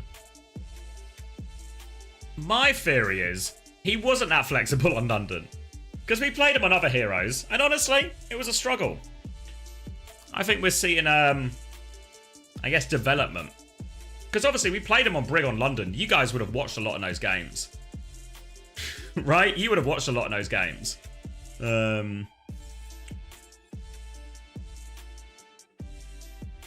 So I think if anything, like the way I'm interpreting it is development, improvement from Admiral. This is what he should be praised for, you know.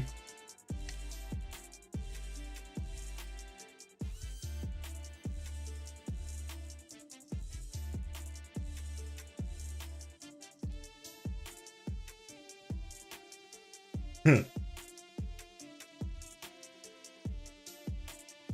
motivation to stay the richest man in Estonia? Exactly. Wheats gap? Fuck. Bloody Wheats every time.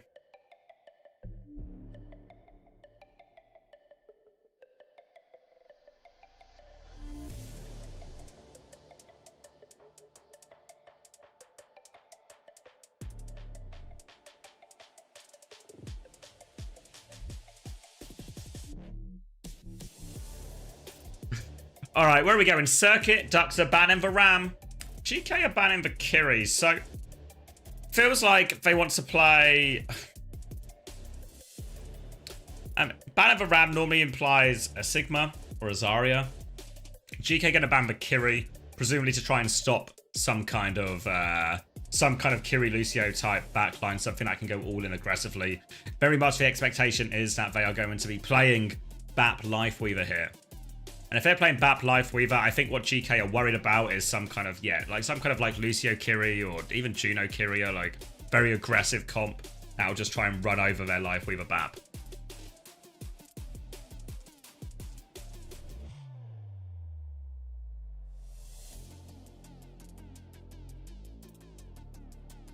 Also, you've ruined my vocab. I said grow up to someone in work the other day. Grow up's one of my favourite ones. Grow up's good.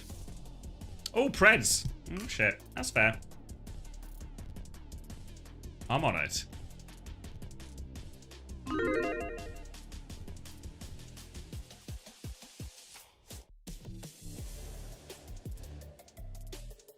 It's alright. If it makes you guys feel better, you've also ruined my vocab. Yeah, last game of the day today. Last game of the day.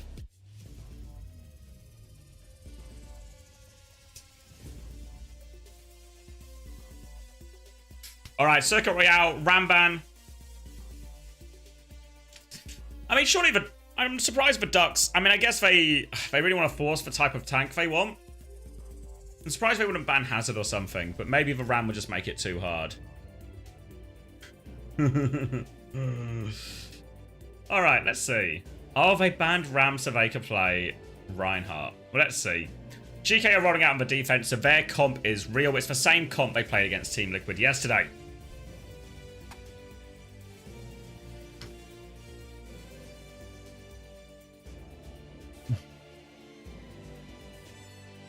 Close Preds. When the gates open, when the gates open, hold your horses. Hold your horses.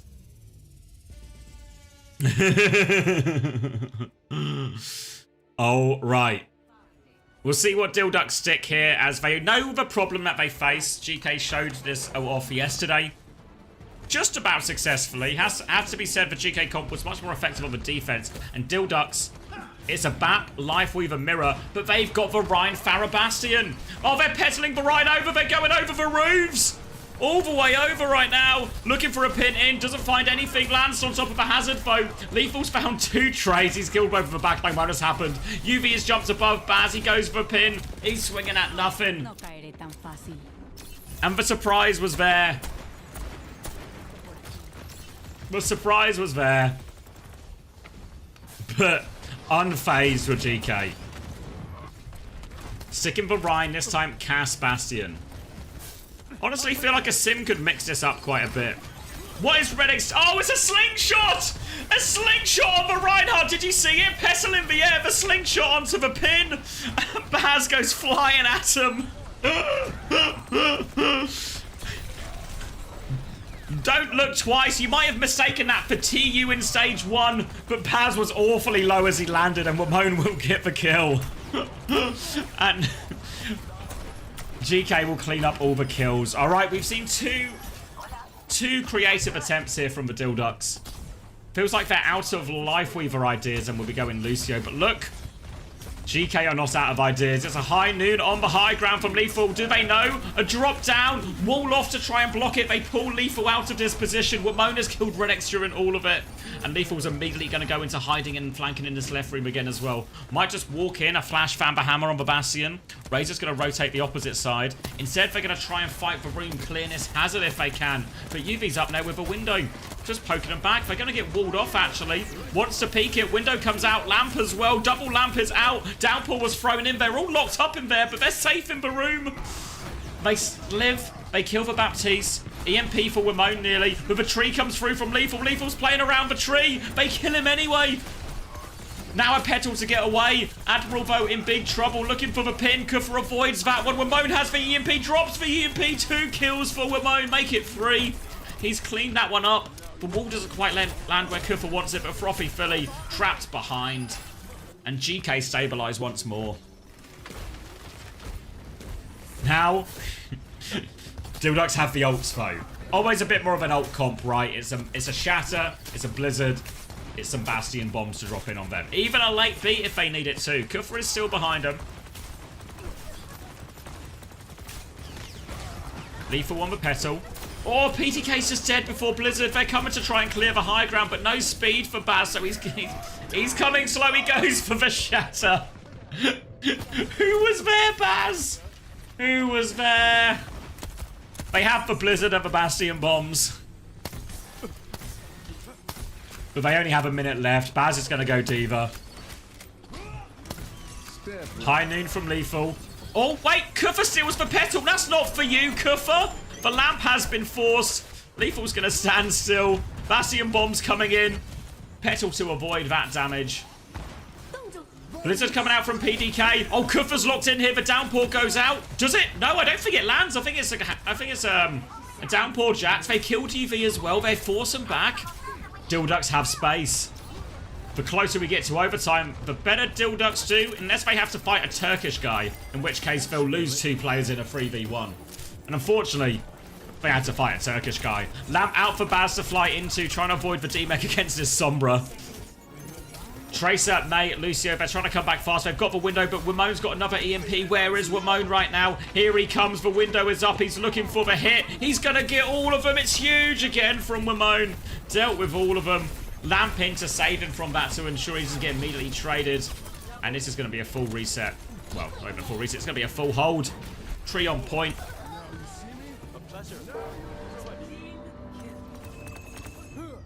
And honestly, this might be bad for Fantasy. Because it's going to be quick, right? I mean, they did kill him a lot of times, right? I feel like Lethal got so many kills. But the problem is the attack might be over very quickly. What we do have to commend Dilducks for, though. Creativity. Because they've seen... Like, Team Liquid struggled against this comp on defense. Team Liquid got full held as well. So... Need a creative solution... Go for a creative solution. Doesn't pay off, sure, but As we've talked about with a lot of our series today, these are tough games. These are like, we're not just in like, there's a favourite, there's an underdog. The gap is big, you know? So be creative, have a little fun. Who knows what happens? Meanwhile, keep giving Wamon and Kufa all the points, please. I mean, you were not wrong, Spider Slayer. You said he thinks Wamon's deathless. Admiral also so fortunate. How will attacker's advantage factor in here? It will be imperative. Surprised we haven't seen Razor go Reaper at some point. Admiral, can he play the piano?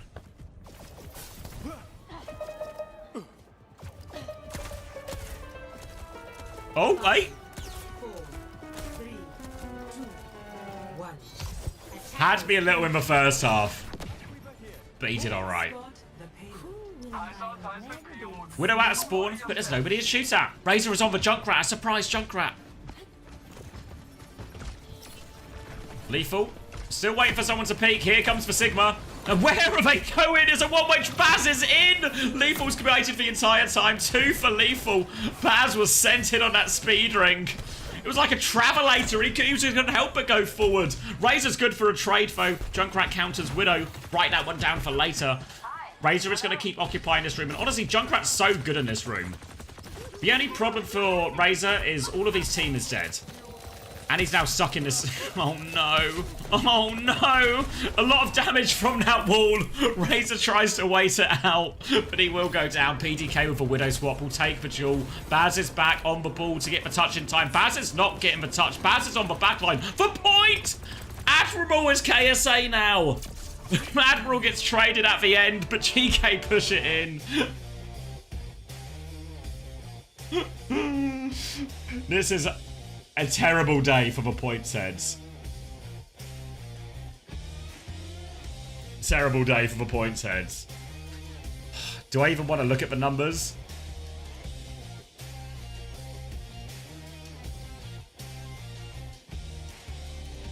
Wamon's still got 7 actually. Doing the full hold and playing defense first probably helped. 4.5 for Kufa, 3.5 for Lethal, 3 for Ollie. Admiral's death was actually after the buzzer, so 0 deaths for Admiral and Wamon. And 1 point for UV.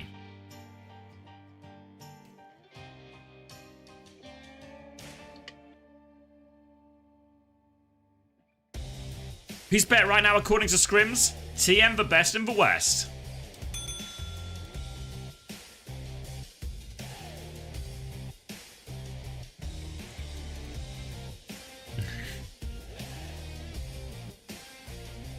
SSC is the best in the West? Do you have any evidence for your claim, Max? Best of West Ohio?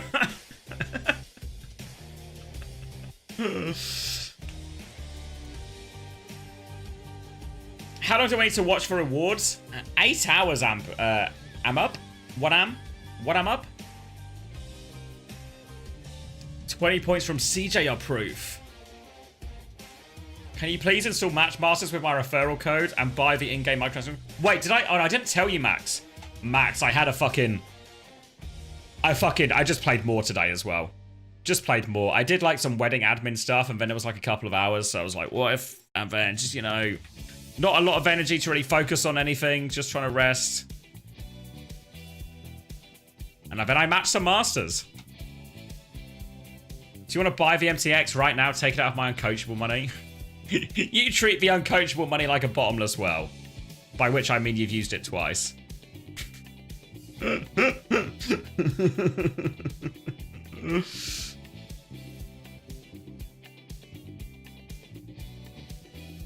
Sturavasa for the next map. No, don't know how it works. Only the broad strokes, right? A bunch of teams are going to go to Riyadh, play the last chance qualifier. One of them is going to win the tournament, and that team is going to go to the Esports World Cup proper. I have no idea how many teams are going, or even from what regions. We know worst case TM have qualified already through the ESL Saudi Challenge, but that's it.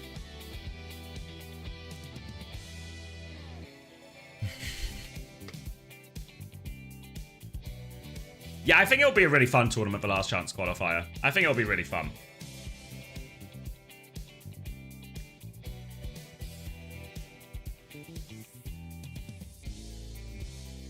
Why do we know about Last Chance qualifier? Because they haven't told us. See, because this is part of a bigger issue. Let me go on a mini rant here, okay? Because a lot of you guys ask me about things, you know? You're like, do you know this? Do you know that? Do you know this? Do you know that? What about this? How does this work? And it's all reasonable enough questions. But a lot of the time, I either don't know the answer, because like Last Chance qualifier, they just haven't fucking told anyone. Or, I do know the answer, but it's not my fucking place to say. It's on the orgs. It's on the orgs. And I think in some ways on the broadcast as well to have these conversations, you know? Max, I actually don't know that one. You know, like when people are asking me about like what's going on with Crispy, this is Gen G's job to let us know. And I think if anything, it's OWCS who should be asking them. You will never be Halo of Thoughts. That's the nicest thing anyone's ever said to me, Tossnorm. I appreciate that greatly. Anyone...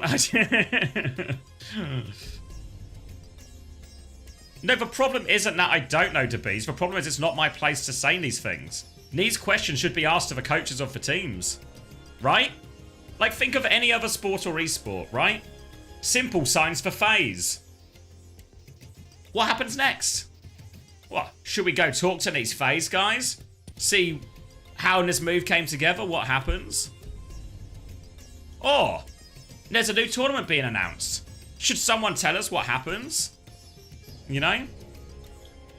I feel like there's like a big gap in that. Thanks, Terlens. Appreciate your support. Any idea why Gladiators picks up Marv 1? Yeah, just to piss everyone off. But it's not all fabs for the footy either, because I'm not talking roster moves here. I'm just talking about news in general. Do you think Ruben Amorim doesn't have to explain his roster choices? His fucking comp choices or formation choices all the fucking time? He does, and rightly so. Need more of that. All right. Speaking of more of that, we're going to get more of the BAP and Lifeweaver. Sombra Cass again. It's Ball, Tracer, Sombra, Moira, Kiri. Now, this is actually the comp Dilducks have had the most success with. It actually should be pretty good into the BAP Lifeweaver as well. So if there's a comp that can force GK to swap, this would be it. This would be it. For now, trying to poke their way around, get themselves in. They want to surround GK here, but Lethal, he's just going to take off Frothy Finny. He's hiding. He's letting the dive come in, and Lethal... he is so good at his style of Cass. Flanking, hiding, surprising people. High-nooning a 1 HP ball. He can do it all. Lethal is so good at this style. And with the grip, this has actually enabled this style of Cass so hard. Because Lethal can take the piss with his positions. And then... and then he just gets saved by a grip from Admiral from across the map. Now getting in position. Ramones... One and Kufa hiding up here. PTK is going to try and clear that one, but Renix has been forced to fade. Healing Orb will help him out here. They force a bubble out of Kufa as well. PTK trying really hard to clear this one. Kufa will jump back, but now Wamone has EMP. They farm this one up outside, and eyes on Wamone. He's going to solo EMP the Tracer. It's what he loves to do. A TP in to try and finish it off. Wamone gets out on 3 HP. It's a C9. Lethal was killing everyone he might have possibly touched. And the EMP, good for a fight. Good for a cap. And GK off to the races already. Well, they were pretty far through this race. We are on third map. There we go. Little grip to help UV over the wall. There we go. Get to point a little bit faster. Set up. Pocketing. Lethal on the flank here. Lethal happy to take these duels. He's been good for it all day as well. Moving on to point. That's unlocking in 5 seconds here. Dilducks have a lot of the ults to throw in. Pulse bomb attempt from PDK. Mines on point. There's a tree there, though. Admiral's going to tank one of the mines, but just flashbanged and finished off. Coalescence coming through, but just stay close to the tree and everything will be fine. Lethal has got another high noon. He's keeping tabs on this. He executes PDK at the end of it, and they just can't kill through the tree. That was 1, 2, 3 ults thrown at that by Dilducks. UV did invest for window as well, but more of a throwaway ult. Now Kufa's got a chance to go with this primal. Pressure onto Razor, who's getting very close to that EMP. This big opportunity for Ducks to get back into this one now with this EMP turn. Baz is 1 HP, so they need to heal up Baz before they go. Gets the rest of this EMP off Razor. Kufa's going to jump in, actually. Cloak onto the high ground. This is just EMP for Monkey. EMP's for Monkey. Tries to deny, but Wamone's there for the counter. Primal's going to come off from Kufa. Wamone is maybe stuck in deep. He's on the run now as Kufa's trying to hit the Primal. Forces for TP. Chase onto this Kiriko. Doesn't have the second TP, I think. No. Kufa eventually needs every last swing in that Primal to finish the job, but puts the Philly down. Lethal's going to clean up on point. They deny the flip too. UV is fighting with this Tracer, but the pocket's coming through from the Lifeweaver. And just good for that one. Baz is going to come through. The petal! The petal actually means Admiral catches the slam, but UV's good for the pocket. And all just a little bit out of sync and messy from Dilducks right now. They can get another touch, though. Their comp is real fast. They'll have a Pulse Bomb and a Coalescence soon. Early pressure onto Baz, trying to make his life as hard as possible. Wamone has killed Razor. A window onto this ball as it comes through. UV's going to try and lamp himself out of this trouble. The supports have gone down. It's all lining up for UV. Life Grip's out of that one as well. Still able to use the window. UV good for the cleanup. Kufa maybe going to take some of the damage from these mines to get a bit of extra ult charge. 2 rounds in the bag for GK, and they are looking to finish this one swiftly. PDK is going to go Cass. Wouldn't be surprised if Baz, I don't even know where he would go. I was about to say Hazard, but obviously it's banned, so I want to go Hazard. Yeah, don't know really. Maybe just stick for Bull. Obviously the Cass and the Sombra, I know Lethal's on Trace now, but Cass and the Sombra is such a good anti-Bull comp, really. Lethal coming out on Tracer now as they match both. I mean, Lethal wasn't having a problem with the Cass, but, you know. Who am I to criticize someone putting Lethal on Tracer? Wamone's going to EMP early here. The virus connects. Kufa lands just afterwards. Takes all the final blows. Baz is going to get manual hacks afterwards. He's going to try and preserve his life here. Chasing down the kills. And this one might be over swiftly. Ooh. Tries to hit the virus from downtown. Kufa's actually going to get traded here. God damn it, Kufa. Coalescence now to chase it down. On the hunt for Baptiste is in a lot of trouble. But grip away to the other side of the map. He's out of there. Admiral and UV. They've kited it out. Redix tries to chase it, but he's out of Coalescence now. And UV's peeking his Moira. Lamp has to be used by UV. Redix can chase him here. Yeah, Redix is going to finish him off. There's the tree on the low ground. But Admiral's getting finished off. PDK is going to take over, finish both of those kills. And Kufa has jumped on point. He nearly has the Primal. There's still a tree. He's going to Primal. He's going to try and do it all himself, Kufa. It doesn't look like he's got the juggle onto the Cass. Can he finish it? Cass should have full pocket. Juggles away from the supports. Cass is 1 HP. Gets the Cass. Gets out alive. Again, takes the whole Primal, but gets the job done. Thought the Cass would have got more pocket in that situation, but now Kufa is back, trying to flip point back in their favour. Coalescence and Mine's going to... Sorry, Kitsune Rush and Mine's going to come out now. Lethal's going to start flanking with Pulse Bomb. Kill on Admiral on point. Again, they're starting to connect with this backline a little bit more. Make UV's life hard. Hits a bit of a slam. More damage on. UV's going to hit the shift and actually kills Baz here. Kufa's coming back as well. And UV survives for damage orb, though. The damage orb finishes the job. Kufa is back on point. Dilduck's still in control, though. Virus now onto the Moira. Redix with the healing orb and gets for Suzu. Wamone's with one being forced out. Oh! Fade away dink. Frothy Philly gets Wamone before he goes around the corner. Can they touch deny the flip? Yeah, Baz is back. Baz is touching. DPS are going to be back soon as well. And Dilducks have a real chance here at flipping this point. Or keeping hold of this point. Flipping this camp, I should say. Suzu to save Baz. Frothy Philly has TP'd in. Still taking this right-hand side space. More pressure onto Baz. Wamone nearly has the EMP. Eyes on Wamone, bubble on point from Kufa. He has to get lamped out of that one, actually. Lethal's going to go for the Pulse Bomb. Misses it, though. Suzu makes sure no damage goes through. Heining from PDK now to force the point. Damage onto Kufa. He does fall. Wamone has the EMP if they want to clutch 4v5 here, GK. Or do they play it safe? Wamone's on point, forcing point. He TP's out here, but he's just found by Redix. And yeah, the touch is going to get increasingly harder. They're just on the disengage now, GK. They give up a point. Does the reverse sweep start here? Is Moira the answer? I guess so.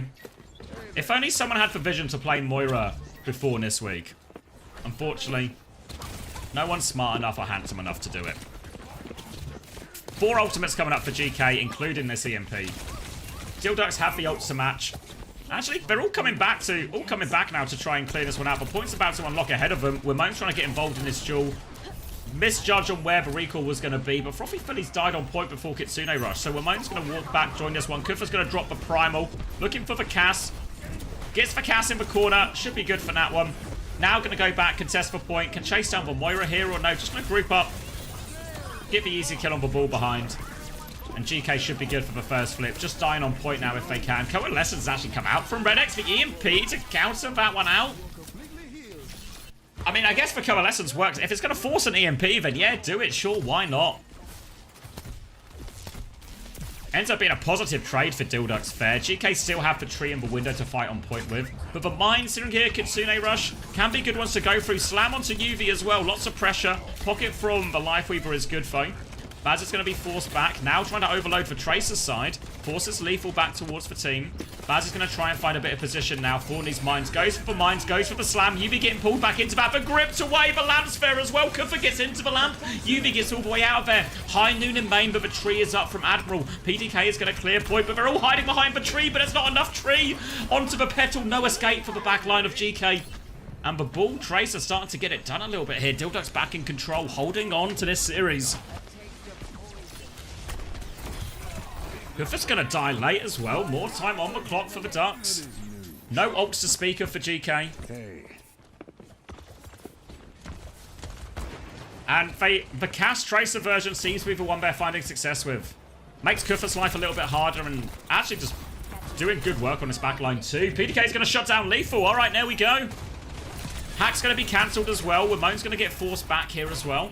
Back to the team. Are we just going to wait for Lethal before they commit? Kufa's around top right now, but he's been forced to bubble on the low ground here. More pressure coming through. Kufa nearly has the Primal, but his HP is so low. They found Ramon as well. Ramon's going to get forced all the way out. The Virus buys enough time for him to escape. And Baz dies in main. Oh no, disaster. Big opening. PDK's in a lot of trouble. Kufa is walking forward with this Primal. EMP is getting awfully close as well. Oh, they need something from this Pulse Bomb. Razor's recall has been forced though. Support ult's close for Dilducks. They need more. The Primal is out though. PDK getting taken for a ride. He's getting sent all the way back to spawn. Kufa's going to get that one as well. Get the Mega. Support ults available very soon for Ducks. They might just need to use them to live right now. Coalescence comes through to force Kufa back. He has to back jump out of this. He's not really actually taking that much damage, so he'll back jump at his own leisure. Coalescence to keep walking forward. Kitsune Rush to fight on point, but they have to worry about this EMP. Eyes on Ramon. He's looking for the backline here. He can't see him. There's a high noon up. Everyone's peeking. Now would be a good time for the EMP. Kufa's going to jump on. He's 1 HP. There's a Kitsune Rush. Kufa's executed by that. Baz dies on point. Someone else needs to juggle for touch. They're pushing into the tree. The Pulse Bomb, the grip, the lamp. He's so safe. He's never been safer in his life as when he had that Pulse Bomb on him. Lethal will live back onto the Cas. The window from UV to try and finish it off. The touch is so difficult now. One more touch from Razor, but the window is keeping him pinned in. Razor's going to ping pong it one more time.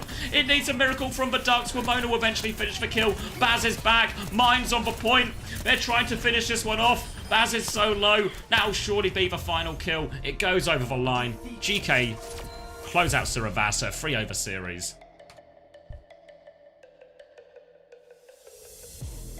And the Ducks shut down once again. Yes, it's literally just gone 10 PM local time.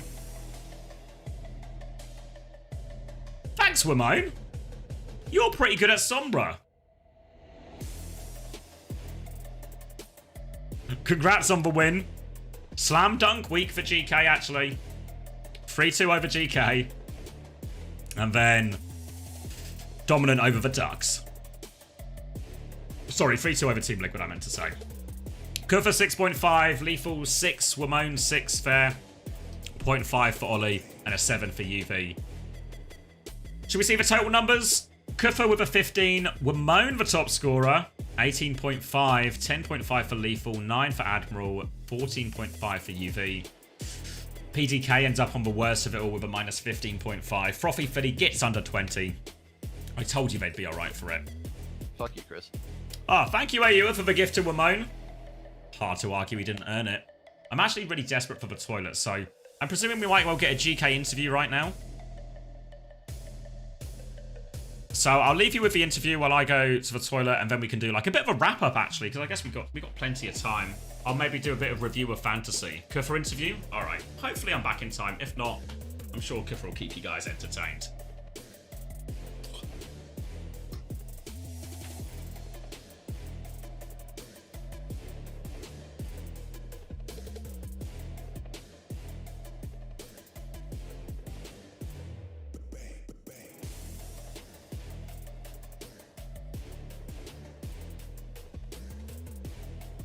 us for a quick chat after a dominant 3-0 victory against the Dill Ducks. Kaffa, congratulations. Welcome to the show. Heading into this one, we were sure it's just going to be all vibes. What was your prep looking like against the Dill Ducks? Did you expect them to come out with like a Baptiste Life Weaver? Were there words on the street that they're trying this comp out as well? Or did you just expect chaos and leaned into that? We didn't really have much prep for them, to be honest. Like, I think our main focus was Team Liquid this weekend. But I heard that they were going to ban Life Weaver on Circle Royale, but they didn't, so we just played our normal comp, I guess. Yeah.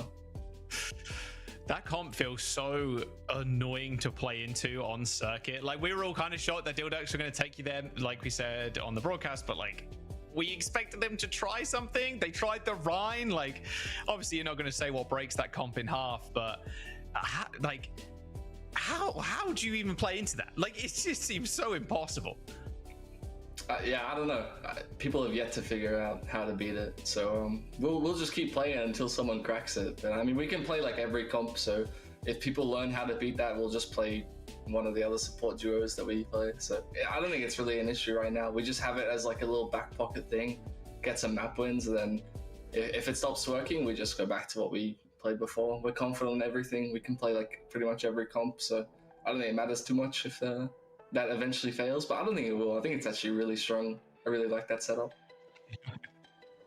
Yeah, GK have been really versatile so far. You brought out a lot of different compositions, and I actually want to bring it back to the Winston, which we saw a lot of yesterday. Now, it feels like overall the region has kind of trended towards brawl-heavy compositions. You know, Risa, Juno Brig, Where Can. There's some Lucio Kiriko being played as well.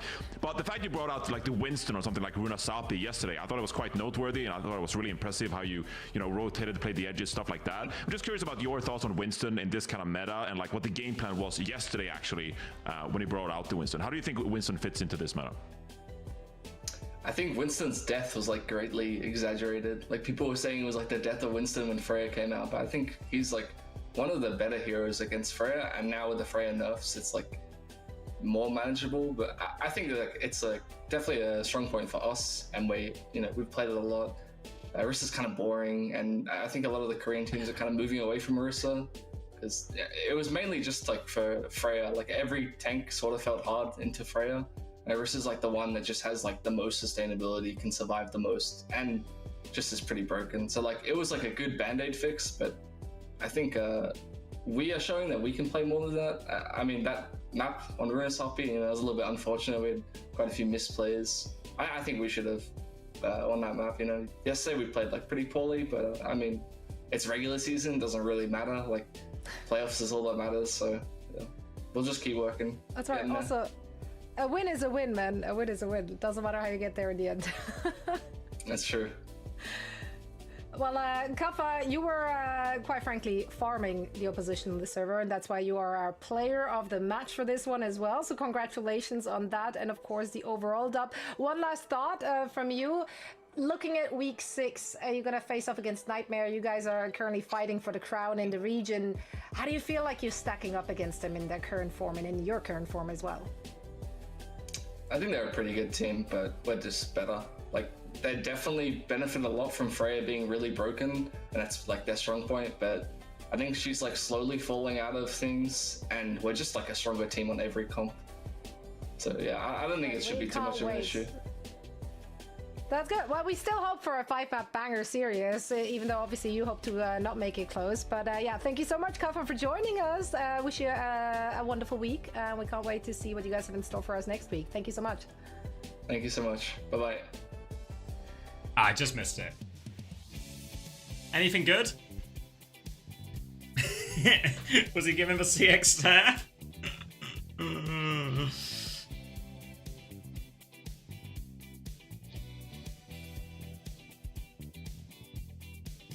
Banger interview? Worth watching? Like you're stacking.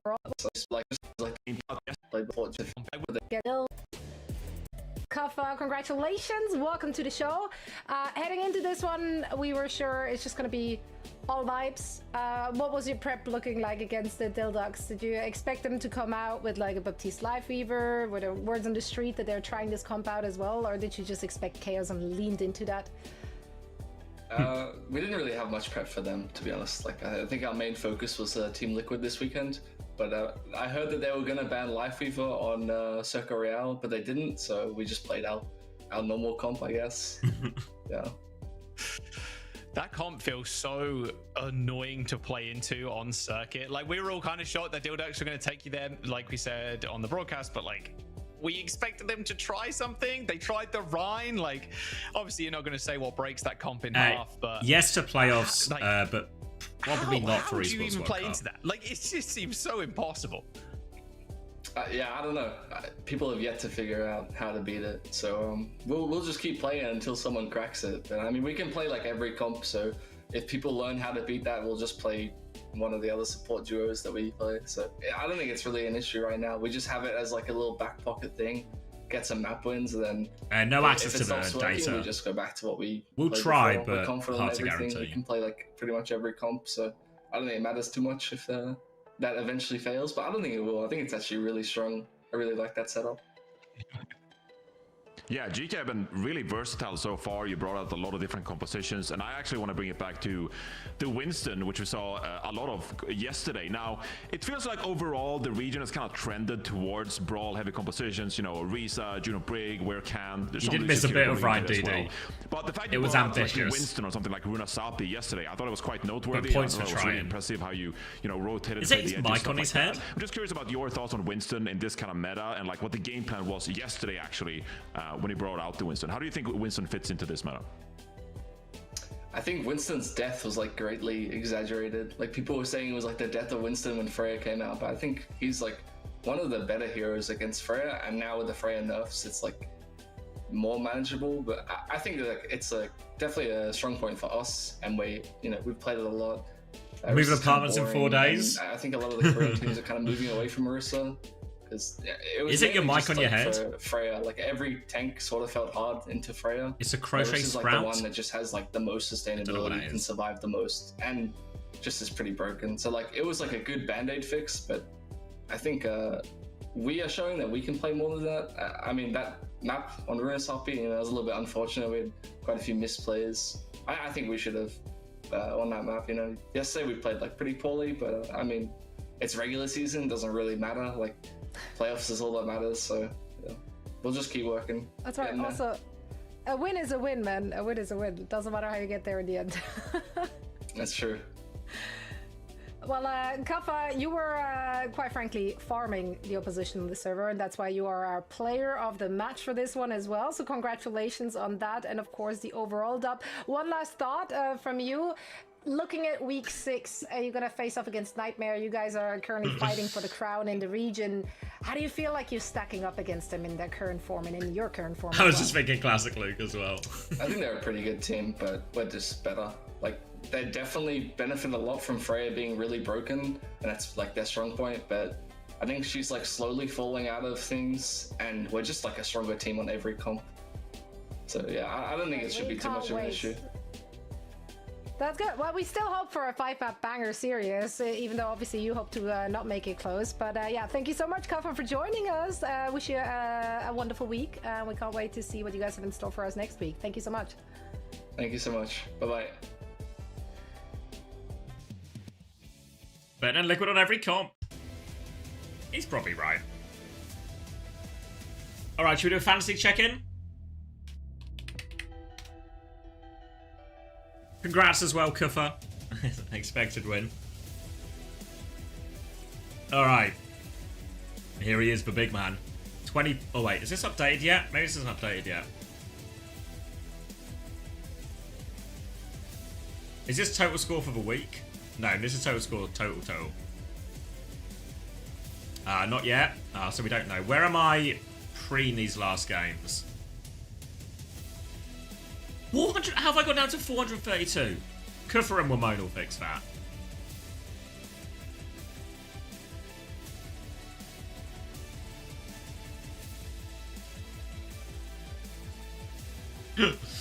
I'm glad everyone's down, though. Draw 2 of the maps, go 7. Alright.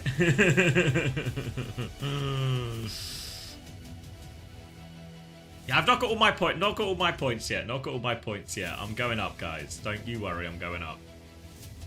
This is gonna go up.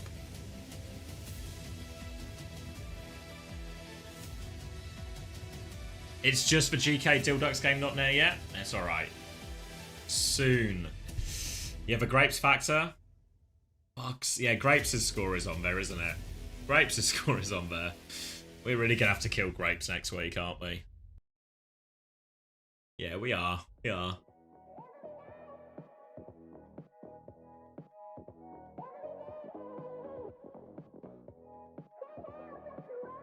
Goes up by 34. Alright, that's gonna surely propel me back into the top couple of hundred.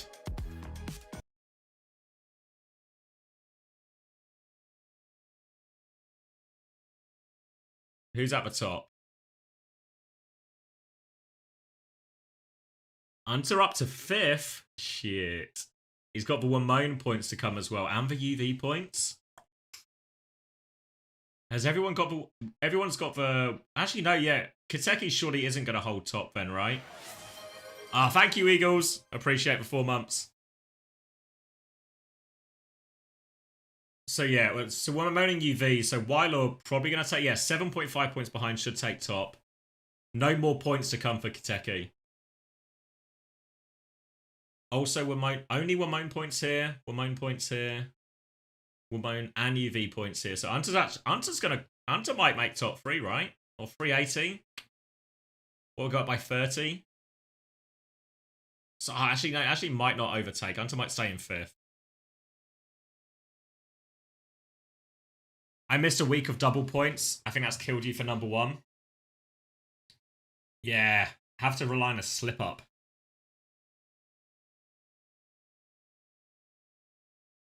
Arthur's actually got no more points to come either, right? Yeah, so chance for an overtake here. Can Painkiller go up? No, Painkiller's got all these points. UV's dropped off a little bit, but we'll get a bit of a Wamone. Actually, a boost from himself and Wamone. Wheats has a UV boost only.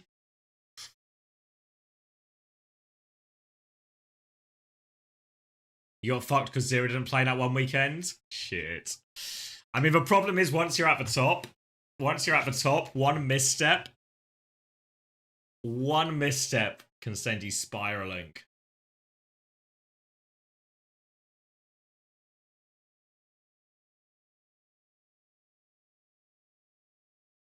Top 5 on the board with CJ is honestly deserving of a Nobel Peace Prize. Yeah, they give Nobel Prizes for fantasy. I mean, CJ's actually really fine now, right? Because it's like a clear run of games. Easy games now. Guaranteed points.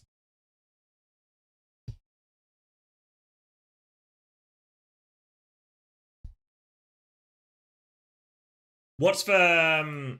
where are we? That's EMEA. What's the double next week? Oh, and you need... TM scored so badly in points, but they might be good for the double here. A TM double. No double in North America.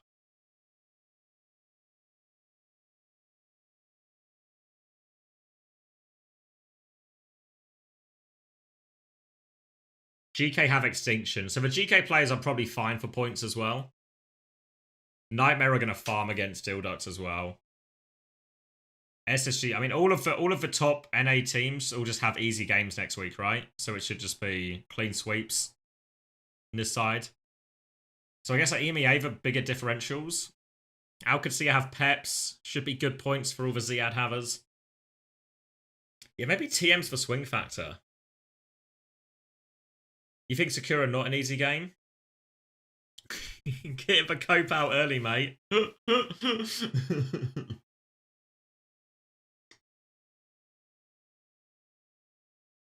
You think Sakura, so like, basically this, right? Like, top 4 and then 5th. Yeah, I'd probably agree with that. I'd agree with that.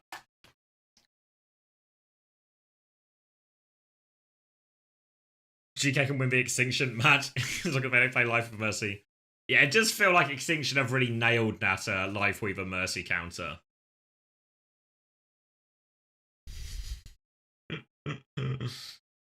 Geeked Up, Team Liquid, Nightmare, SSG. I don't know. I'd put GK at the top.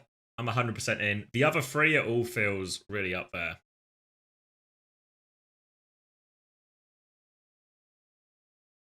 Extinction top 5. Are we...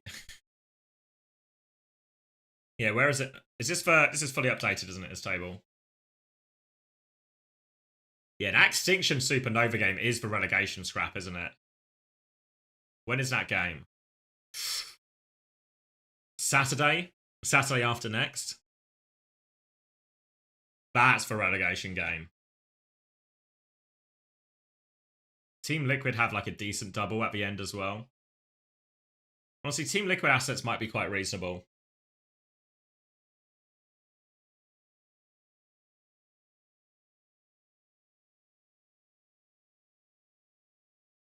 Yeah, I have no idea who the best teams in Face It Masters are or who's coming back up, really.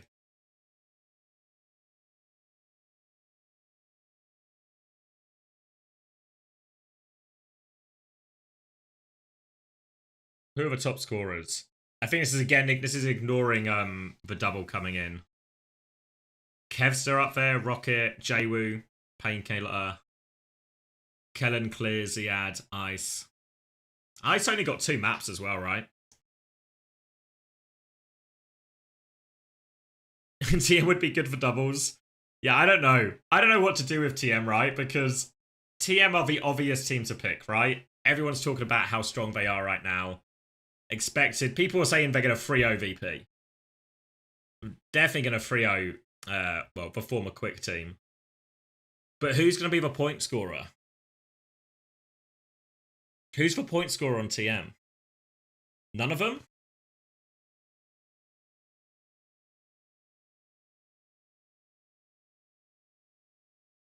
Look at these bloody... Can you guys see? Look at these bloody numbers. What's this bullshit? Total points. It's like Quartz and KSA are the highest.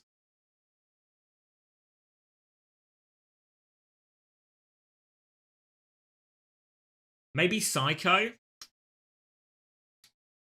But it feels like the NA assets are just going to be more value.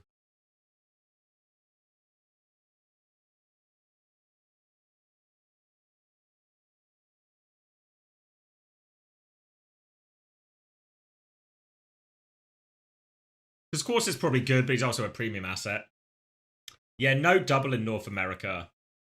So it's like, will the NA players score more over a single game which they smash versus TM over 2 games?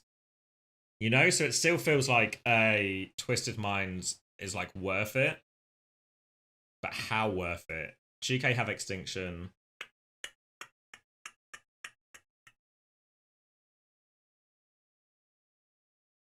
Or do I do... Could I do this? I need to kill Grape so badly. And then I've got like a premium support option.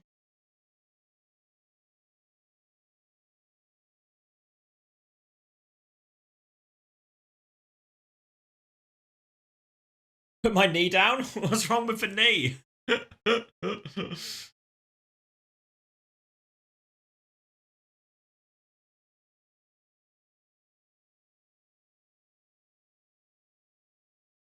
I killed Kellex to get in simple.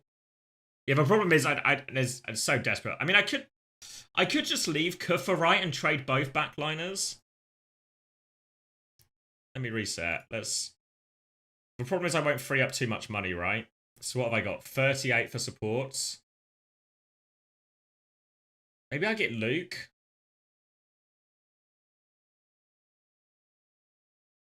Luke and simple? When is website updated? I'm not sure. I don't know I don't know if Toby's around right now. Honestly, I actually don't know how it works behind the scenes.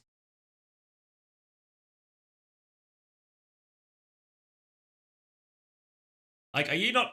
Tell me this duo doesn't fill you with confidence. He's literally holding 2 thumbs up to let me know everything is going to be okay.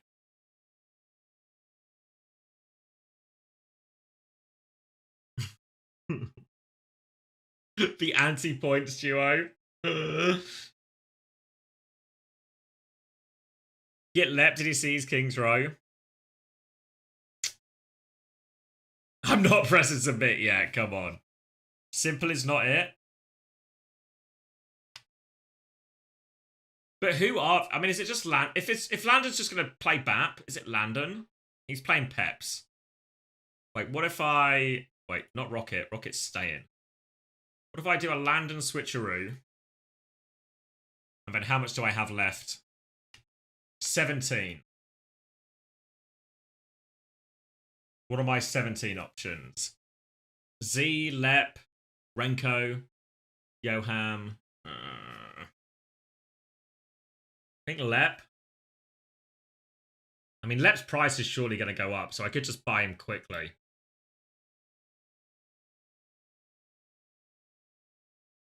Squid? I don't know. How much is Squid going to play? Hunter, how much is Squid going to play? Squid probably plays all 3 maps, right? Right? Right? The problem is, even when Squid does play, he only gets like 4.5 points or something as well.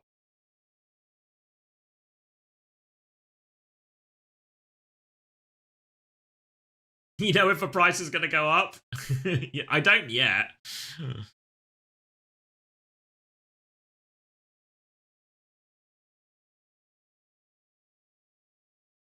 Lep could go Mercy though. True. But that's why like trading Kufra and upgrading. I mean, what if Kellex comes back? And then Kufra becomes Ziad? Oh no, I can't, because I'm then just signing Al-Qadsiya. Fuck's sake. I can't just sign the Al-Qadsiya team. I could Painkiller though. I could do this.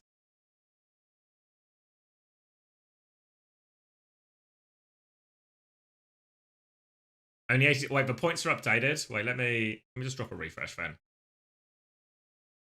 Oh, total score 28.5, 36.5. Yes, Will. Look at that. Oh, these are the 2 players I transferred in. The Gambit was almost worth it if Grapes didn't go. If Grapes didn't go. -10. Grapes going -10 really. It didn't hurt. You had a 113 point week. I had a 92.5. Board check. Top 200. Oh, fuck. The Gambit's not paid off. I'm getting beaten by Flack. Piss off. I mean, I know he's the master of roster construction. Come on.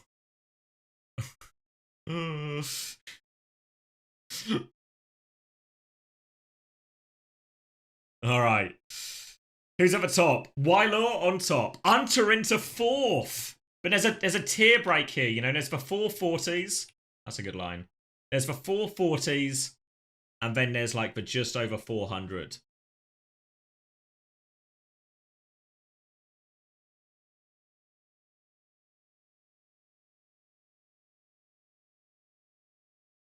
There's 3 people that didn't have CJ for 3 weeks.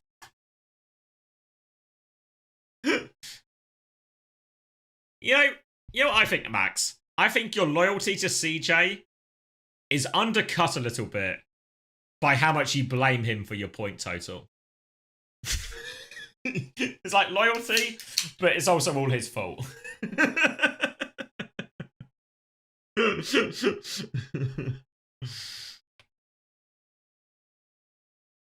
Everyone else has got overwhelmingly positive. Yeah, where's UV in 15th?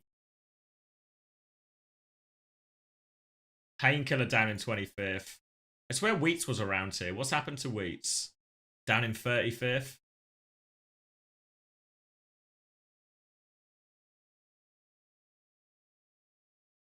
Any other recognizable faces? Omari's in there. Badagol, Gubbin, Milan.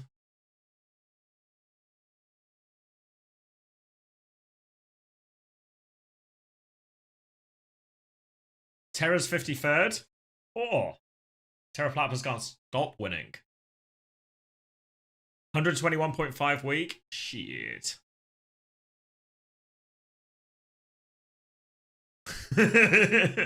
I don't know whose fault it would be. Wallagog, you're 47th, are you? Oh, you broke the top 50? Not too bad. I'd just be blocking guys if you want points. Get someone else. Who's going to score the points on TM, though? Maybe it is Psycho. But do I really... Do I really kill one of Ramon or Rocket? Maybe I kill Rocket. Kill Rocket and just get Psycho.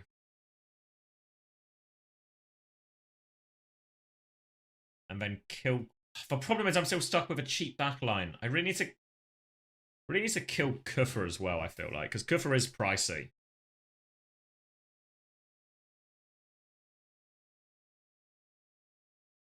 Just don't...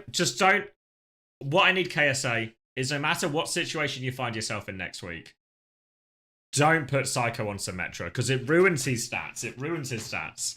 We need no Symmetra. We need to sacrifice it for a week.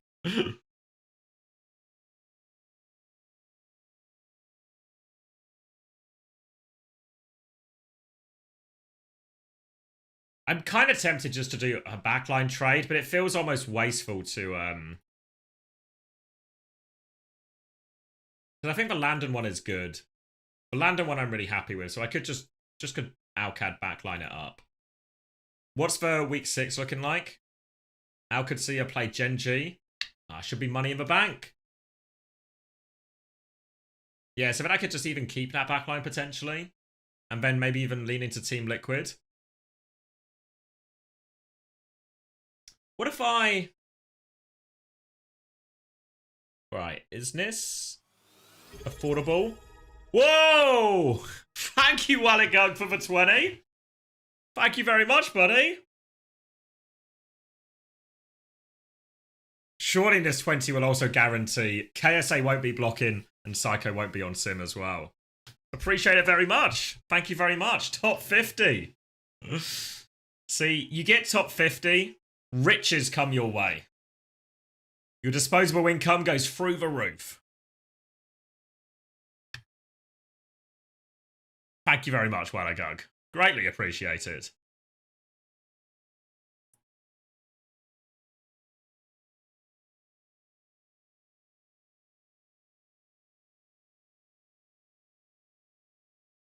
Go sub to Wallagug on YouTube. Wait, can I get to your YouTube channel through this? Go to channel. This is Scribble Knots, a game about... Wow, your YouTube's so big, Wallagug. Wait. You mind if I nose around your other life?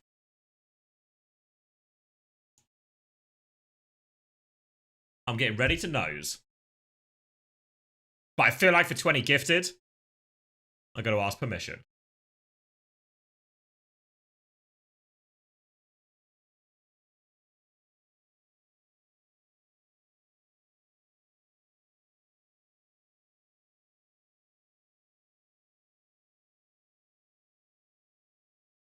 No sweat? Alright. Yeah, so I clicked on his YouTube. Wallagug has been a loyal follower for a while. Let's get zoom going on this. Why is his YouTube so much bigger than mine? Fuck. I must be the YouTuber all the famous people watch. Right?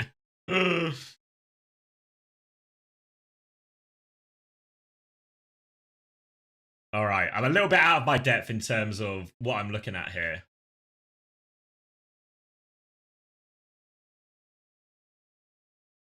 Is it just like a general game? You beating like a variety of games? Oh, pardon me. And these thumbnails are all good, actually. Do you do your own thumbnails, or do you pay someone for them?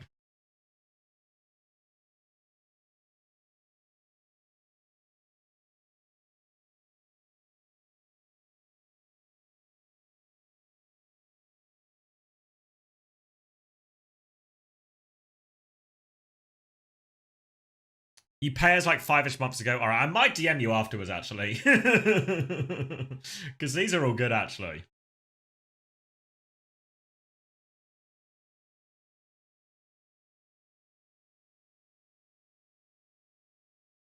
And these videos must do so well, too, because these are like quite long videos.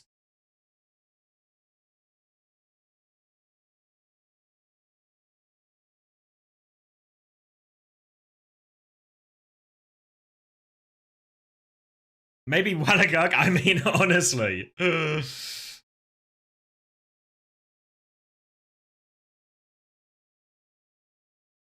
I like it. The channel looks so clean, actually. 1 million? Fuck, he's got a he's got a 1 million view video. Ah, it's so fucking cool, actually.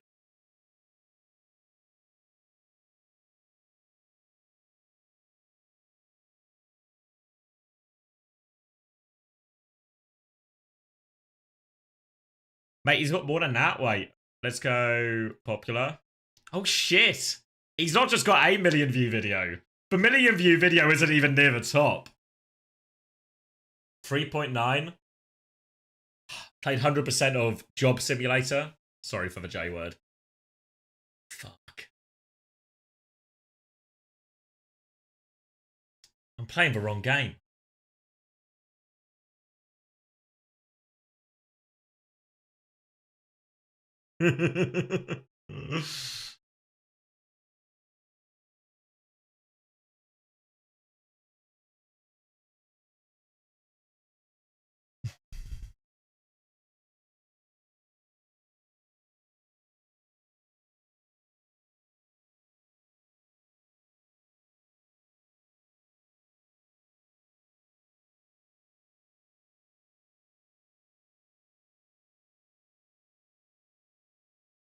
I bought Forager because of you and I hated it.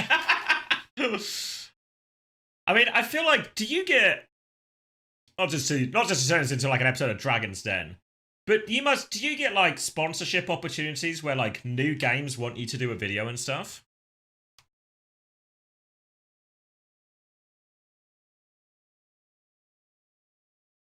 Is this for Forager 1?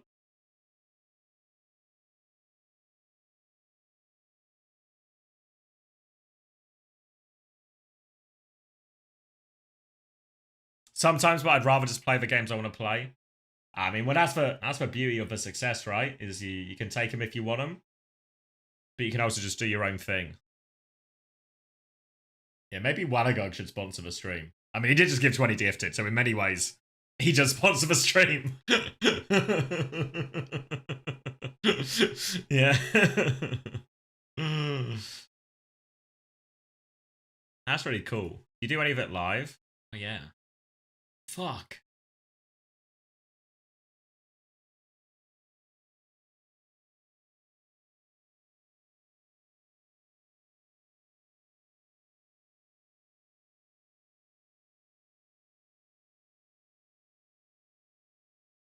Oh, he's got the short game is good. Of course, the short game is good as well.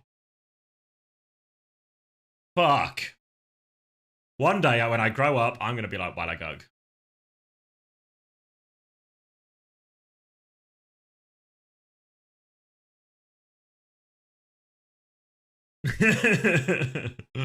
You'll coach me for free? All right. I'm going to be away for the next couple of weeks, but expect a DM after that.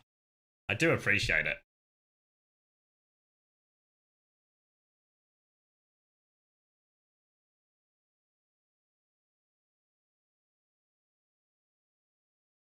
He's going to forget in 3 days? No, I won't forget. If it's of benefit to me, I won't forget. But that's really cool. I'm literally subscribing. I'll put the link in chat as well if anyone else wants to subscribe. Let me save some of these as well. Hold on. I'm on my right to YouTube.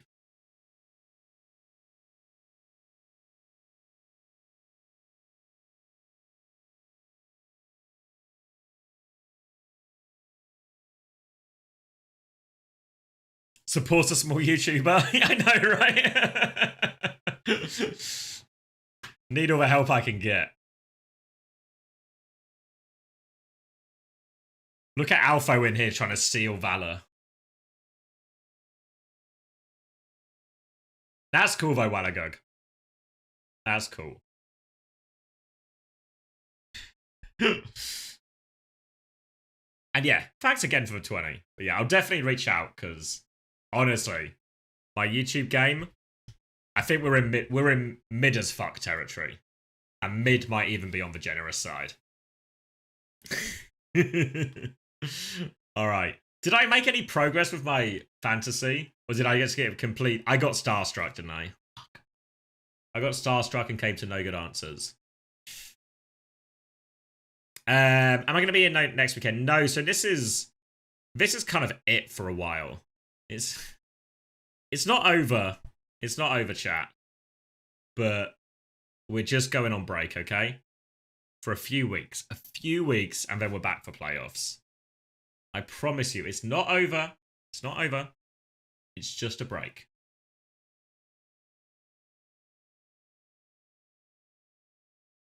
Will you put a game? Where am I looking? Fantasy Talk? Let's have a goose. Guys, I don't say it's over. I told you it was not over. Not right now, Gemini. Stop leaking my email, for fuck's sake. Alright, where am I looking? Oh, wait, here we go. Game week 1.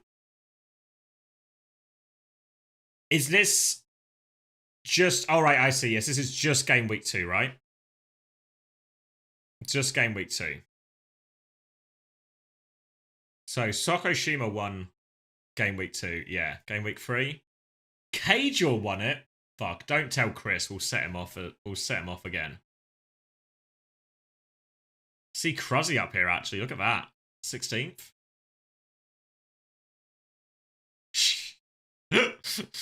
Oh my... Wait. Oh my god. Look who is top of game week 4. Look who it is. I mean, it's a three-way tie, right? But it's actually the big 3. Look at the big 3. Fenor has snuck into this. The CJ anchor, the cement shoes have come off.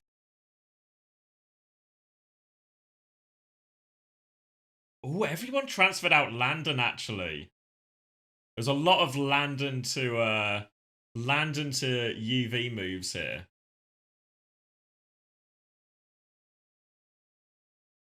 Oh, you're right. I'm literally illiterate. I apologize, Max. I'm literally illiterate. It is just for big 2. Yeah. I've been live for it's been a long weekend, guys. I'm allowed to be a bit illiterate. It is just for big 2.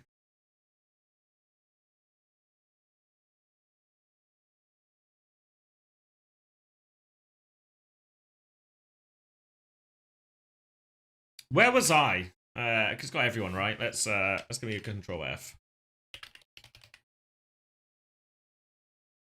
Oh, what? It's actually fucking Grapes' fault, isn't it? Well, I feel like, I mean, this happens in all fantasy, right? Feels like it's just going to make me resent players.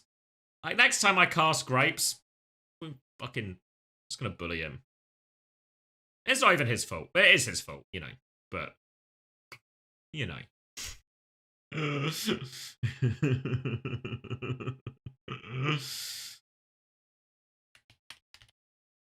392 Wilder. Fuck. Sounds healthy to me.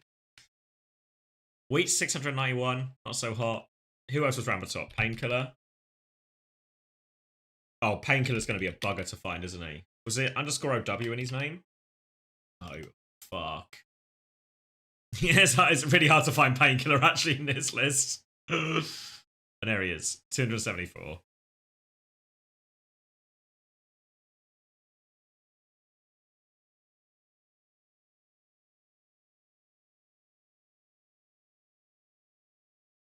You were quite high, right, Hadouken King? Yeah, 20th?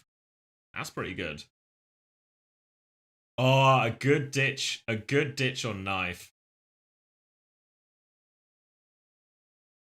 You didn't press submit, so you had UV report instead of Rocket Landon. That's brutal. Yeah, all games are finished.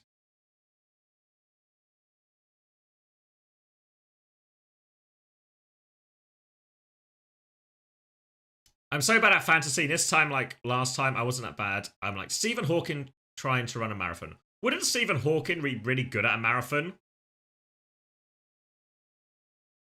You can't just forward, right? Steady pace.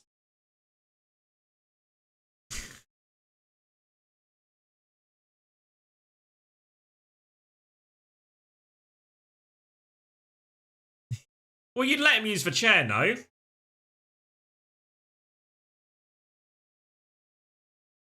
Yeah, game's done for tonight.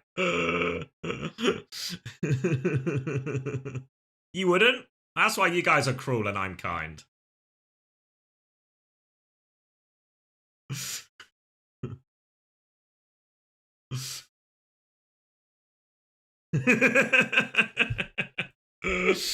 Once again, proven that I'm the nice guy and chat's just mean.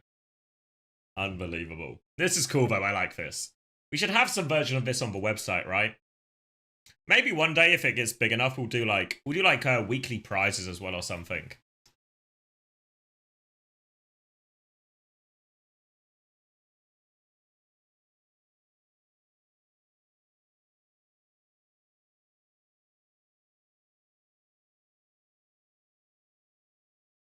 This is for weekly fantasy score gala.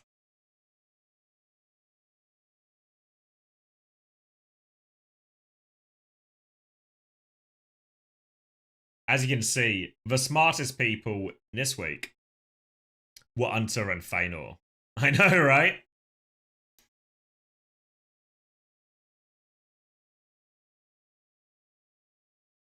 Yeah, GK had 2 matches this week and they won both of them. So big scores.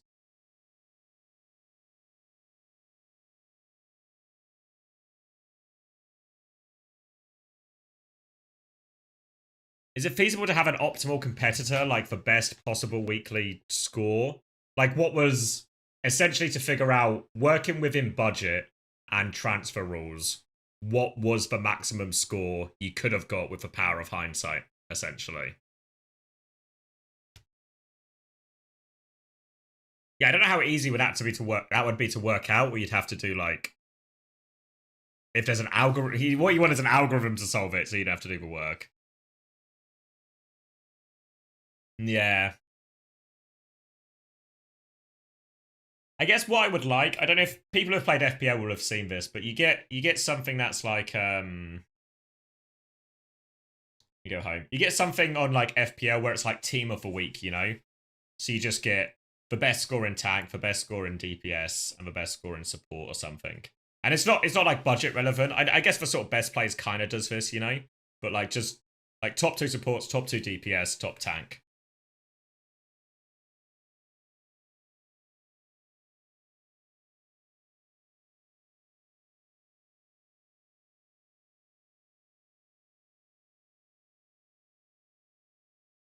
And then we get team of the year. Yeah. Or what it does on fantasy as well normally is like, or like on the FPL, is you get, I think it's maybe normally in the email. I can just look at the website, but I think they normally send an email or something. Don't leak my email. Well, you have this, you know, like, so I can go to like the highest score this week or something, you know? And I can just go look at the person's team and how they scored. You know, so I can look at the last week of the season here and go like, oh, they triple captained Semenyo on the last day of the season. Fair play, I guess. Can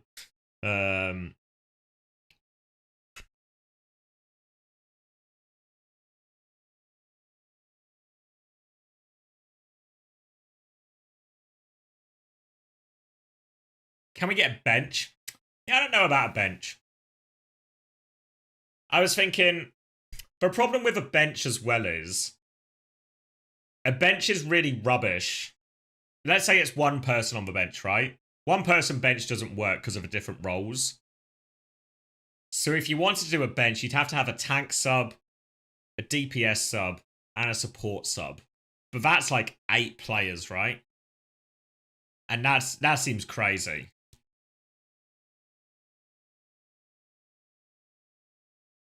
So I think obviously we got time to figure it out. Nothing like that is gonna change until stage 3, you know? Because like while it's running in live and there's prizes on the line, it's gonna be just, you know, same rules throughout to keep the integrity of the tournament and all that. But I think some of the things I'm most interested in, really this end of stream stuff becomes like a fantasy powwow. But yeah, some like website changes, you know, just to like improvement of features and stuff. Like I think one thing, my favorite page on the fantasy website is it doesn't work. Can I just get a, let's see, FPL FDR image.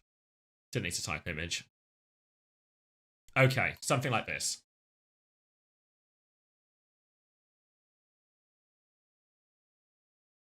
So there's obviously a lot more teams and a lot more weeks, right? But I think something like this would be such a useful tool, right? Where basically you just have your teams down this side, and then you have their fixtures down here, and you can maybe even color code it a bit in terms of like easy or hard fixtures, you know, and then you can see who has a double or something, and this makes planning out for like multiple weeks in advance way easier.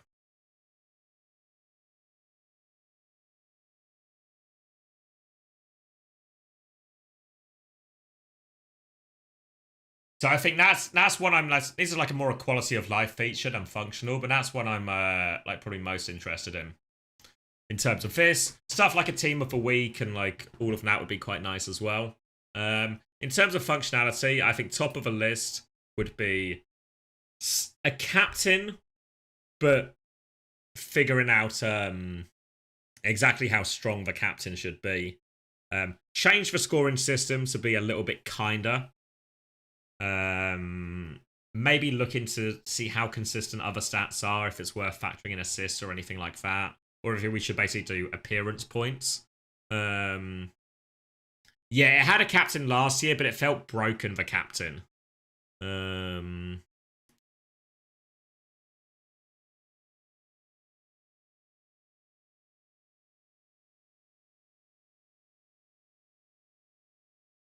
So it was basically like it almost didn't matter if you just picked the right player and made them captain.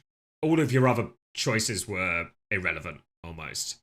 To be fair, even FPL, the Premier League, the football one, I think it has that.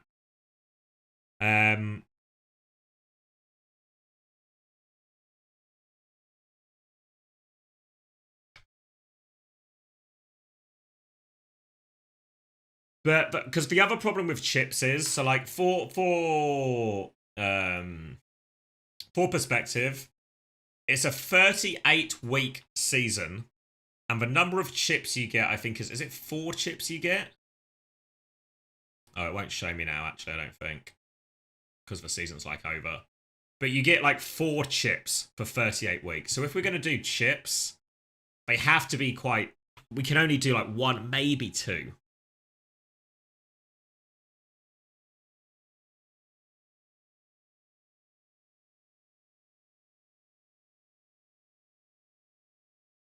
What about alternative ways to play? 90 budget, playing for last, limited to 1 of each sub. Could all be interesting. Yeah, because the version I'll keep using FPL because it's the one I use, so it's like my biggest point of reference. I did fix. Wait, do you want to? If anyone actually plays FPL, do you want to see my disaster? 1, forgot to use triple captain, so I had to use it on the last week. Do you know who I triple captained? Fucking Bukayo Saka, who comes on for 27 minutes.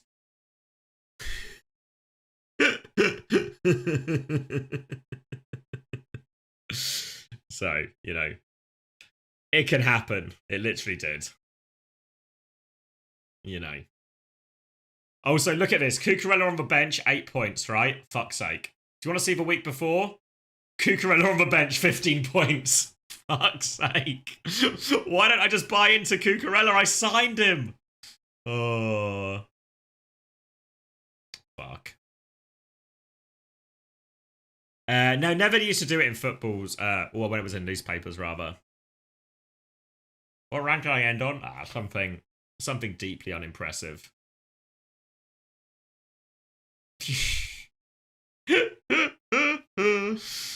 7.5 million. I mean, it's out of 11.5 million, right?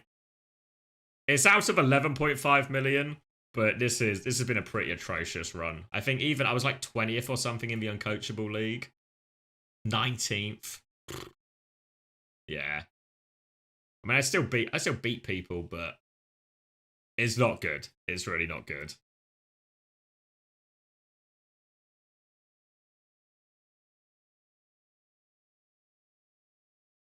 Low-key captain would work if you had a playtime points, just 1 point or something per minute of the match they played. I was thinking about something like because I feel like that might be too much, but I feel like something like every map you play, you get a point. Because then that also sort of punishes people for like that makes like players who share playtime like kind of high risk.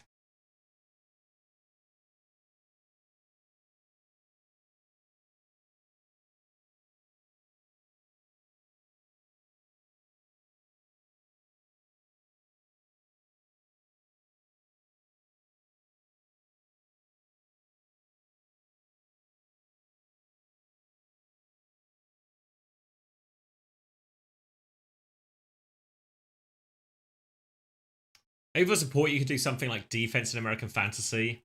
Yeah, but how would you score on points, though? I don't know if, like, the actual answer is that the likelihood to score point difference. Because I reckon no matter how we change the scoring, we're going to run into the same problem. Or maybe not even a problem, but the same phenomenon. That's not the right word either. It's going to be true where flex support is going to outscore main support. So then that should actually just be reflected in the prices a little bit more, I think, you know? And then your choices, if you want to have a cheaper main support to get a better DPS or a more expensive tank or whatever, that's kind of a play. Versus if you want to get two flex supports who are going to score you more points, but they cost more. And that actually, the way to solve it is price, which is kind of what we've done already.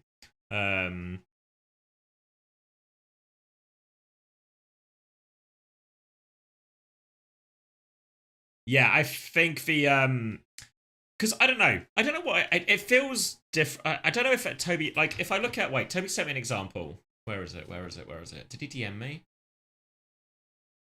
Where is it? Maybe he DM'd me. Because we ran fantasy last year, right? Where did he send it? Did he send it in admin? Scrolling. Oh, here we go. So this is an example of the top scorers from a previous year, okay? And if you look at all these scores, this all feels like a little bit more... This feels closer to what I want the numbers to be like, right? Like, pop-off week, you get 42 points. You know, everyone can still score big points, right? We got fucking Admiral scoring big here, Astro scoring big. A couple of flex supports scoring big as well, you know? And this all feels relatively even.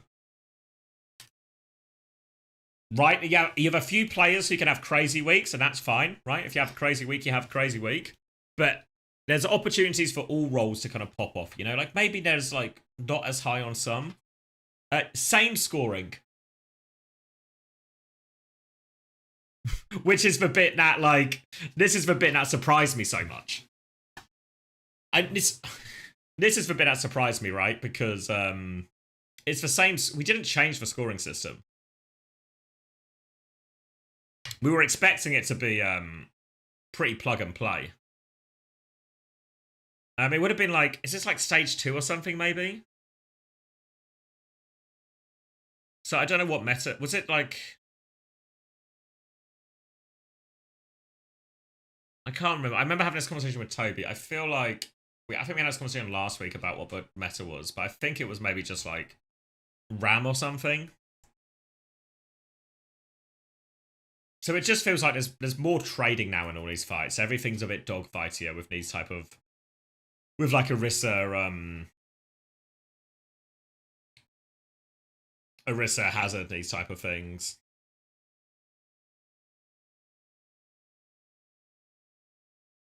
No, it was... I'm pretty sure it was before Malga, because I'm pretty sure this was pre-Dallas.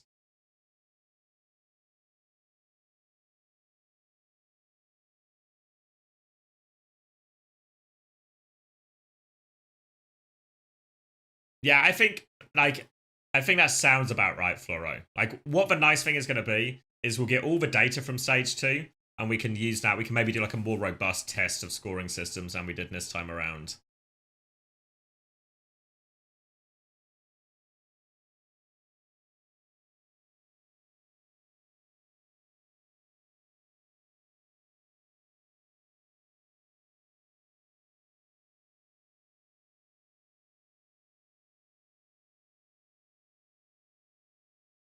Yeah, I can't remember the exact timeline of when it's a screenshot is from, to be fair, but it was sometime around there.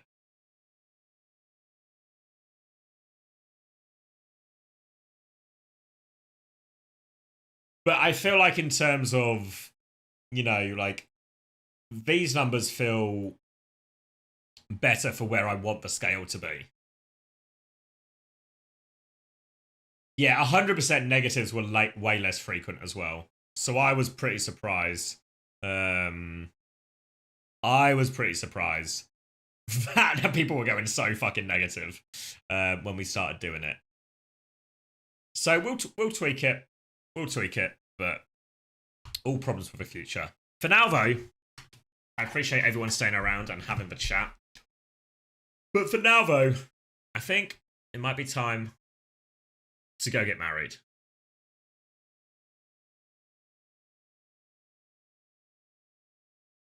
I think it might be time.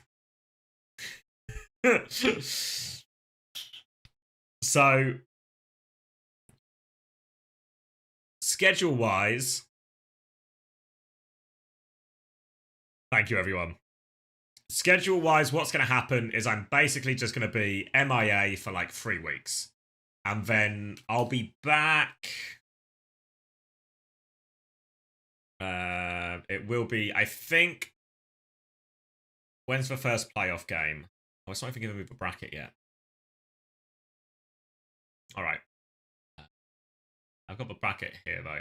Because I think Korea starts on Friday, and then it's Saturday and Sunday only. So I think here, June the 20th, I'm back.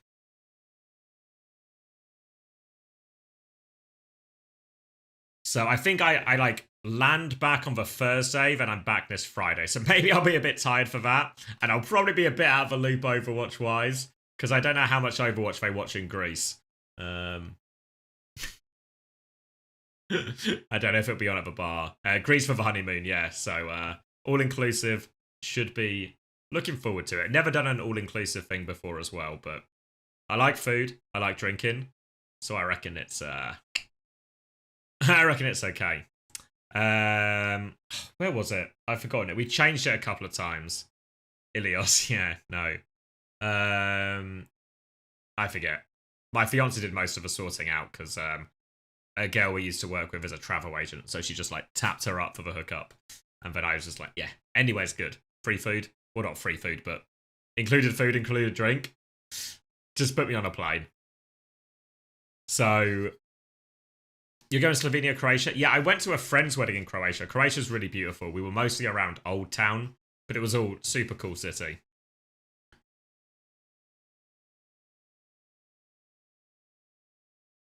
So yeah, back on this, and then we'll be back in the stream. We're obviously going to be playing a lot of catch-up. It's a bit of an anti-timing, you know, because obviously then afterwards I'm going to be... We're going to hit playoffs, then we're going to hit a bit of a break between that and Last Chance Qualifier and that. So we'll try and do a bit of catch-up and all of that, you know? Get us the emote, Wilder! They have the undesirables emote because they paid 20,000 channel points to add it.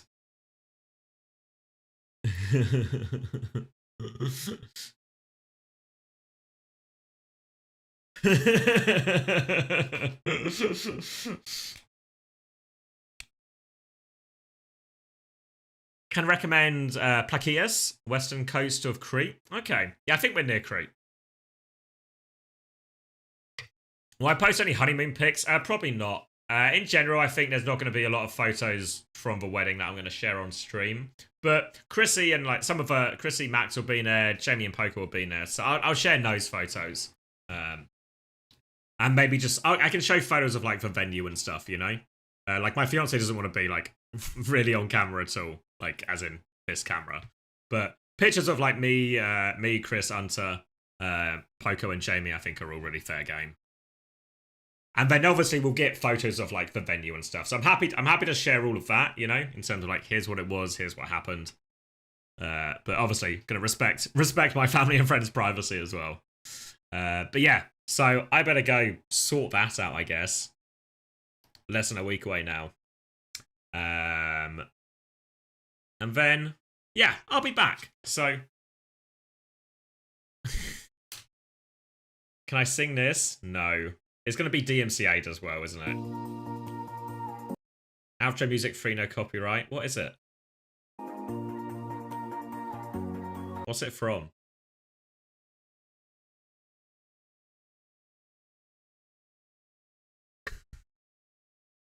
Ali A? What's Ali A?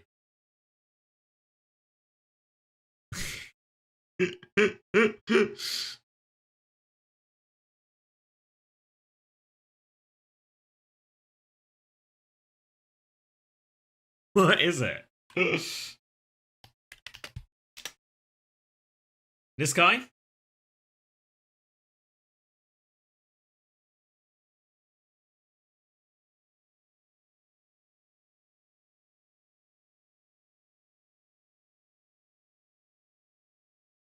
And I see Fortnite videos. Used that as his YouTube outro for ages. Yeah, I have no idea who this guy is. No disrespect. Fuck's sake. That one will get me DMCA'd. So trusting of you guys.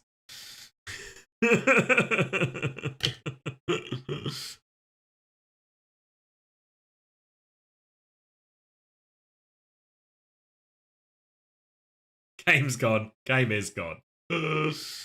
It kind of made the song iconic as an outro for things people would use to meme. Oh, okay. All right. I think I've caught up on the Zoomer humor. All right. I should find someone to raid as well, shouldn't I? Who's on? Who's on? Anyone from SSG potentially? Rack. I presume Tomathan's just finishing. Fly's playing Elden Ring.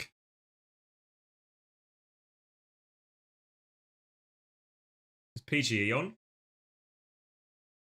I just not see him. Have I got PGE blindness?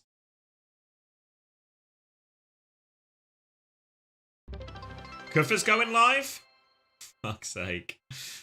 https://www.youtube.com/watch?v=uctrimuxes 0 and pp=0 5 usern.